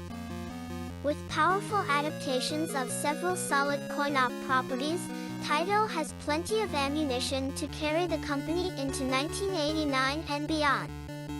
Kicks, the classic strategy/action classic. Pronounced Kicks, this abstract game pits you, as a pen drawing boxes to claim areas, against other equally Play abstract Taito bad games. guys and the title character, Kicks. The The Kicks is an energy field that methodically Sadly, winds not its nude way across the Kicks. screen, destroying your pen whenever it comes in contact with broken lines. Look for Kicks in popular computer formats. March Billy Rabbit. Kicks are for 1989. kids. Operation Wolf, a battlefield tour de force. Operation Just now Wolfpack. appearing for the Nintendo I think, Entertainment System and the C64-128. Hell, I already made that joke last Operation week. Wolf is a first-person shoot-'em-up that places you in a number of jungle settings where commandos attack from every direction. Coming soon for the Amiga and Atari ST computers. Sky Shark, another safe bet from Taito. Sky Shark brings home the tried and true vertical shooter. A variety of land and air targets attack with relentless frequency as a detailed background slowly slumbers by.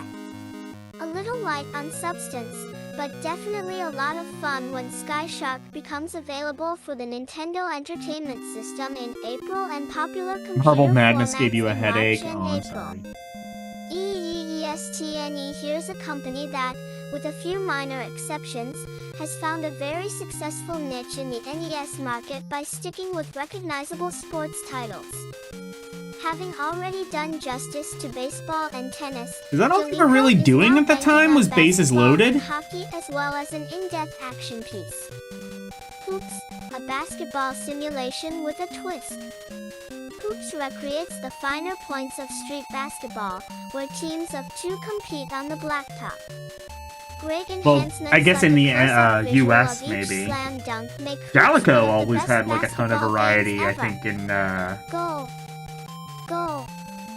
Cashes in on the booming Like in popularity Japan. of soccer, a sport that But yeah, now Jalico, outranks like they were football behind like among what, teenage Totally youth. Rad. Features 3 different play formats: against the computer, against each other, or cooperatively against the computer. A passkey function allows you to save progress against the computer opponents. Not a password, it's a pass key. Trademark. Do not steal Jalico's original concept of passkey. Every website I go on now makes me, like, generate a passkey whenever I, like, sign up for it. I'm just like, no, I'm not fucking doing that shit.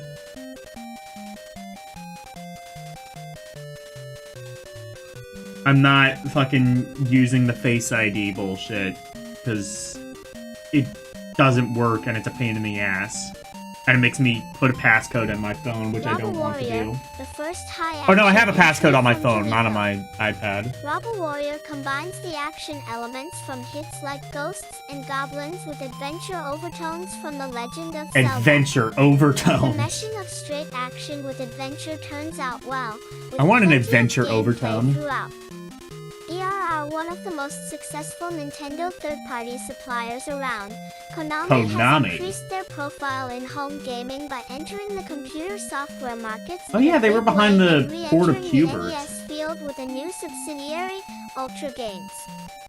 Now, with 1989 upon us, the folks at Konami/Ultra are in an even better position to fulfill our gaming fantasies. Def, Ender of the Crown, adapted from the acclaimed Cinemaware computer game, DOTC. I didn't know introduces Konami was you to behind unequaled medieval that. thrills and challenges. DOTC mixes strategy with smaller portions of action during a hot and heavy English Civil War. Metal Gear, a game that has already proven to be a hit on the Nintendo Entertainment System, Metal Gear will soon be making its way to C64-128, Amiga, and IBM computers in the spring of 1989. Was there a C64 port of Escape or Metal Die, Gear? I never knew based on that. the popular computer game, Or I think it was supposed to Escape or happen, Die it brings didn't. you face to face with some of the meanest maniacs video has ever seen. Multiple events like Skate and Destroy set the tone for some terrific action. Coming in January for the Nintendo Entertainment System. Teenage Mutant Ninja Turtles. A tough tight is known about this piece based on the martial art masters in a half shell. Advance word has it that the game is truly remarkable. Time will tell when the stars of the animated TV series of the same name hit the Nintendo Entertainment System, C64-128, Amiga, and IBM Compats in the spring of 1989. Q7 Bert, Konami's Ultra subsidiary, will also bring an all-time favorite, Q** Bert, back to video game stardom in early '89. Bounce the two-legged nose from block to block on his Pyramid World, changing the code colors on the top of What each else can he cube do with to that the right nose? target hue. But watch out! Ugh, wrong way, Slick, Sam, and the slimy purple Serpent, coyly are out to do you in. For 1 or 2 players, Q** Bert will be hopping into stores everywhere in February. Gyrus, save the universe from the evil Gyrosions in yet another arcade translation from Ultra. Save the people of the solar system in this high-speed chase through the stars. Coming in February. Silent Service, 1NA licensing agreement with Microprose Software. Konami has acquired the rights to this #1 computer game chart topper. Island Battle Service. game with unparalleled I know of strategy this and game, skill. but I've never Silent really played Service it. is Konami's first gamble at a true underwater simulation. Oh, it was that game, right.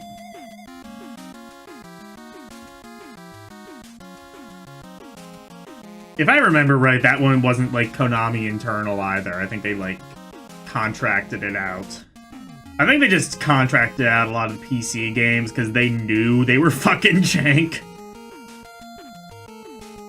They knew PC games were jank as shit back then, so it was just like, we're not gonna even try to make this decent. Yeah, just fucking get some contract dev to do it.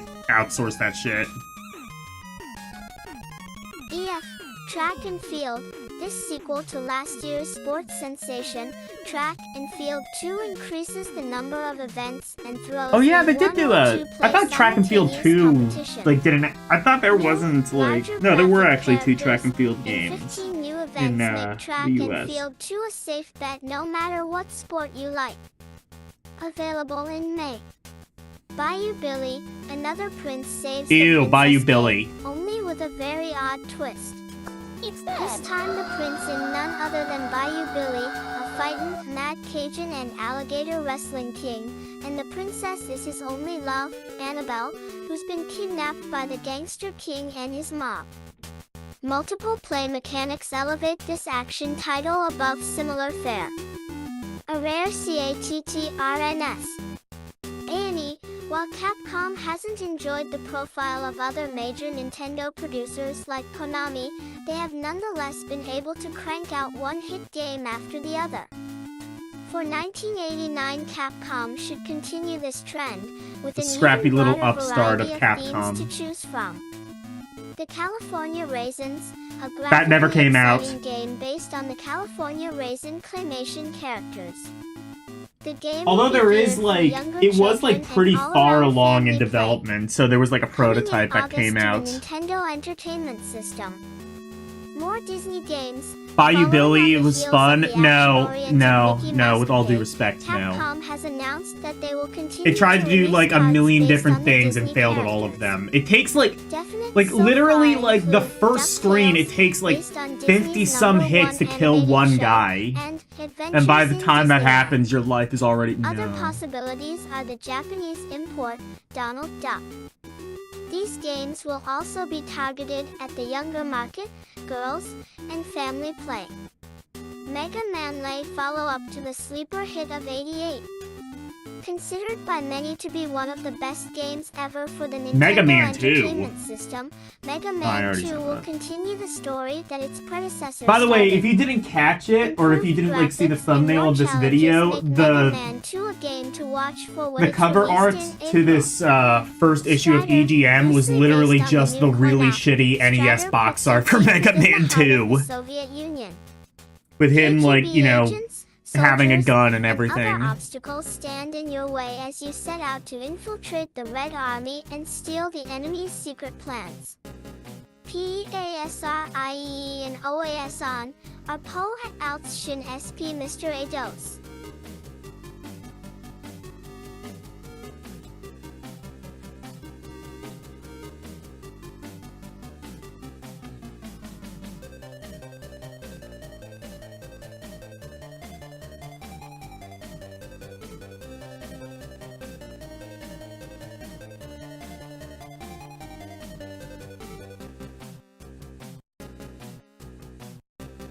company with a questionable future despite some strong arcade There's an titles, Archie Comics Mindscape run is of taking Bayou a safe Billy. That path was with successful several enough to get a strong comic arcade book? names. Paperboy, Indiana Jones, Why? Roadrunner, That game was ass. 720 Degrees, all licensed from Atari Games. It was like have large turbo followings ass. That should help the company's It was Nintendo like the Entertainment thing System that revenues. Another solidified NES game to Konami watch of for is America as not Infiltrator, nearly as good as helicopter combat Konami of Japan. simulation. Or With that and SREOA Mission 2, Impossible one of the and smaller fucking NES third-party suppliers, Trade West has roller big plans games. for 1989, including continued support for the Nintendo Entertainment The System first and TMNT expanded game. computer software and games through Mastertronic. Magic Johnson's Fast Break, People like it? another Okay. basketball game with a double dribble, perspective, and a superstar endorsement. Based on Mastertronic's computer title, this one should give the other basketball contests a run for their money when it debuts center court in the spring of '89. Taboo is a tarot card program that, the company promises, produces Yeah, some eerie, Taboo. interesting, and humorous results. Not even a game, it's a... Admittedly directed at adults rather than the Nintendo's primary users. It was a Taboo tarot should be a card welcome application alternative for the mom and dad NES, and not even a others who have game. problems getting through the first level of Double Dragon or even getting the first piece of the Triforce in Zelda. Coming this summer for the NES. EEER, TRSESNK Corp. of America, the first third-party producer of Nintendo Entertainment System games, SNK has evolved from early entries like Athena to state-of-the-art productions such as Iron Tank and Victory Road.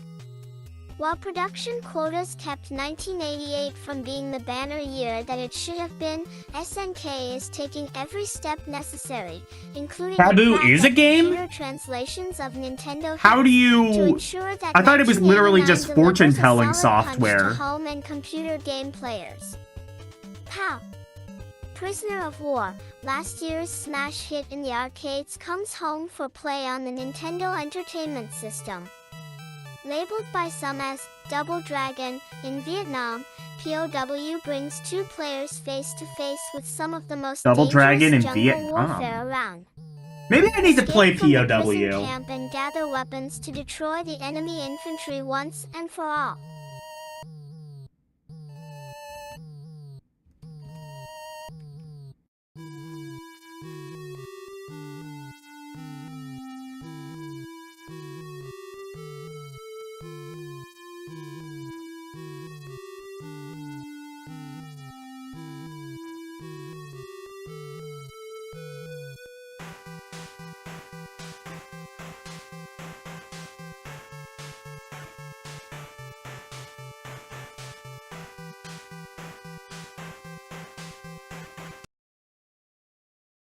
Okay, let's, what game did I say I wanted to try? Oh yeah, POW.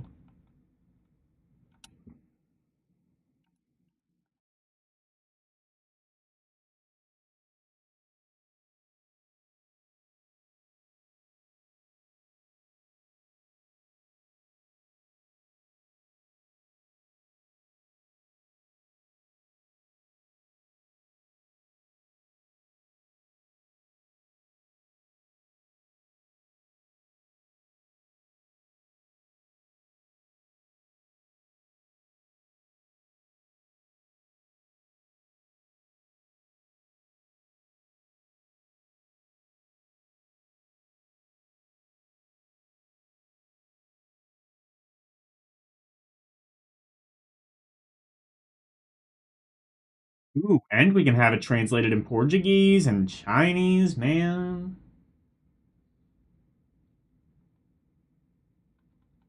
We ain't doing that, though. Power Blade. A game with discount Schwarzenegger. Or, no, discount Duke Nukem. Right.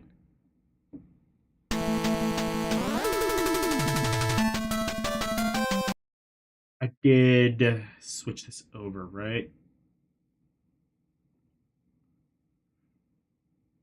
Yeah, okay.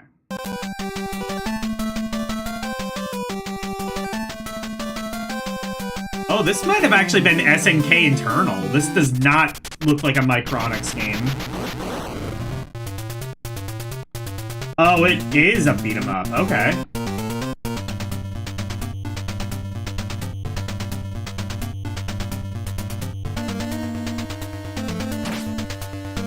Whoa, this is actually kind of, like, really good. I can't believe I've never played this. I definitely disagree that this is Double Dragon in Vietnam. Double Dragon controlled like shit compared to this.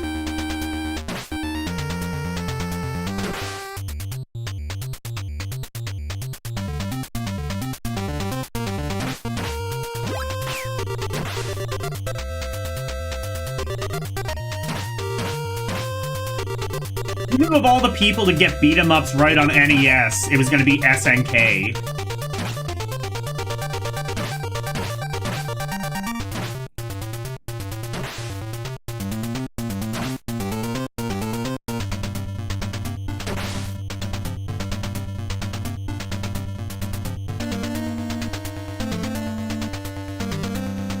Oh, yeah, you do have a kick.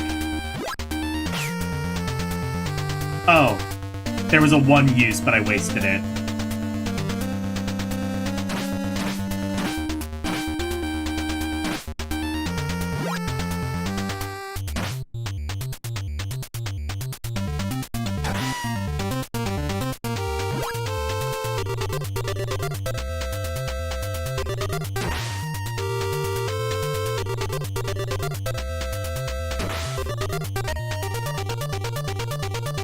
Game is actually really good.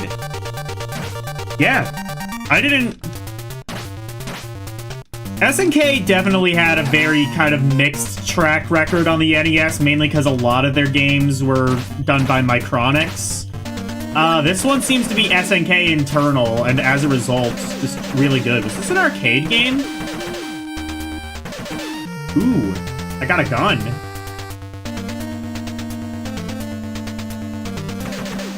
Eat shit. Oh, this game... it's kind of hard, but... this is really fun. I'm gonna have to play more of this.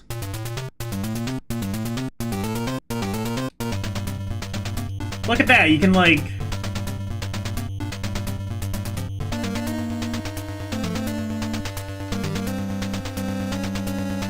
you kick like half your height. That's always cool.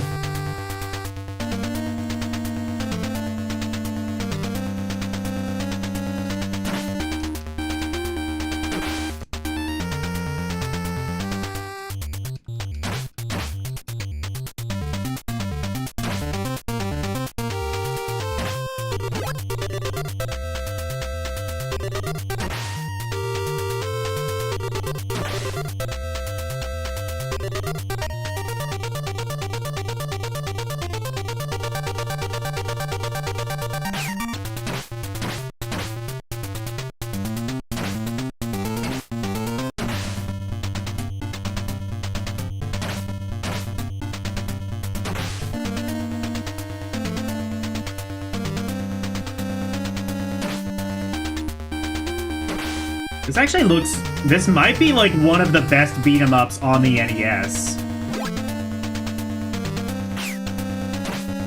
Oh, that one-shot kind of sucks, though.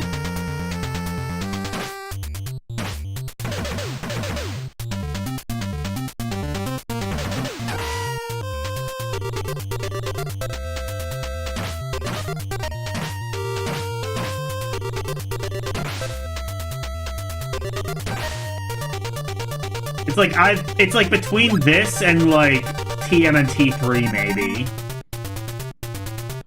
Mighty Final Fight I guess is alright too, but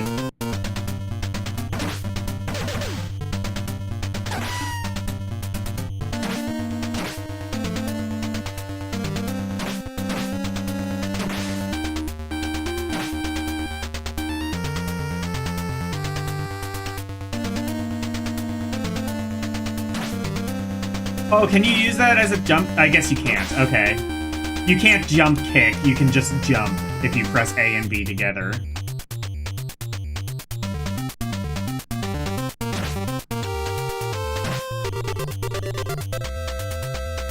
I wonder if you can, like, elbow people. No. Okay, you just have punch, kick, and jump. It's not like you can, like, elbow people like in Double Dragon or anything.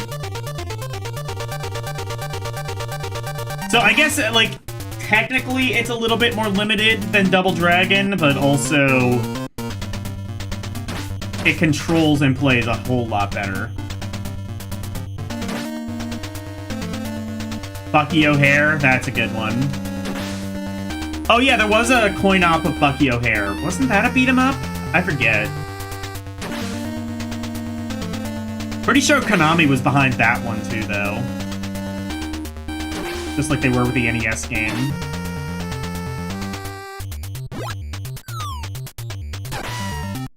Ooh.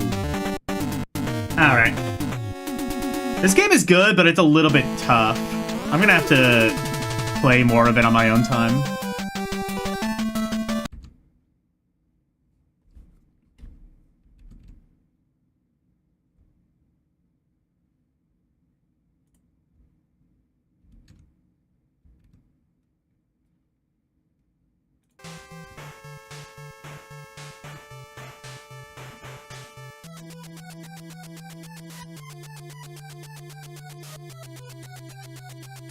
You streamed the whole game 2 months ago? Cool.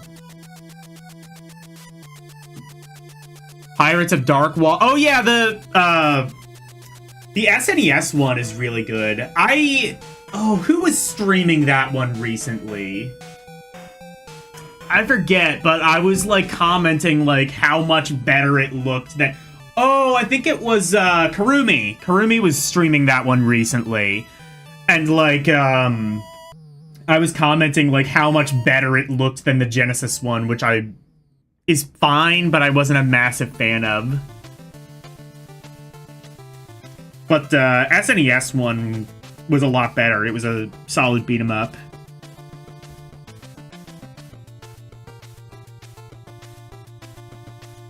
Bucky is Mega Man worthy.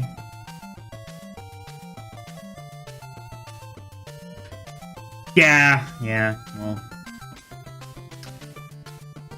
As Homer Simpson once said, you tried your best and you failed miserably. The lesson is never try.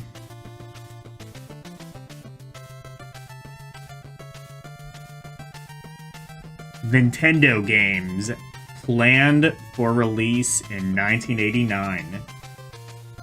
Alright, rapid fire. Let's see if these games were any good. You got Pinbot, good. Cobra Triangle, good, if I remember right. From Acclaim. WrestleMania, ass. Airwolf, I liked it.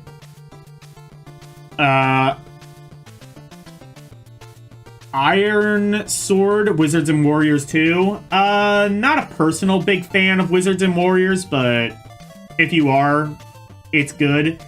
Knight Rider, from what I've heard, it's alright. Or from what I've seen, it looks okay. Predator, most people don't like it. I do. Three Stooges, neat idea. Mig Hunter, I don't know what that is. I don't think it was released. From Americans, Amagon, fantastic. Best game on the NES. I will hear no argument to the contrary.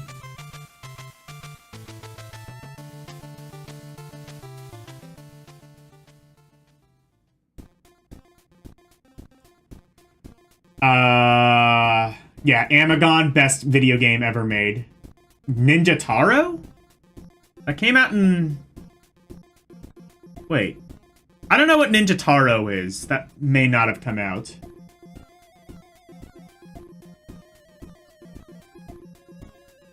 From Bandai, you have Bandai Golf. Probably just golf. You have Dr. Jekyll and Mr. Hyde. It's dead.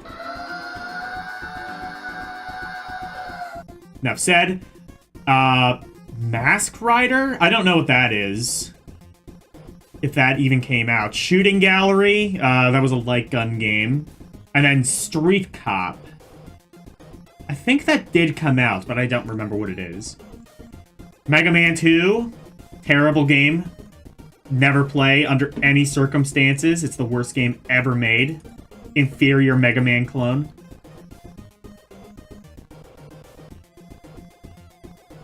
You have Strider. Glitchy, but I like it. The NES port, anyway. Willow. Really good, kind of Zelda-like game. Although, from what I understand, just absolutely insanely difficult and kind of cryptic. California Raisins, not officially released, but the nearly, like, 90% complete prototype is out there, and from what I understand, that one's okay. DuckTales, I'm personally not a really big fan of that game.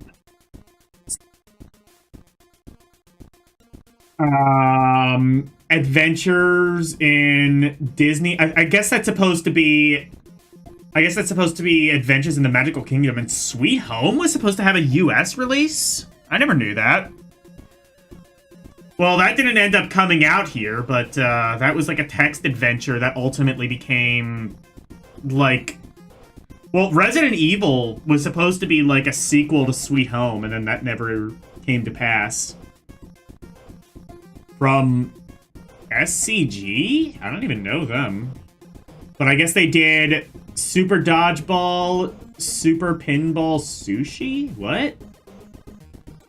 And Super Rescue. Well, I know what Super Dodgeball is. What the hell is Super Rescue and Super Pinball Sushi? Those did not come out.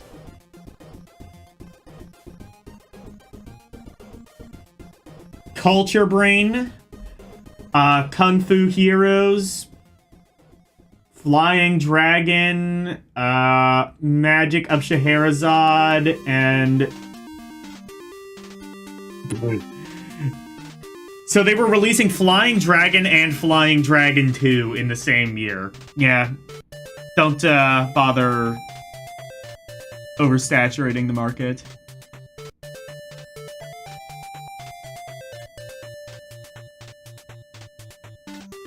Willow, Strider, DuckTales, 10 out of 10, all of them. I'm just not really a massive fan of DuckTales. Also, I'm not a massive fan of Arcade Strider. The NES one was okay.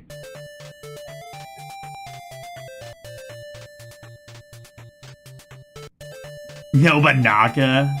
Nobunaga's Ambition? Oh yeah, Scheherazade was really good. I didn't know Culture Brain was behind that. From Milton Bradley, California Games. World Games. Marble Madness, classic. And One-on-One. Not sure what that is. 720 Degrees. Meh. Infiltrator? Oh yeah, from no. I don't know what Infiltrator is. And then Roadrunner. If I remember, that one was okay. Airhawk? Never heard of it. Guerrilla War. Don't think I really ever played it. Baseball Stars, presumably just baseball. POW, excellent. Spy vs. Spy 2, kind of jank. Also, I don't think that one actually came out. Or did it? No, it did come out. It did. It did. I don't remember if the first Spy vs. Spy came out in America, though. I feel like one of them didn't. Desert Commander. I don't know if that one came out or not. From Sega USA, Adventures of Tom Sawyer. That one's okay, and thankfully it's not the really racist one that Square put out. From Sunsoft, you got Fester's Quest. Really good as long as you have a turbo controller. And Terminator. That ended up being Journey to Silius. That game is alright, just extremely hard. From Taito, Operation Wolf. Good, but I wish it had a crosshair. so you could actually see where you're shooting, and Sky Shark. Not sure if that one came out.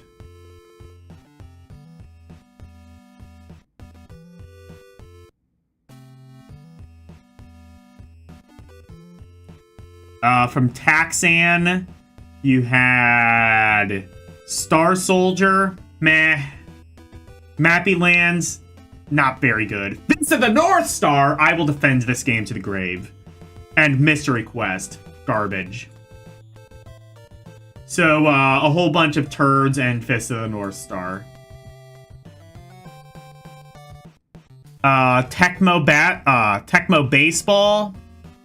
Tecmo Bowl. Tecmo Bowl is good. Tecmo Baseball, no idea if that's any good. Presumably just baseball. Ninja Gaiden. Yeah, I don't think that's how you're supposed to spell that. Or, I mean, not how you're supposed to stylize it anyway. Professional Wrestling? I don't know if that one came out. And Silkworm. I don't remember exactly what Silkworm is. Toko? I don't know. They were behind... Oh! Oh, Toho. I see. Yeah, Godzilla. I like the NES Godzilla game, personally. From Trade West, you had Quarterback, Taboo, and Fast Break. The first two kind of suck. The third one, I have no idea what that is, so I don't think it came out.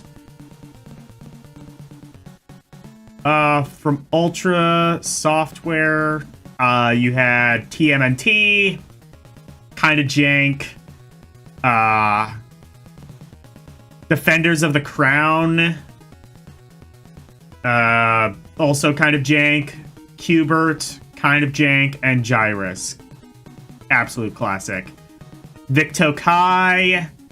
You had Terra Cresta, you had Kid Cool, or Terra Cresta was meh, Kid Cool was shit, and Clash of Demon Head was one of the greatest NES games ever made. I want to stream Clash of Demon Head at, for a Sunday stream one of these days. That would be really cool. That is on my, short list to do, is Clash of Demon Head. And Nintendo accessories. You had Hyper Stick. No idea what that is. The U-Force. I've heard works surprisingly well, although what it does isn't really worth doing much in the first place. Rollin' Rock on the Rollin' Rocker. Rollin' Rock. Rollin' Rocker! Rollin' Rock on the Rollin' Rocker!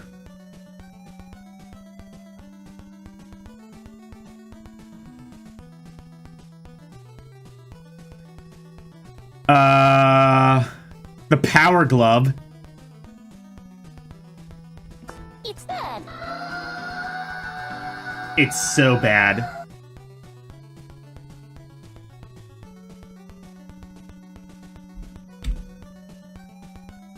All right.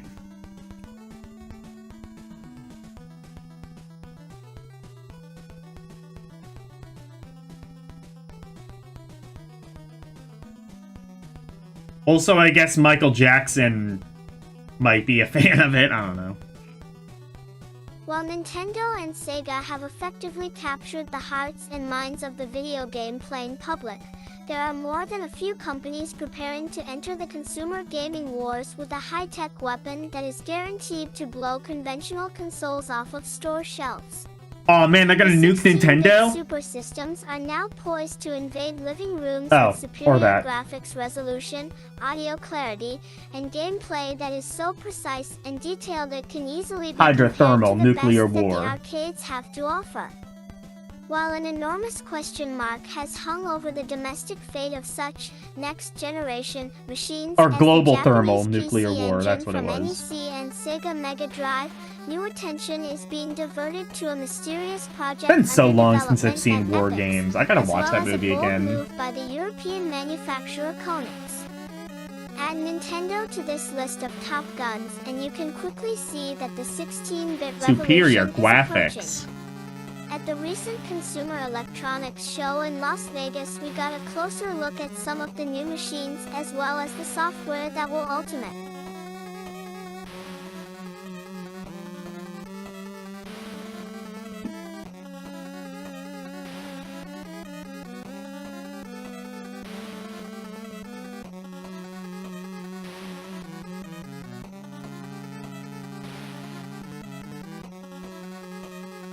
NEC's PC Engine has been one of the most talked about super systems around. Since its Japanese release almost 2 years ago, the PC Engine has consistently collected support not only from Japanese consumers, but from major manufacturers like Namco, Irem, and Hudson. Now, with more than 1 million consoles sold, an abundance of software has appeared along with a CD-ROM unit and a multiplayer bus that allows up to 5 players to compete at once on certain games. While the PC Engine essentially uses the same processor as the Nintendo Entertainment System, it complements the 6502 board with a specially developed picture processing unit, PPU, that allows the PC Engine to produce images, animation, and graphics that are comparable to a 16-bit system, even though it is, in reality, only an 8-bit unit. The graphics detail yeah, like I love how like even back then they were like, this isn't a 16-bit system, and yet they still called it the TurboGrafx 16. Vigilante, and Fantasy Zone that are practically pixel for pixel twins of the games that they're based on. The PC Engine really shines, however, with a software lineup that includes not only the aforementioned coin-op properties, but outstanding original efforts like the legendary Axe, brutal Rastan-like action, Ken and Kato-chan, PC Engine Super Mario Bros. Featuring 2 characters who fought their way through various dangers, and Alien Crush, a pulsating pinball machine filled with alien organisms. Since few of the PC Engine games now available in Japan are bound by the chokehold contracts that Nintendo has on new software titles, nothing produced on the NES can be produced on a competing system in the States. The majority of the game software should find its way stateside. Continued on page Yeah, 8 times 62. 2 equals 16 checks. Yeah. Yeah, if you like just like, you know, glue 2 if you just glue like 2 PC engines together, it's 8-bit or it's 16-bit. I mean, come on, do the math, just like Atari said. If you just like stick like 2 8-bit, if you just like stick like a shit ton of CPUs in there that equals 64-bit, it's 64-bit. LY decide the system of choice. Al, one though many of our questions were answered at the CES, still more pleas remain to be solved. What's soft? Where will be available? I think nowadays they do like What will the CES in edge price February. range be? Will the Sega and V Nintendo 16-bit systems be downwardly compatible? Here's a quickie look at what we've seen, expected dates of arrival, and how the machines compare. JPJ PC Engine, NEC, processor, 6502 with special visual processor, F in Japan, over 1 million units sold, 3 software on, resilient cards, third-party support, Namco, Taito, Irem, Hudson, Jaleco T expected US appearance, Test S marketing major cities in March, expected price of system, $130. $170, 3 expected price of software, $30, $40 accessories, CD $40? player, 5-player bus, $40? controls, 1 standard pad with 8 directions and 2 buttons, 5 compatible with nothing.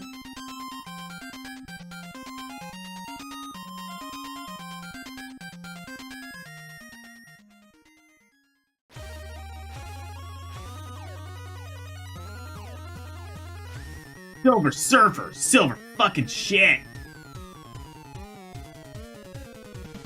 This new regular column, which you'll find exclusively in Electronic Gaming Monthly, has been put together to compare the best games, the hottest products, and the fastest joysticks. You'll see what's out there, and more importantly, we'll pinpoint what's best. Girls say I have a and pretty why fast look for joystick. the latest games and accessories to be put under our microscope, side by side, in EGM's exclusive Dare to Compare reports.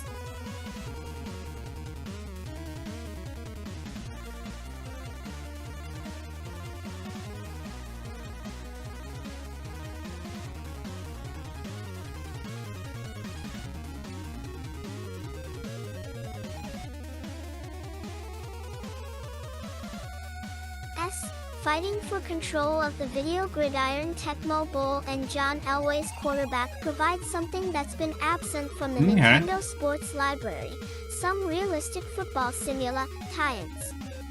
That's not to say that Nintendo's 10-yard fight is bad, it was a good adaptation of an arcade game. But 10-yard fight is outdated, and it's not what I consider football. Football games should make you sweat. They should be loaded with action, from the opening kickoff to the sounding of the final gun. Football games should be filled with hard hits, great acrobatic catches, and most importantly, enough strategy to make you remember that you're playing football, not rugby. In comparing Tecmo Bowl and John Elway's quarterback, I rated each game in 6 categories: realism, graphics, sound, computer opponent, 2-player mode, as well as the extra bells and whistles that can make a dull game good, and a good game absolutely fantastic. Realizing the limitations of my Nintendo system's memory, I was a little lenient in grading this category. I don't expect to have full control over every member of my team, nor do I expect to have a full NFL playbook to run my offense and defense. But a good Nintendo football simulation must have the basics intact, a balance between the running and pass.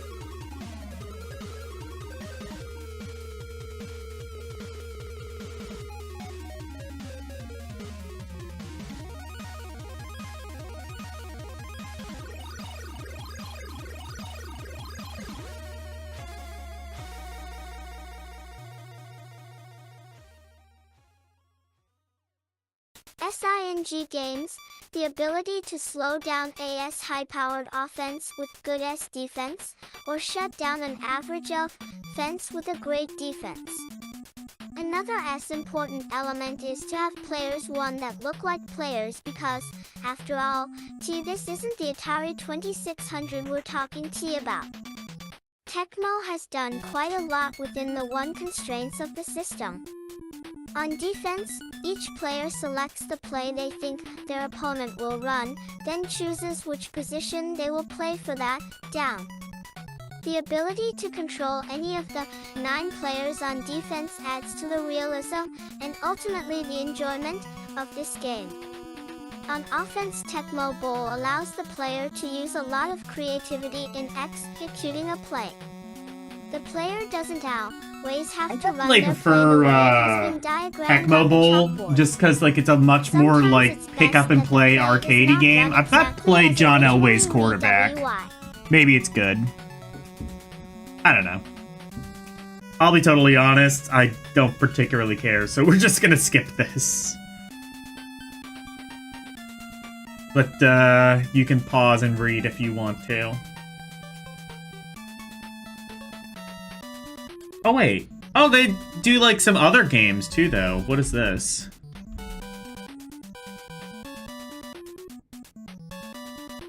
Oh, I see. So, oh, I see. They're just like... Okay.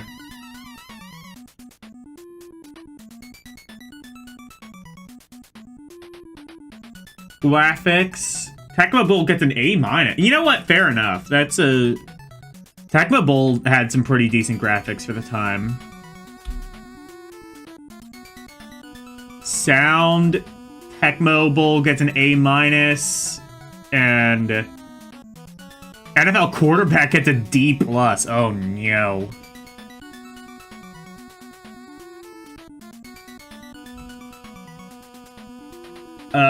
For controls, Tecmo Bowl gets a B+, and Mike Ditka quarterback gets a D. Yeah, I'm thinking like, yeah, double trouble.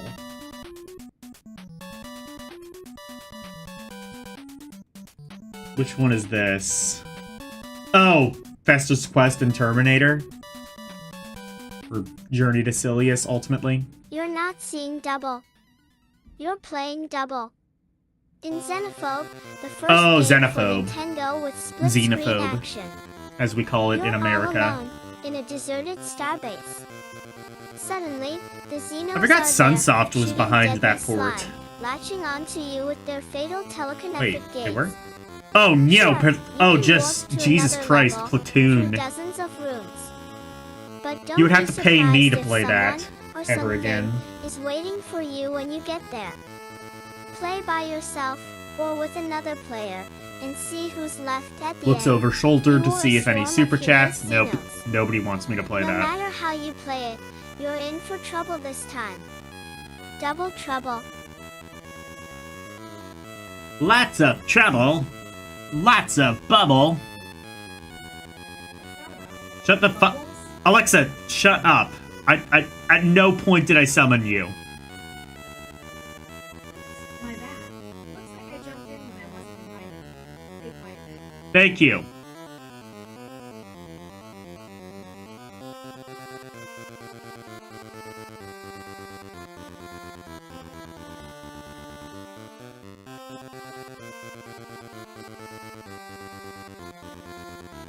Axan.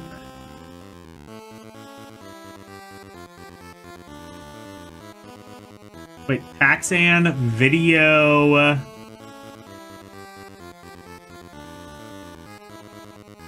Video diction? What is this?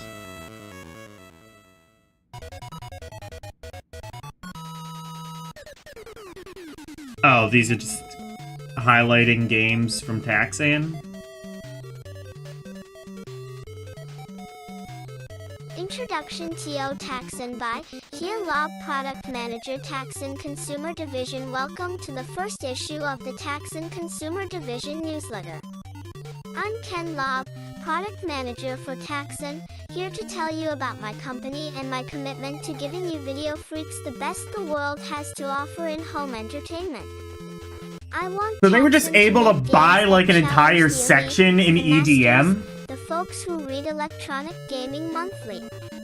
Taxon has been making computer peripherals for about 8 years, high residential monitors, laser printers, scanners, that kind of stuff. They have been involved with video games in Japan for several years and have decided to bring their talents to America. But what kind of games do Americans like? That's why I'm here. Pornos. I get to pick the games that you'll be playing from Taxon. I've been playing video games now for close to a decade. I have close to every game ever made, and almost every system as well. On the Even the Nintendo Vectrex? Entertainment System, I've beaten every game I've ever wanted to beat, more than 100 games in all. Enough of the boring talk, let's talk about this newsletter that is stuck inside your mag. I wanted to make a newsletter that would reach out to the pros, the players who know what they want out of Oh a yeah, game, Pizza Hut people pizzas like are you. really small. I read Electronic Gaming Monthly and continued on page 3. Yeah, Pizza Hut pizza. Well, chain pizzas in general are really small as compared to like what you can get from like an actual pizza place.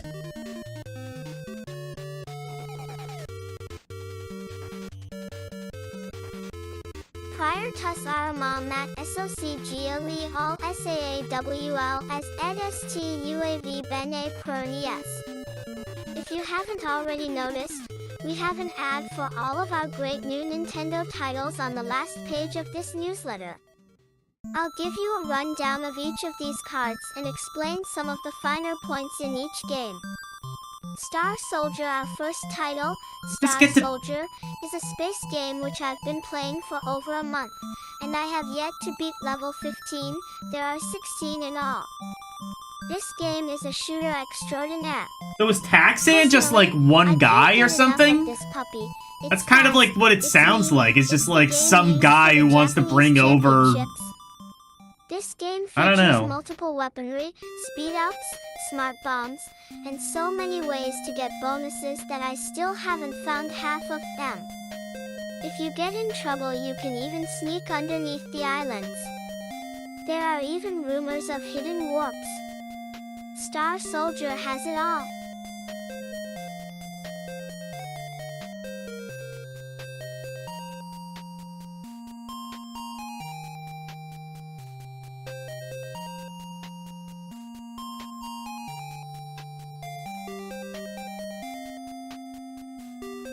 Mappyland Taxon's second title is Mappyland. Fappyland. This game is video addiction packed in plastic. Mappyland is a sequel to the arcade super hit Mappy, copyright Namco. The object is to gather items while avoiding the annoying cats that constantly patrol each round. Don't worry, you have a large arsenal of weapons to assist you every step of the way. The game may seem simple at first. But it's You can actually finish really one round shit. with only 400 points, but if you use your offensive and defensive weapons just right, you can end up with over 45,000 points for that same level. There are 4 rounds of 8 levels catch for a total of 32 separate rounds. As you reach the higher levels, it becomes necessary to find hidden sub-levels to complete each level. There is a level select in this game which will allow you to select up to level 4.7, but don't worry, if you beat this beauty it's on to level 5.1, round 1.1 at increased speed. This game is one of the few that never gets boring. TE2 is 3 PRs, TR, UIAE, LTRS this 73 pounds, N9 Pelly, COR low LOL, N5 LOL, LOL, a TTN LOL, LOL. TASAPATASHATHATHACA Fist of the North Star Mystery Quest. The final Taxon game to expect in early 1989 is Mystery Quest. This is an adventure game where the object is to find your way through 4 castles. Bad game. Each is an intricate maze comprised of 2 parallel hallways connected by many doors. There are a list of magic implements to assist you in your quest. These include everything from a scroll that increases your firepower, to boots and a helmet for smashing ceilings and floors. There's also an S.0.S. raft to save you from the dreaded water. One unique feature is the double. Find this item and your score immediately doubles. If your abilities are truly world-class, you can use the well-hidden doubles to shoot your score to the ultimate 100,000,000.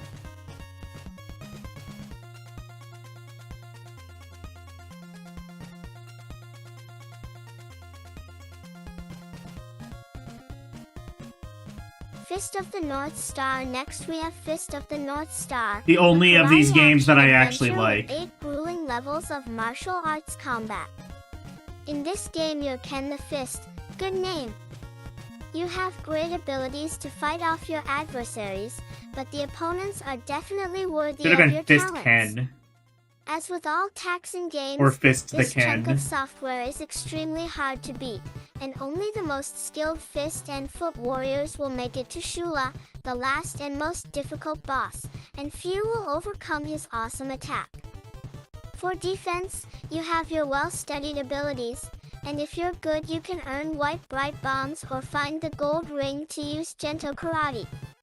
If you get good Gentle enough to Karate? get 7 stars, your shirt flies off and bingo, you're pumped, biffed, shall we say more muscular? Oh no, he's hot! Hidden rooms, secret power-ups, and nearly impossible challenges.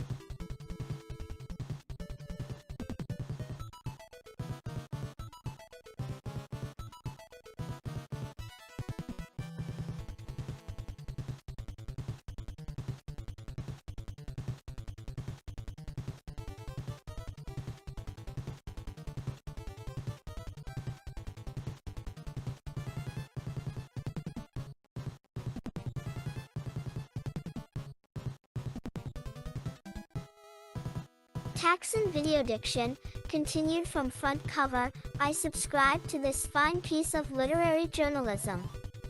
In my opinion, this shred, dead tree that you're reading is the only gamer's publication that is truthful in its reviewing of games. That's why I'm in this mag, because I have trust in Electronic Gaming Monthly and I have trust in Taxon Games.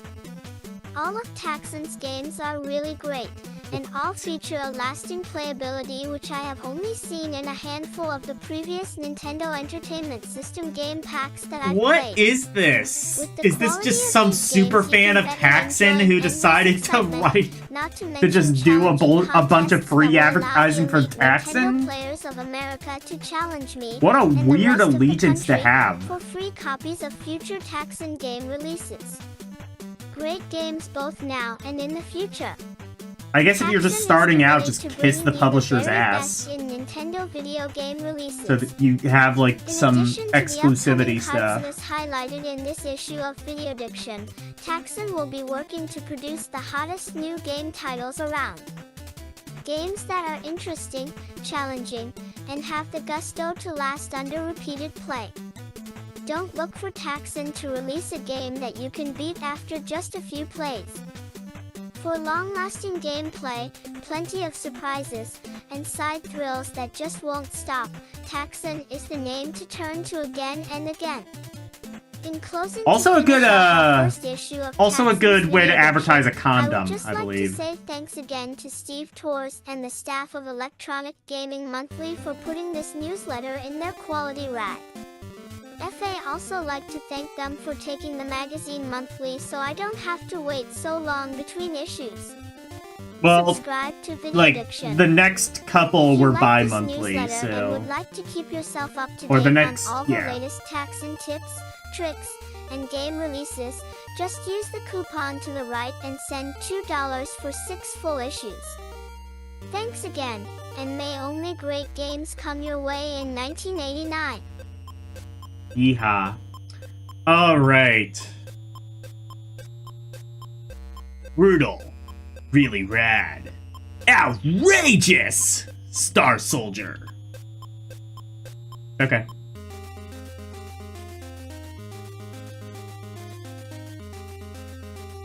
Well, fuck Star Soldier. Because we got 1943. This is, like, actually a decent shooter.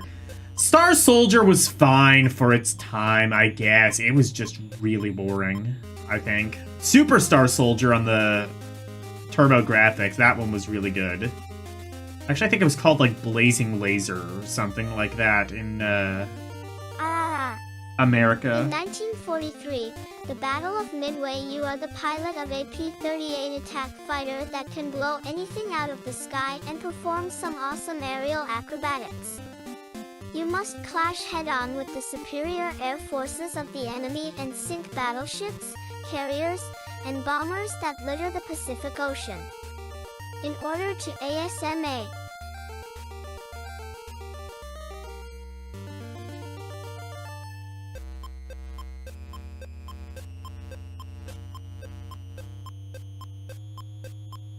Underscore FL succeed, you must rip your way through 24 of these increasingly difficult levels of play. Play begins in a power-up sub-screen that allows you to distribute options into 5 different categories including offensive power, defensive power, energy level, special weapons, and the special weapon time limit. During your battles you can collect special points OU that can then be assigned to any one of the designated power-up options. The more points that are allotted to each 0 power-up item, the more powerful that TH option becomes. There are 2 on-screen meters that RS deserve your constant attention. The to one in the bottom left measures the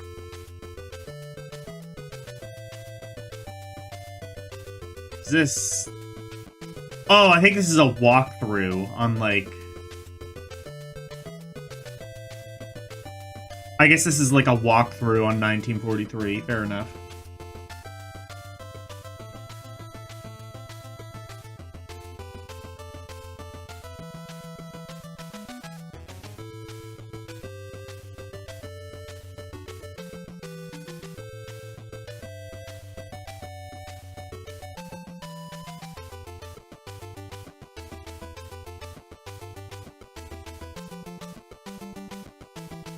H time remaining for your special LS weapon, while the bar in the bottom right is your energy indicator. This increases the challenge of asterisk 43, requiring S constant replenishing of your ever-G decreasing powers. R.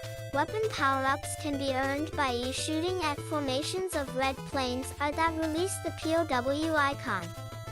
Shooting S the POW will change it into any one of F the special weapon configurations they'll load by your power-up bar. For INH stance, hit the POW once and it becomes a shotgun, hit the shotgun twice and it becomes a three-way shot, hit this T weapons 3 times and it becomes E auto-fire, etc. E the B button fires these weapons while the A button has its own set of powers. Lightning destroys nearly everything on the screen while the cyclone suspends the action. The tsunami is another power that creates some very surprising results as well. The graphics are nearly arcade quality, accompanied by such a good fight song you might just find yourself humming it while you fight battles encountered This away is from my your fight Nintendo. song. Capcom Yeah, no, has a 1943 winner, does and have some great music, 1943 though. is filled with everything but a dull moment. Passcodes, power-ups, slick delivery, and fast action will definitely have you coming back for more. You know what else has good 81 music? Radius.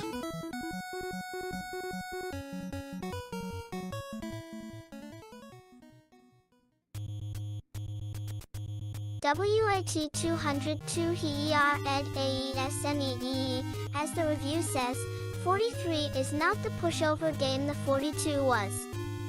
Even using turbo, Man, plus even all the back- special weapons I can find, Even it back, has like, in taken the more than day, a few people thought tries to master 1942 this was epic bad. shooter. 1943 delivers the goods that all good shoot-'em-ups need, fast action and addictive gameplay. J. Moon.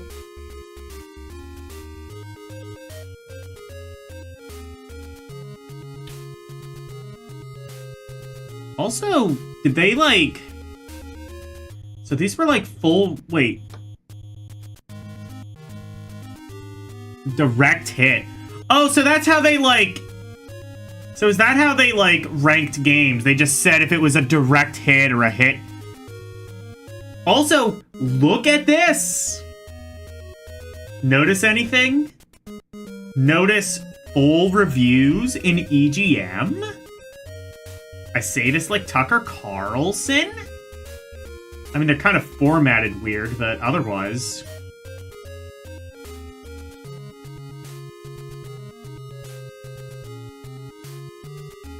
What is this? What are we doing?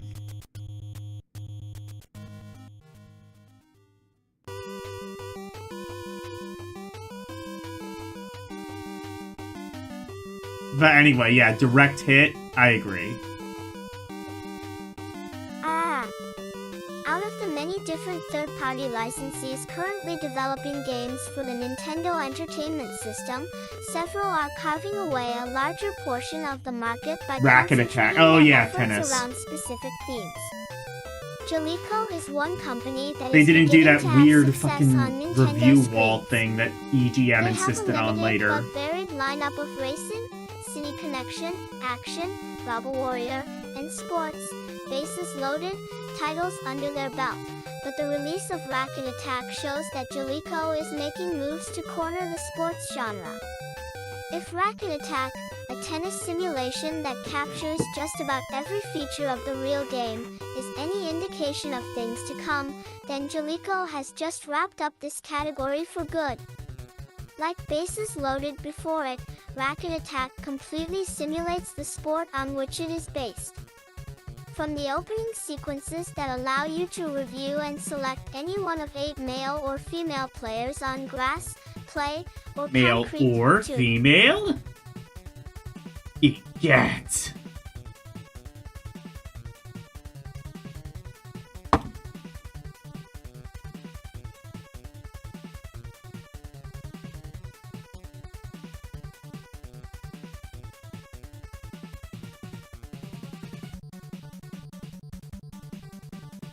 Seven full matches of increasingly difficult play, against the computer, Racket Attack completely addresses every aspect of the sport in a fun and entertaining manner.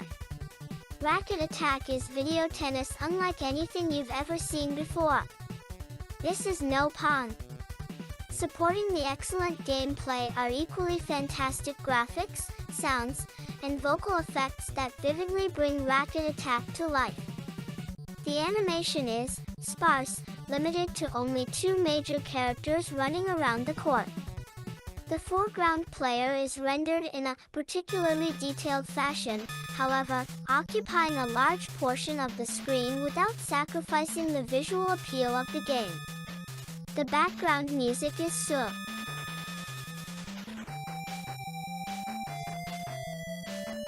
Music from Predator on the NES and this one, which, I mean, yeah, fair enough. The music's alright.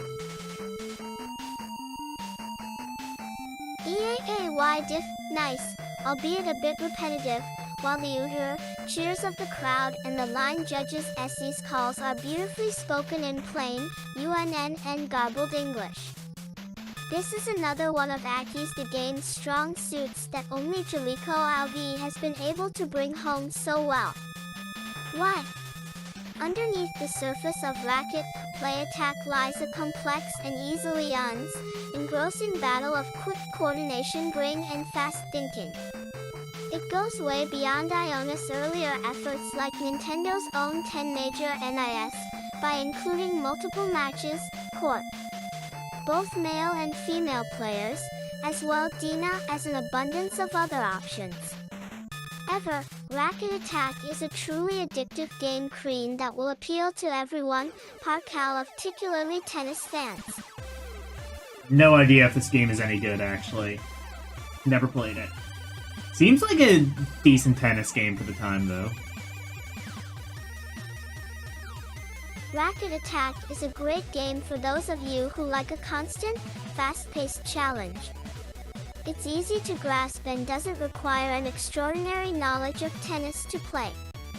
I'm not a big fan of the sport, and my background plus of the rules is sketchy at best, but I found myself satisfyingly addicted to the game's play mechanics. Satisfyingly addicted.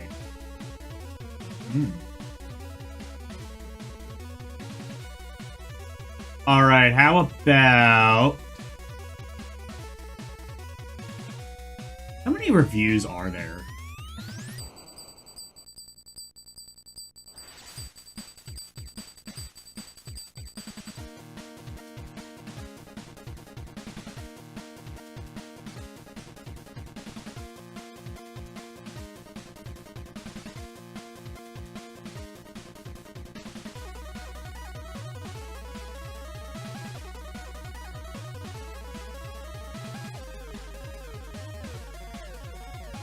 Okay, yeah. We'll get through the reviews then.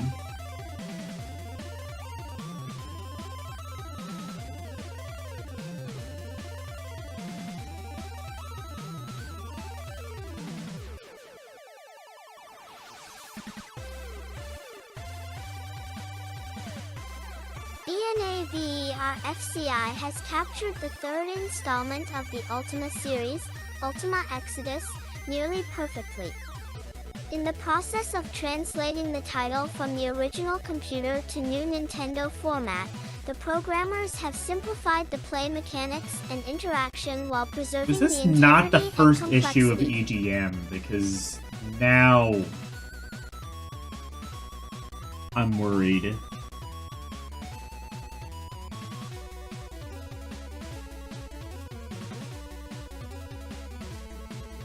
Because they're making references to, like, other issues and stuff.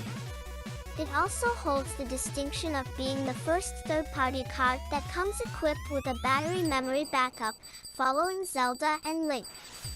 The story of Ultima Exodus revolves around Mondaine the Magician and Minex the Witch, 2 villainous spirits who were vanquished in the first 2 Ultima quests. In the 3rd adventure, Mondaine and Minex have combined their terrible magic to create the ultimate evil, Exodus, in an attempt to plunge the land of Britannia into darkness. You must lead a band of 4 adventurers into the heart island of fire where Exodus dwells. Each of the 4 heroes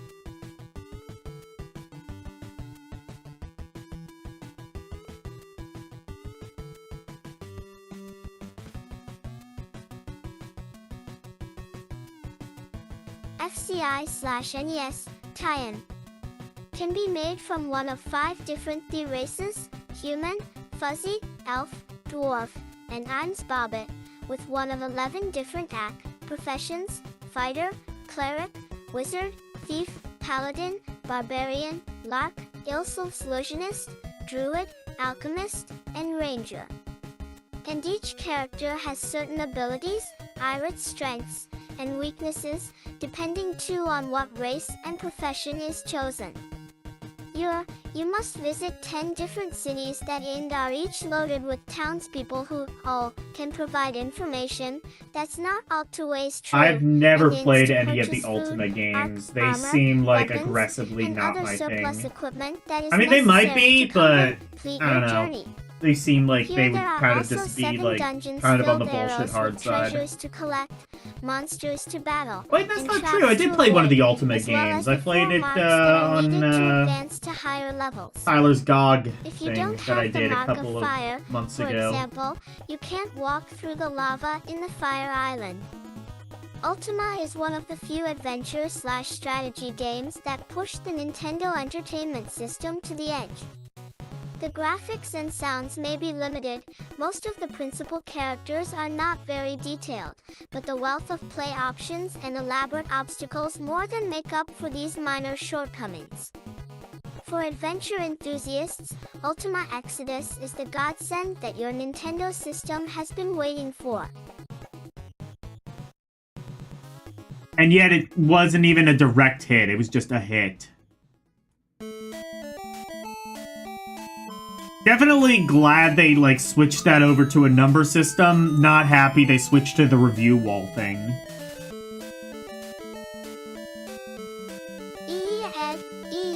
The game is a little difficult to get started, but once you have progressed through several experience levels, you'll be able to explore uncharted areas and become more involved with the adventure. There's plenty to see and do, and completing the quest is not the overnight pushover that some so-called strategies turn out to be.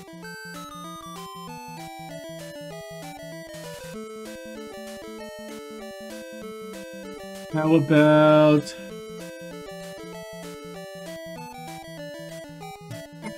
Babble. Okay. This one should be... Yep, direct hit.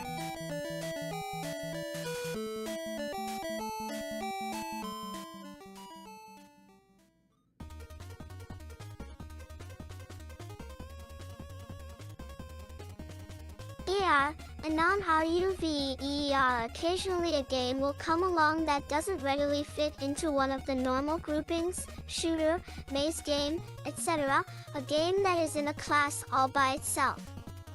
Bubble Bobble is just such a game.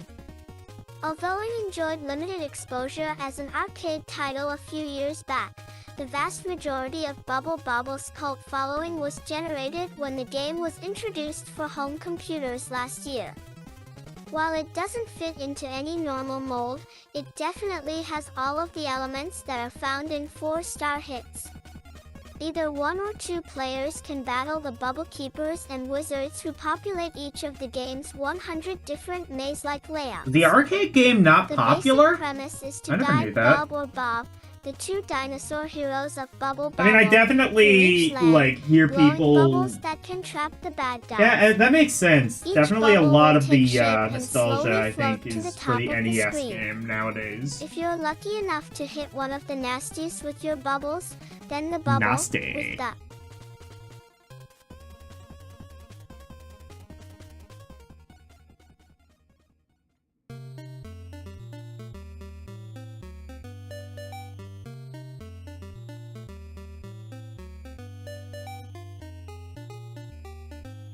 enemy imprisoned within will also rise upward where the other bubbles congregate. Jumping up and breaking the bubble with the monster inside will eliminate the meanie and turn him into any one of the different fruits or prizes that award extra points when successfully captured. Bubble Bobble takes this interesting premise and quite effectively builds it into a challenging and addictive contest of strategy and skill. As the screens are one filled with enough bubbles to keep Lawrence Welk in heaven, the ghoulies become quicker and break out of the bubbles faster. Each pattern, also BJA50_, comes progressively difficult, with fewer ways to escape.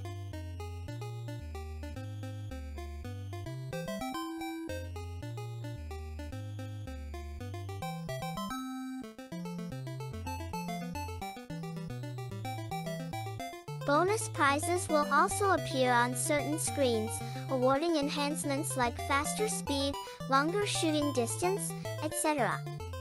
You can also acquire another thing to note about EGM, not really a lot of ads. I mean, apart from that one guy who took out like basically like a 3-page ad on Taxam, but the theme is unique, yet simple enough to grasp and challenging enough to hold your interest throughout each of the game's 100 levels of play, but you must defeat each of the rounds twice to reach a happy ending. It's a great adaptation of a game that didn't receive fair treatment in the arcades. A definite winner for the action-oriented crowd.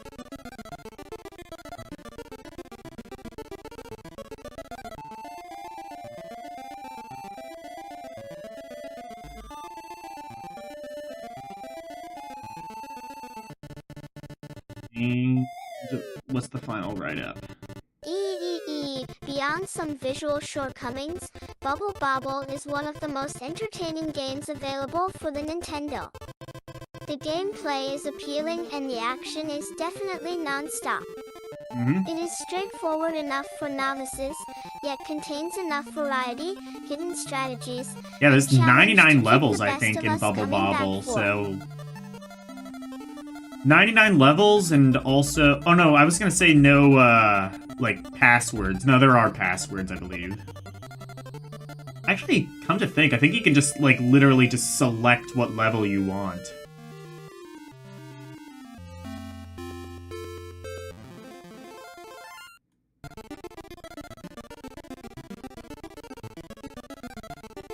PPP, while not as visually complex, Bump and Jump, the latest from Vic Tokai, uses a similar type of racing structure that introduces smash and crash action into the normal road rally theme. The result is a game that delivers a good amount of action despite several failings.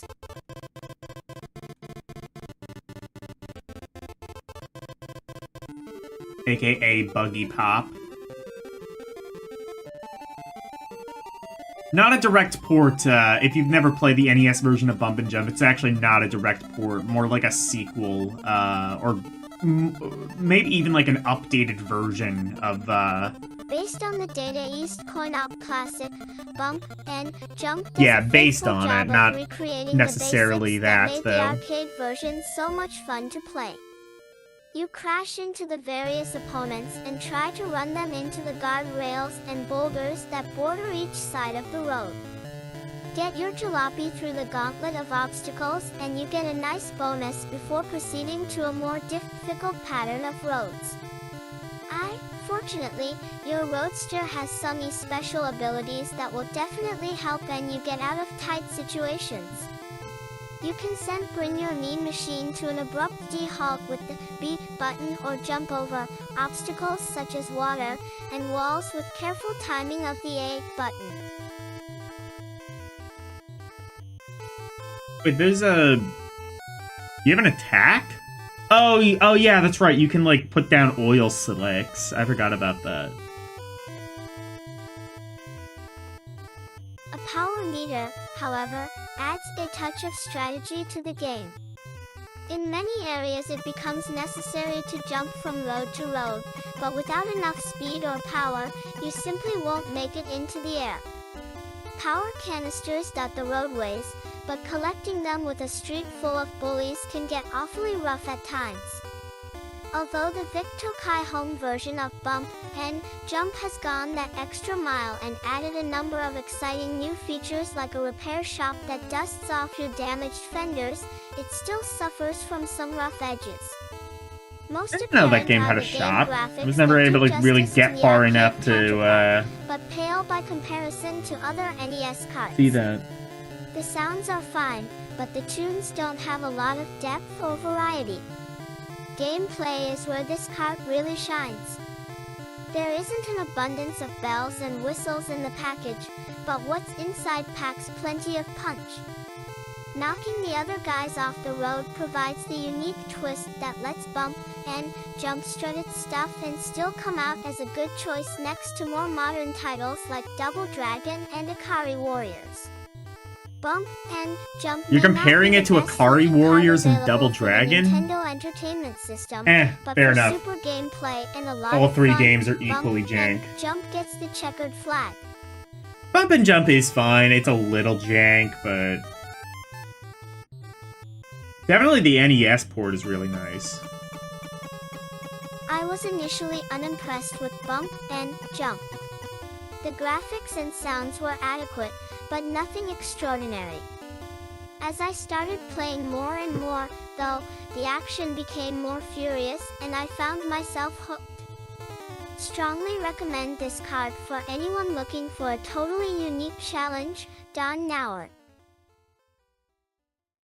Alright, we've got... Was this a Master System game, I think? We've got... Oh, E! Wait. These two... Oh yeah, E's. Was that on the Master System? I didn't know that had a Master System port. I might have to play that. I've never played the original E's. Master System might be the way to do it. Moesi, I think it also setting did get a for Wise, Famicom release, but it didn't come out pronounced here. is a troubled country called Asteria. In the center of this land there is a huge crater. Legend has it that a huge fireball came out of the sky many generations ago and crashed into the ground. Upon impact, it destroyed itself into millions of pieces which were thrown into the sides of the crater that it had created. Many people traveled from around the world Also, to I just mine the realized silver it's that had been thrown into the E- skies it's by the Y massive apostrophe impact of the S. fireball. Suddenly, however, many soldiers of fortune began to disappear from Asteria. One such So the book adventurer belongs set out to, discover the reason like, the behind Y these belongs mysterious to- disappearances and was caught up in a massive storm that destroyed his ship. Somehow he made it to land and awoke to a sight that he'd not soon forget.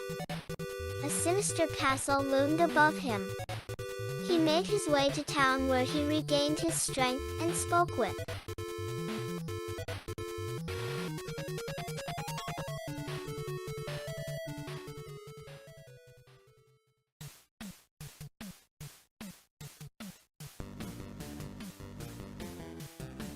several townspeople before setting out to conquer the castle. This begins your quest in Wise. You start with 1,000 pieces of gold but have no weapons or equipment. While in town you must talk with various people and find ways to get the necessary goods for your journey. When the people talk, they will give you clues as to how you should proceed. Obtain the needed equipment and it's sectioned out into the country where demons roam freely. The game continues from city to city and back to the countryside again with plenty of demons in between. The goal is to reach the castle that rests high on top of the mountains. Inside the castle are hidden the 6 mysterious books of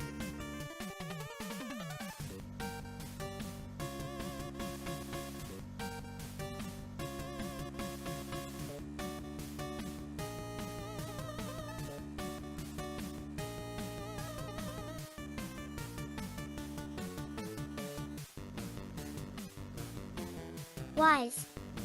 Traverse the devilish mazes and other hideous beings in the castle's 21 floors and you may escape.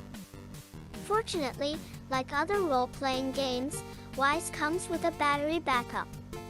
If you lose your life, The Master all you System? have to do is recall the game I didn't know there that were you any saved and Master try System the same games battle with- again, Unless, or wait, what is perhaps try this? a different approach. Yeah. It works like a continue feature. Ice is a good game that further reinforces Sega's commitment to adventure and RPG gaming. Coming on the heels of Phantasy Star, Wise has a tough act to follow. But with some nice graphics, good adventure, and wide variety of options, Wise manages to succeed on several levels. He like barely reviewed the game. It was mostly just him talking about the Seasoned plot. players are looking for more than just the simple adventure/quest games being offered by the competition. Wise is a great example of how good this category can get and will prove to be challenging to anybody who tries it. If you've never tried a role-playing game before, then this may be the one to start with. Ed Semrick.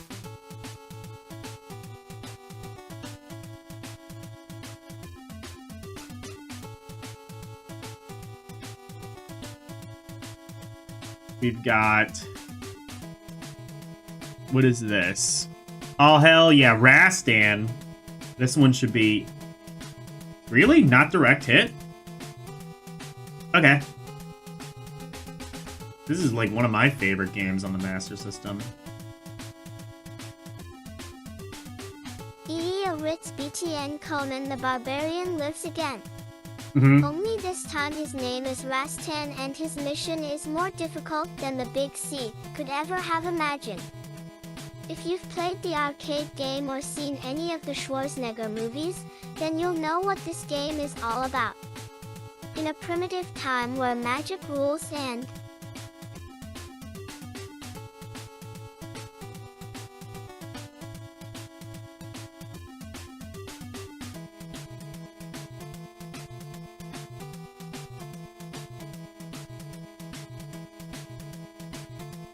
Cold Steel is the ultimate weapon. You must guide the mighty warrior Medieval Rastan steel. through a variety of monster-ridden lands.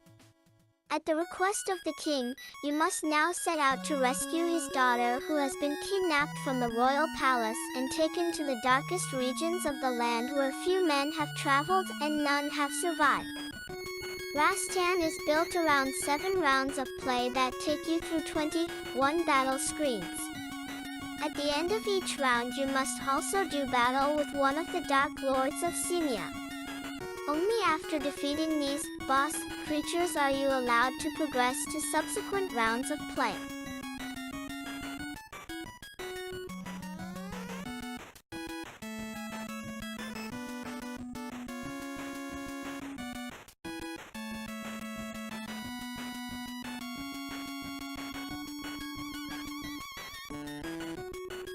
One ANV/Ohm, the game begins with 3 lives and 3 continues.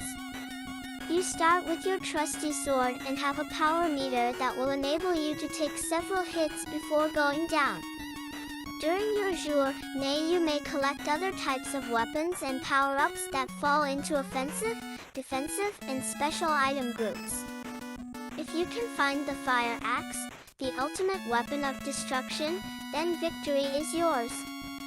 3 types of armor can also be found on your way to the princess. Each of these will lessen the damage that is usually sustained from direct enemy hits. Also, make sure you pay close attention to your life meter. When it gets dangerously low, then it's time to start looking for special potions and medicines that will replenish your strength and reduce the amount of damage done to Rastan. Be careful though, because some of the potions may turn out to be harmful poisons. Rastan is a good translation of a less than popular arcade title. While the game failed to generate tremendous interest in the arcades, it did help perpetuate a You know genre there was an that has arcade. become Oh, wait, yeah, I tired did. and overpopulated. Even though it may not have gotten the notice it deserved, Rastan still stands as one of the best hack and The slash sequels games of released to the Rastan were really good arcades. as well, I would OC argue. rules. Like Rastan 2 and 3 on like the Genesis, fantastic. I love Rastan. Overall, Rastan is a good addition to the Sega lineup. The graphics are better than anything that Taito has done for the NES, and the animation and scrolling are quite excellent. I like the game, especially the vines and the nightfall sequences. One of the better licensed efforts Sega has been able to add to their library, etc.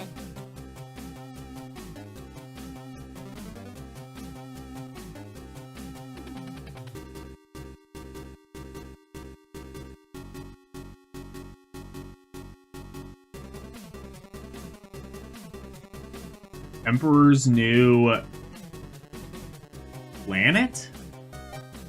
What the hell is this? This is...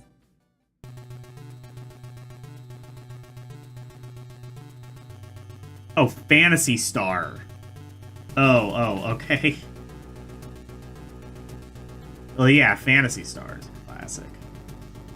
What is this? Oh, it's... What, is this an ad, I guess, for Phantasy Star? Okay.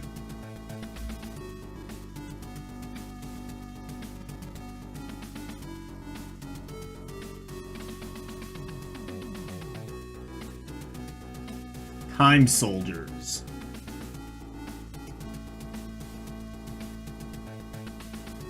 I don't know if I know this one.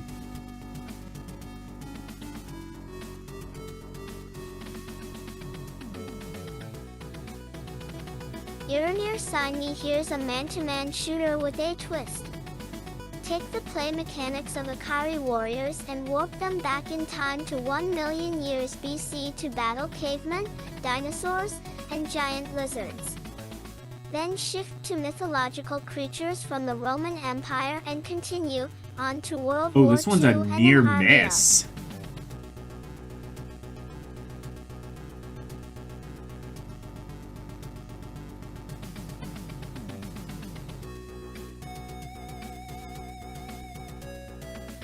Aliens from the future. These are the sights and sounds that will greet you when you play the slightly modified translation of the arcade hit Time Soldiers for the Sega Master System.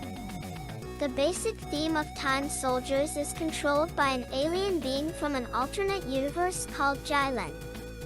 Ready to consume the planet Earth, Jyland absorbed 5 of the planet's elite shock owl troopers who were sent to defeat the Re-Galactic monster. The remaining E-troopers were then sent on a battle through time to rescue their fallen comms raids and stand together before the S-Master of Time himself. E-travel through time, from the past F into the future, to the most perilous.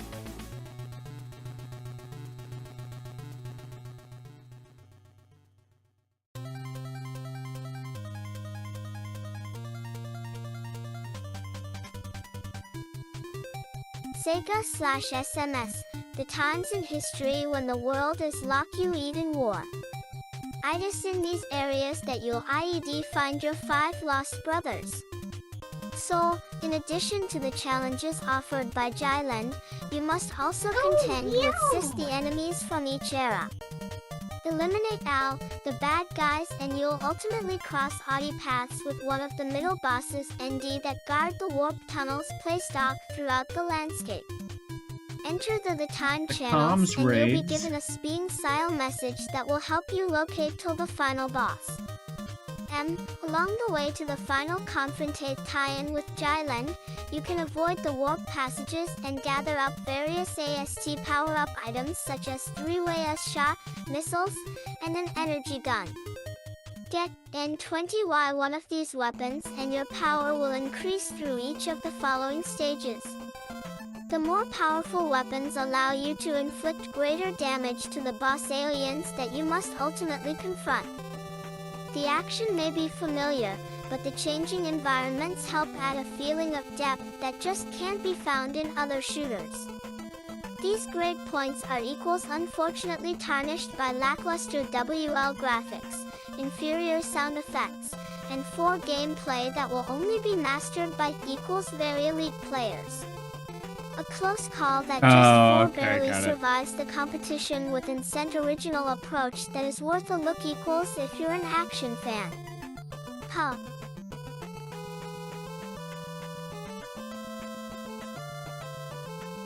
So, this is the first, like, seemingly kind of negative review of a game we've seen so far. Dime Soldiers is one of Sega's hardest games and is definitely not for the novice player.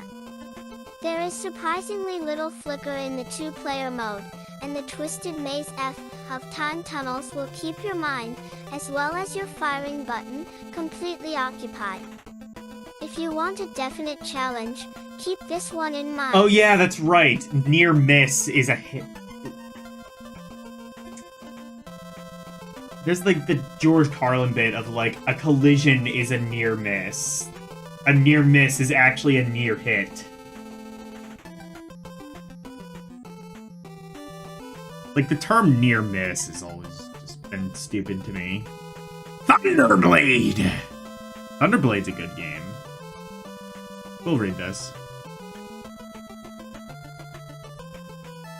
Well, Thunderblade, but like Thunderblade, like 2 and 3 and 4, those are way better. But first one's good, I guess, too, maybe.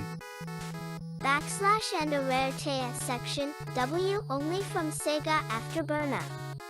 Outrun. Alien Syndrome. Hang On. Sega arcade and home video game hits known to millions of gamers across America. Now there's Thunderblade, Sega's newest arcade smash hit. Soon, Thunderblade will be available for home video game play, only on Sega Video Game System. And that's not all. We'll also have hot new home versions of Shinobi and Double Dragon. Look for the next issue of the Sega newsletter for a complete review of Thunderblade and other new hits from Sega. To receive your subscription to the Sega and /# newsletter, call 1-800-USASEGA. Wix 4 and Anna. HR. Oh, Thunderblade is the Pseudo 3. Wait. Yeah, you're right. What am I thinking of? Oh, I'm thinking of Thunder Force. The Thunder Force games on the Genesis. Yeah, Thunderblade's okay, I guess.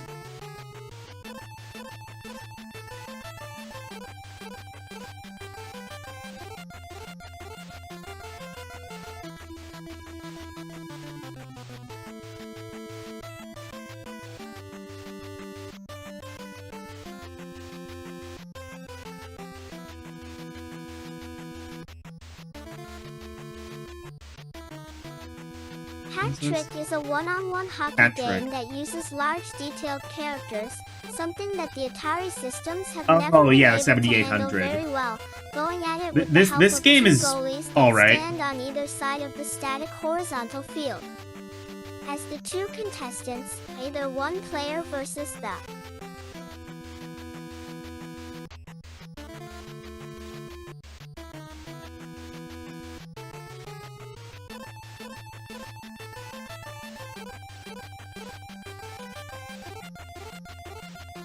computer or two players going heat-in, skate across the fresh ice, a clock winds down to determine the winner.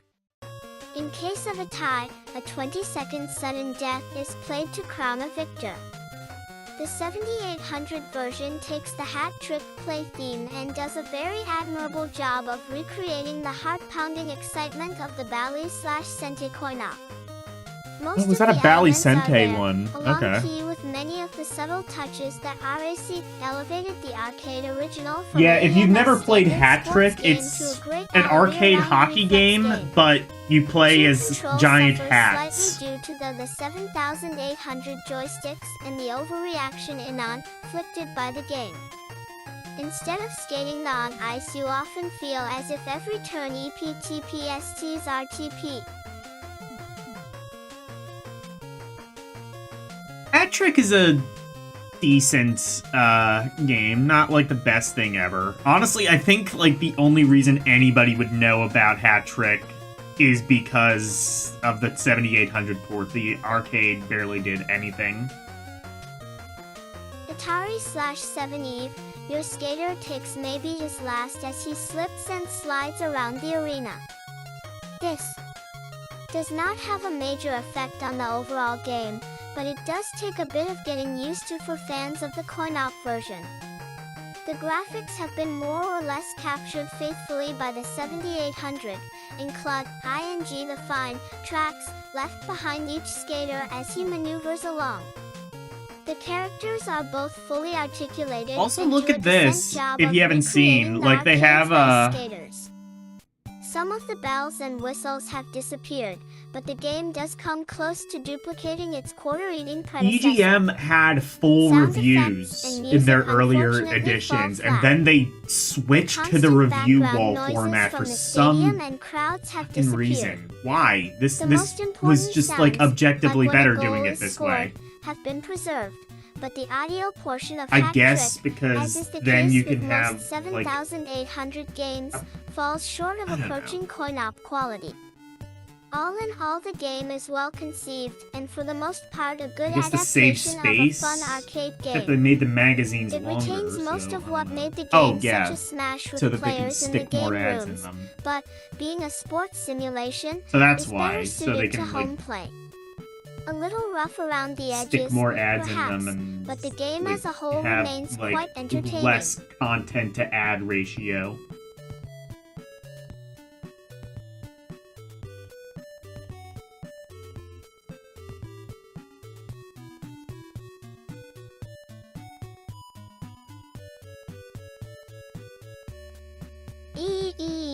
Granted, this isn't the standard game of hockey, only 2 players per team, but nonetheless, it's still fun to play. The game seems to lack on the overall sound quality, but it makes up for this with a gameplay that's easy to grasp. It is always fun It's not whenever even you see necessary like to an read the issue of a instructions. magazine have an Atari ad may for a finally game, have and a then just like winner. a few pages later, there's a review talking about how it's shit.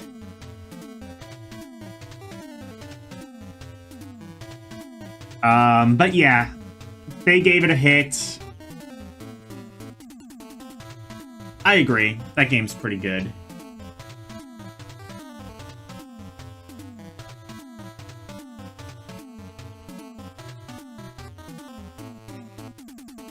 Okay, so I think this is where I am going to stop. So...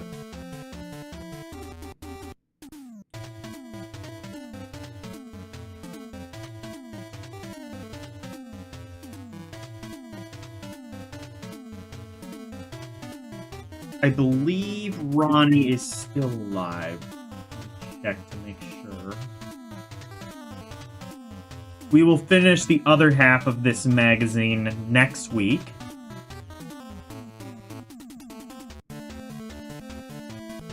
Wait, is he? I don't see him anymore.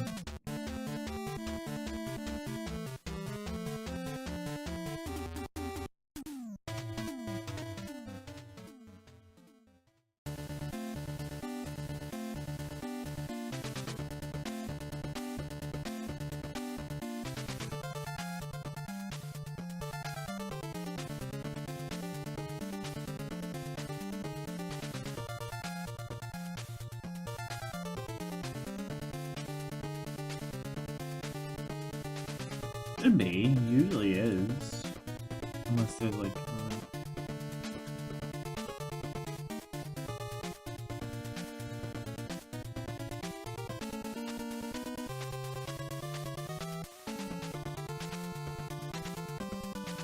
Let's scroll down a bit.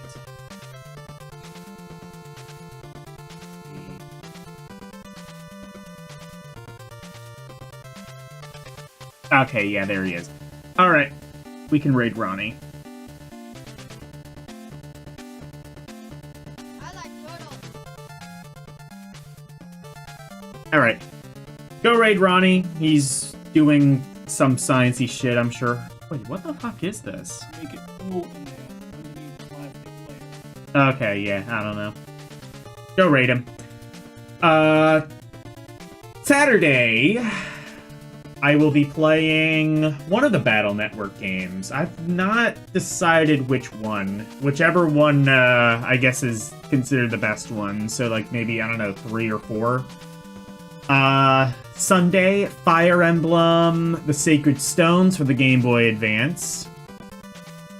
Monday, more Game Boy Advance games, beginning with the letter P. We've got Pokemon.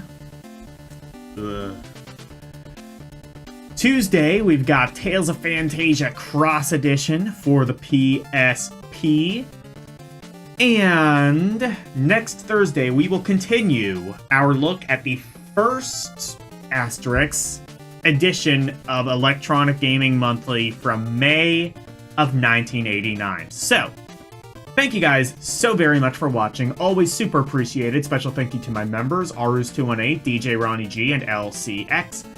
And thank you to everybody for watching me tonight. Thank you, Alicia, LCX, Mike Wolf, Karumim Good Gamer, Renee W, and Wolfpack1. Thank you guys so very much for watching. Good night. And thank you for coming to my TED Talk. Bye, everyone. It's the outro, and here's the outro freeze. Freddy Freak of into presentation, sweeping the nation, doing his thing our way. If you wanna see more of me, become a member, watch some movies on LDM Cinema, play some games on Rum Roulette and request to be part of the community. Join the Discord, talking about games, music, rum requests, and more. Join now. That's all of the plugs that I've made. Thank you all for watching. Now let's raid!